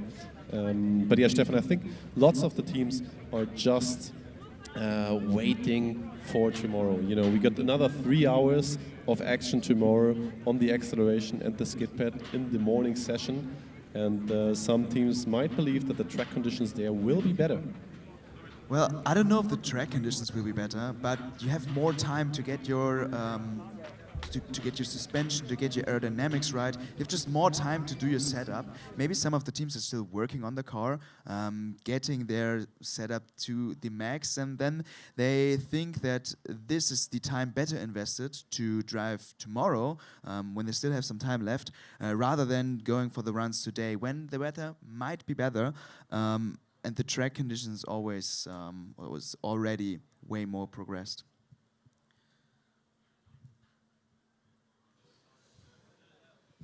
But what I felt also during the last days, the mornings are very, very cold. It starts ramping up at, I would say, like 12, but then the first session is basically over. So, what do you... I think even today at 12 in the lunch break, we still were below 22 degrees. And now we got a warm 26 degrees, and this will definitely play an influence.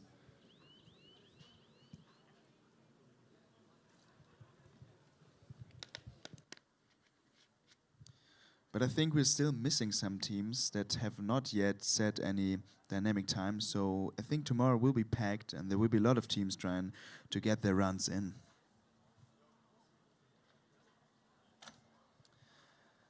And there might be a different issue tomorrow, and this is regarding the autocross and the electric vehicles. You might need to charge your batteries sometimes. You got to find a slot where you can actually charge. You have to know whether you can make it through autocross on your current charged battery. You want it to be full for the endurance, and probably everyone's gonna be charging tomorrow in the evening. I don't know how many charging spots we have. Oh, Stefan, sorry to interrupt there. E24, unfortunately, also missing out on the change of direction here. We've seen this happening multiple times. It's not an issue of the track, however. The cones are always in the same position. So, yeah, we've spoken about this, but luckily he's got another run here to improve on that. And I mean, Jakob has shown already that he only needs one run to perform well. He did the same in the acceleration, having a rather slow run in the first one and then being super quick in the second run.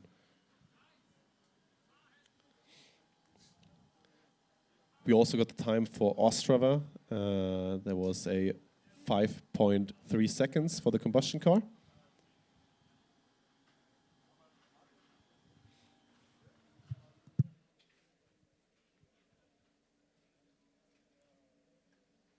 Speaking about the SKIDPAD again,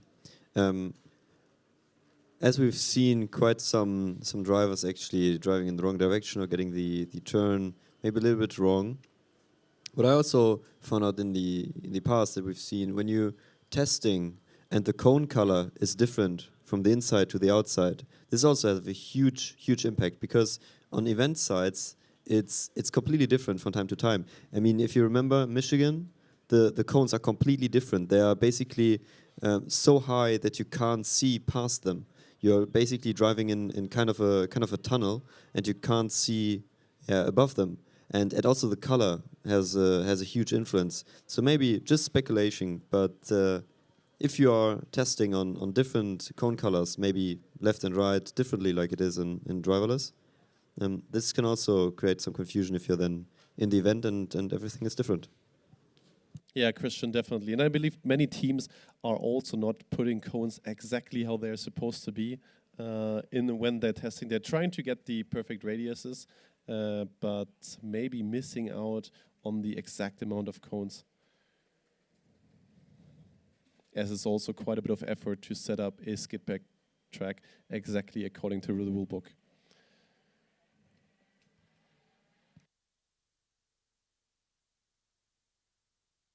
Tio Yazi now, second driver.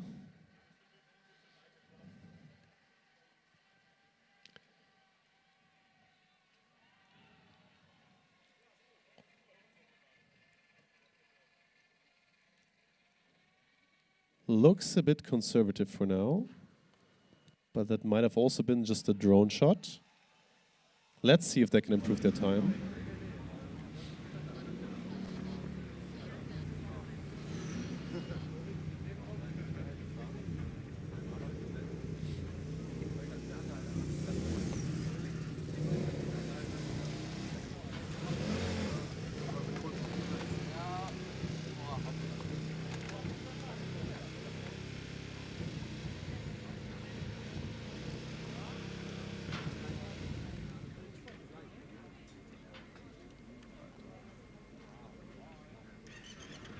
.6 seconds for Tio Yazi in their third run and their second attempt. Not beating their first run here. Driver going for the second one right away though.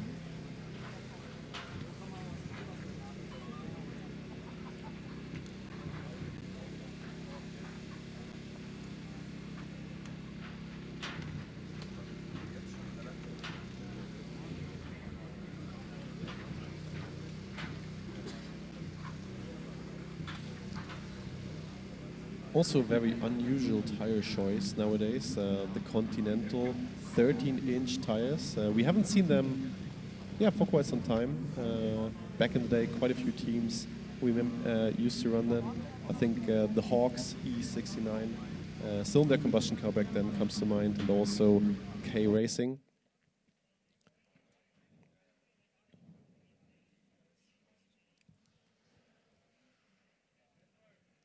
Tire itself performs pretty well for cars on the heavier side of the Formula Student, since they're not that load sensitive, and they're also very durable.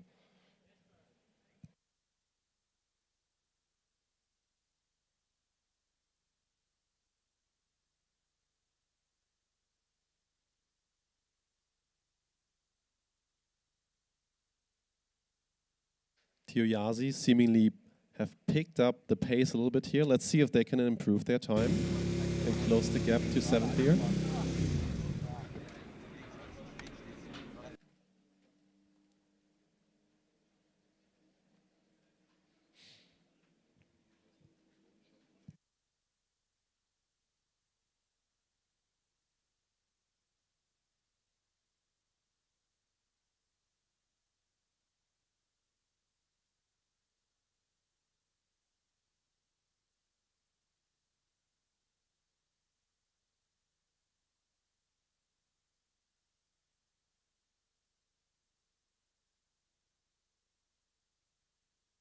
Still no updated time for Tio Yazi.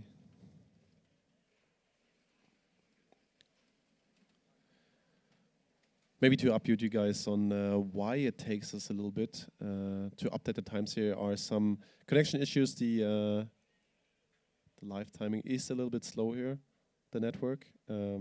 So it always takes us a little bit longer to get the updated times.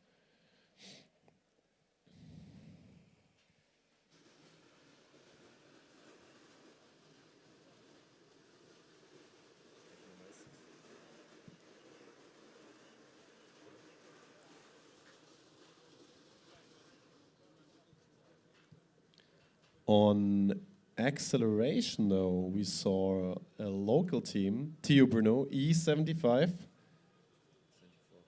E74, sorry,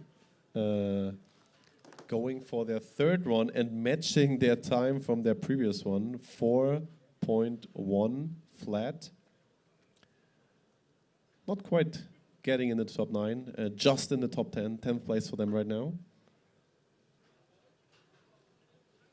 Still an incredible feat for their first all-wheel drive car.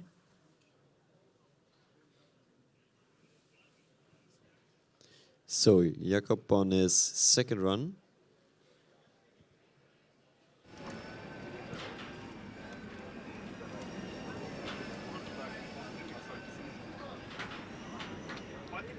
He gets the change of direction right, and it looked actually super swiftly.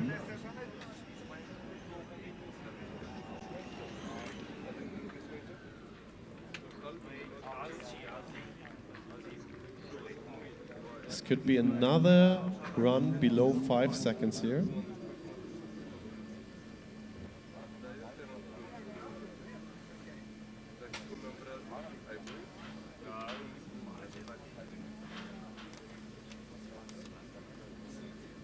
And that's correct, 4.91. Yeah, Christian, P4 there. It's actually quite remarkable, you know, you do that mistake in your first run, but you come back and just with a clear head, you know, clearing your head in that time and then just putting on a time like this is super tough. But as you can see, the time from the left and the right are 0.2 off of each other. So I couldn't actually spot if there was a mistake in there or if the car could use some suspension adjustments here to get even more potential out of it. Yeah, maybe, but it's also the right turn that is a little bit slower. So what also could happen, which also sometimes happens, is that when you have a mistake in your first run, you go a little bit conservative and you try to find the limit, and you try obviously to focus on not making a mistake again, especially in the direction change. So maybe it was also the case that he was just also focusing on this, and therefore not put that much mental load into finding the limit. Nevertheless, super impressive run. Yeah, absolutely agree. Next car on the line, E60 from Weingarten. Their time to beat 5.39. We got the direction change done.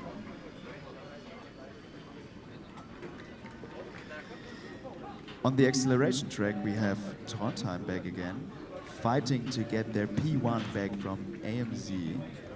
We'll see how that goes.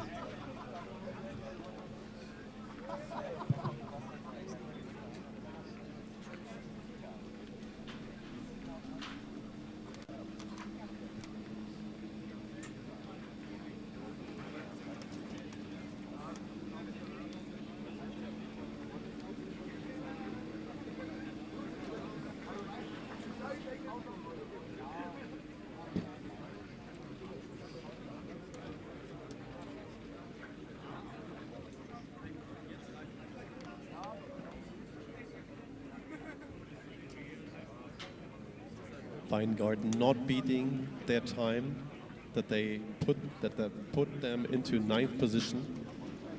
5.55 this run, 1/10 off their best time so far.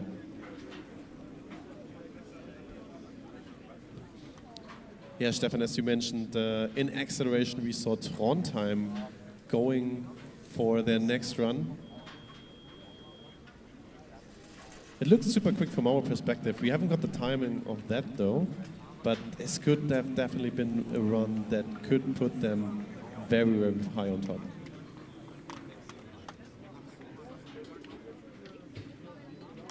And we also see FastTube with a second driver in the SKIDPAD.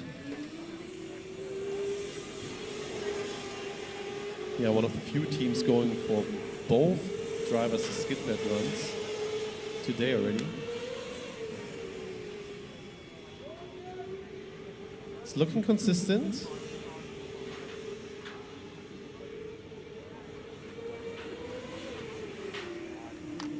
No cones.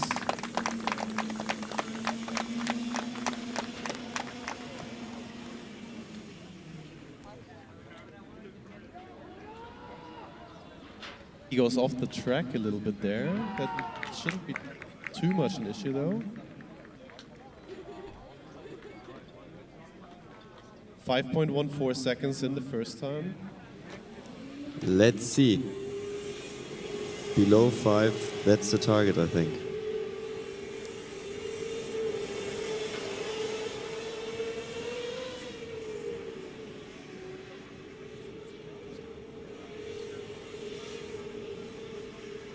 Looks a little bit understeery, but still looking very fast. Yeah, this could be an improvement. And again, you can see how this car is super consistent in the left and the right-hand turn. Yeah, it looks very, super very balanced. drivable. The driver's very, very consistent, so it seems like the driver training really, really paid off. 5.14 seconds in the final run. Unfortunately, no improvement for FastTube here. Their fastest time of 5:00, which is still very solid. Putting them into P5 right now stands as it is.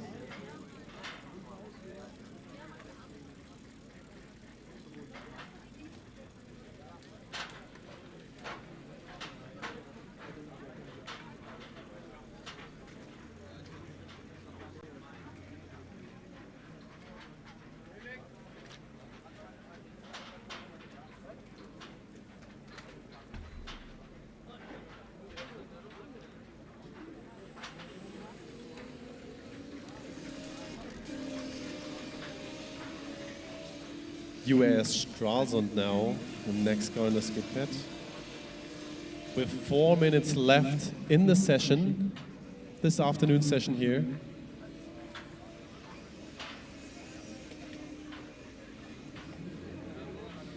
Yeah, Baltic Racing. We know that they've been ready for testing very, very early this season. The car, which was an evolution as well compared to the last year's car. We're successfully driving the VDE pre-event.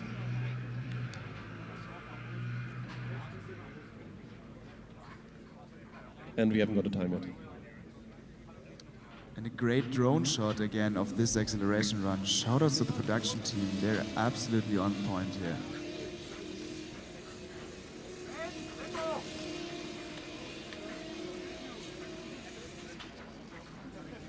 And now we see Stralsund. I think Stralsund, Jonas, they are pretty much known for, yeah, not driving aerodynamic package for a long time, right? Yeah, Christian, you're right. I think they only started recently to integrate an aerodynamic package as well. It's their first run here, 5.73. We haven't got the time for the second run yet. But yeah. Oh, it's an improvement. It's a 5.53. Also both left and right-hander. Yeah, super consistent there. Yeah, they look quite happy. The team very happy, driver very happy, which is good. 2 more minutes left for the SKIDPAD and the acceleration in the afternoon session. I can see some cars being pushed to the queue. I'm not sure they will be able to run though.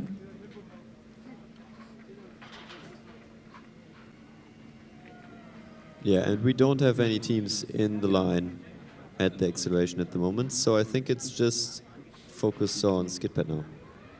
Yeah, E31 Munich now.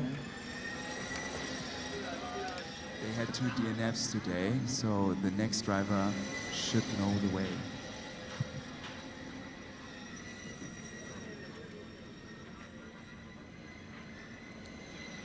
car is looking planted though.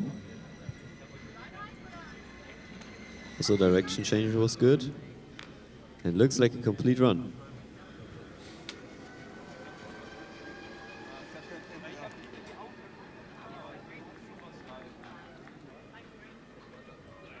So we're waiting for the time there. Looks quick, and it's a 5.31 P9 for Munich Motorsports right now. But they have the second run, or rather the fourth. Is that correct, to improve, and it looks quick. Yeah, Stefan, this is exactly what you want in your first run, right? You know pressure's on you. You need to set a time here, get a safe run in, and then give it all in the second run. And it seems like that's exactly what he's doing. I could see him working a little more on the steering wheel in the second run, but I imagine this run was a little bit quicker. Yeah, And I think the work on the steering wheel was before the timing started.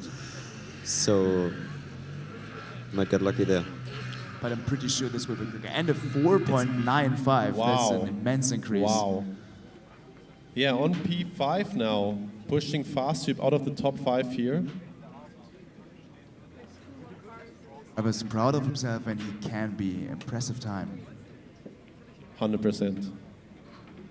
Yeah, that improvement in the very, very last run of the SKIDPAD.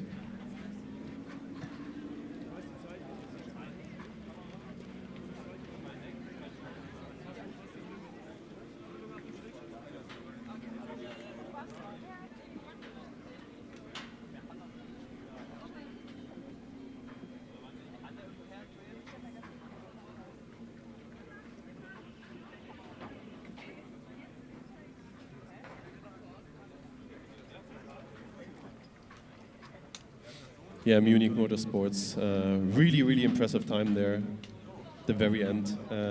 Exactly what we talked about earlier, Stefan. Some drivers, you know, they like to test their limits from a little bit above the limit, whereas some drivers try to get to the limit within the first lap. This one was definitely from above, and it seems like he exactly got to where he wanted to be, And just in time. they needed the time. They needed the time desperately, so absolutely strategically right. So next car on the track is Innsbruck.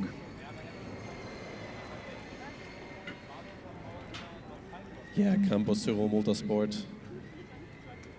Definitely one of the teams to look out for here.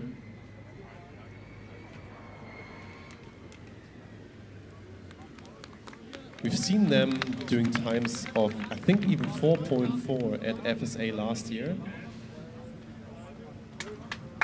Yeah, they did some very impressive steps, especially the last year and also to this year. It looks super nice, the car. The technical concept also very, very interesting. Steel frame, 170 kilos. Super impressive, super impressive. Yeah, I think we'll talk more about that in the coming days. For now, they're at the 4.81 second lap. Super consistent, left and right side, almost identical here. And this is a great point to be at. P4 for now, and still 3 ones to go.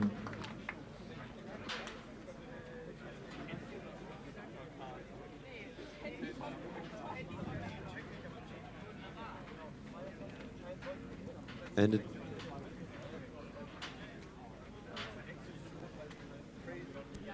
doesn't really look like they're going for the second run directly. They are pushing out. They're pushing the car E07 out. I think we are doing a hard cut here.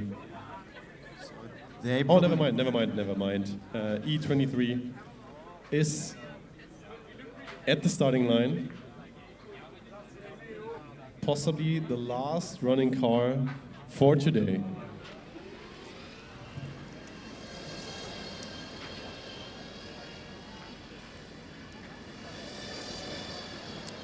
We've already seen them doing an impressive time on the acceleration.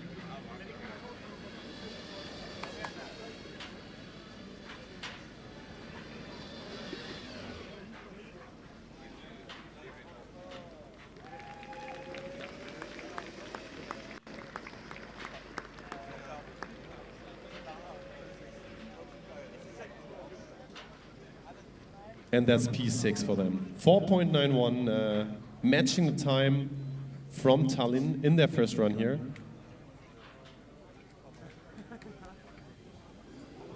I guess what we can say again is that it's super, super close. Apart from maybe first place here for now in the SKIDPAD, Delph really setting the tone early on. McVine now going for the second one. It looks actually a bit faster than their first run. So we are super close here in this competition regarding the acceleration event.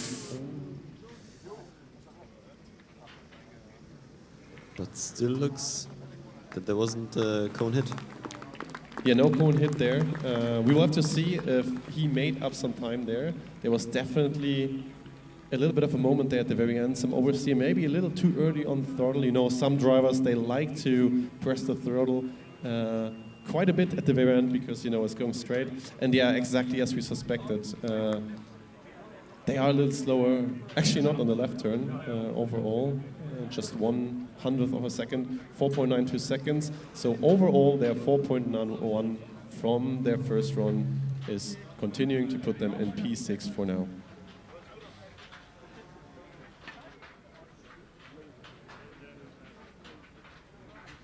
Have we seen this car on track today? E86, I think it's from Hof.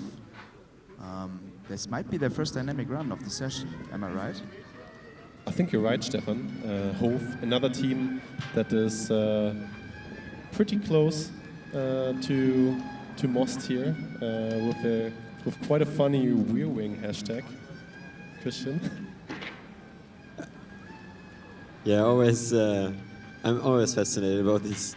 And burnout mit 30, it says, which is basically burnout with 30.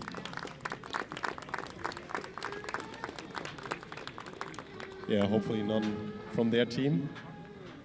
5.767.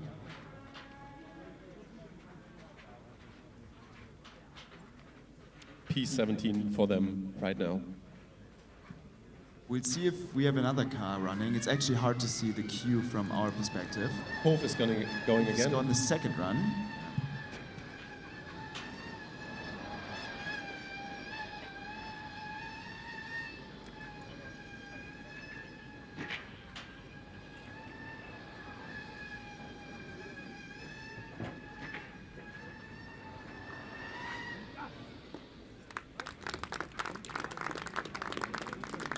Second run. It looked a little bit quicker, but you could also hear the front wing or the underbody scraping a little bit on the Czech asphalt. There's a little bit of a bump here in the middle of the left hand especially. So yeah, some teams are scraping their aerodynamic devices there a little bit. Hof improving their time, 5.67 seconds.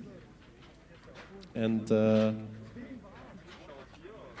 it seems like that's it for the afternoon session, guys. Wow. Wow, what a day. I totally agree. Crazy session. We started with a lot of autonomous driving, then had acceleration and SKIDPAD. So many cars on track here. An absolute pleasure to see that. And with a 30-minute extension, I hope that every car who wanted and could drive, they were allowed by the Scrutineerings, I hope that they got their dynamic runs in. Who didn't can come back tomorrow in the morning when we will be back, and maybe some concluding words from you guys. Yeah, I think we have a lot of contenders we haven't seen so far, where we expect actually a lot of time. In Innsbruck, for example, they only put in one time in SKIDPAD. Same for Joanneum. Promising time. A very promising time. Joanneum also didn't attend SKIDPAD or acceleration today. So yeah, it will be quite an interesting morning tomorrow. Aachen, another team that comes to mind, and K Racing definitely, who have been quite successful in the autocross for DV this morning. Unfortunately, not super successful in the track drive for DV, but nevertheless, quite a remarkable achievement. Absolutely agree. Yeah, I think what's left to say from our side overall is that we can't really say who's the favorite here yet. As expected, it's super, super close. We are looking forward a lot to tomorrow, and I hope you're tuned in as well. See you tomorrow.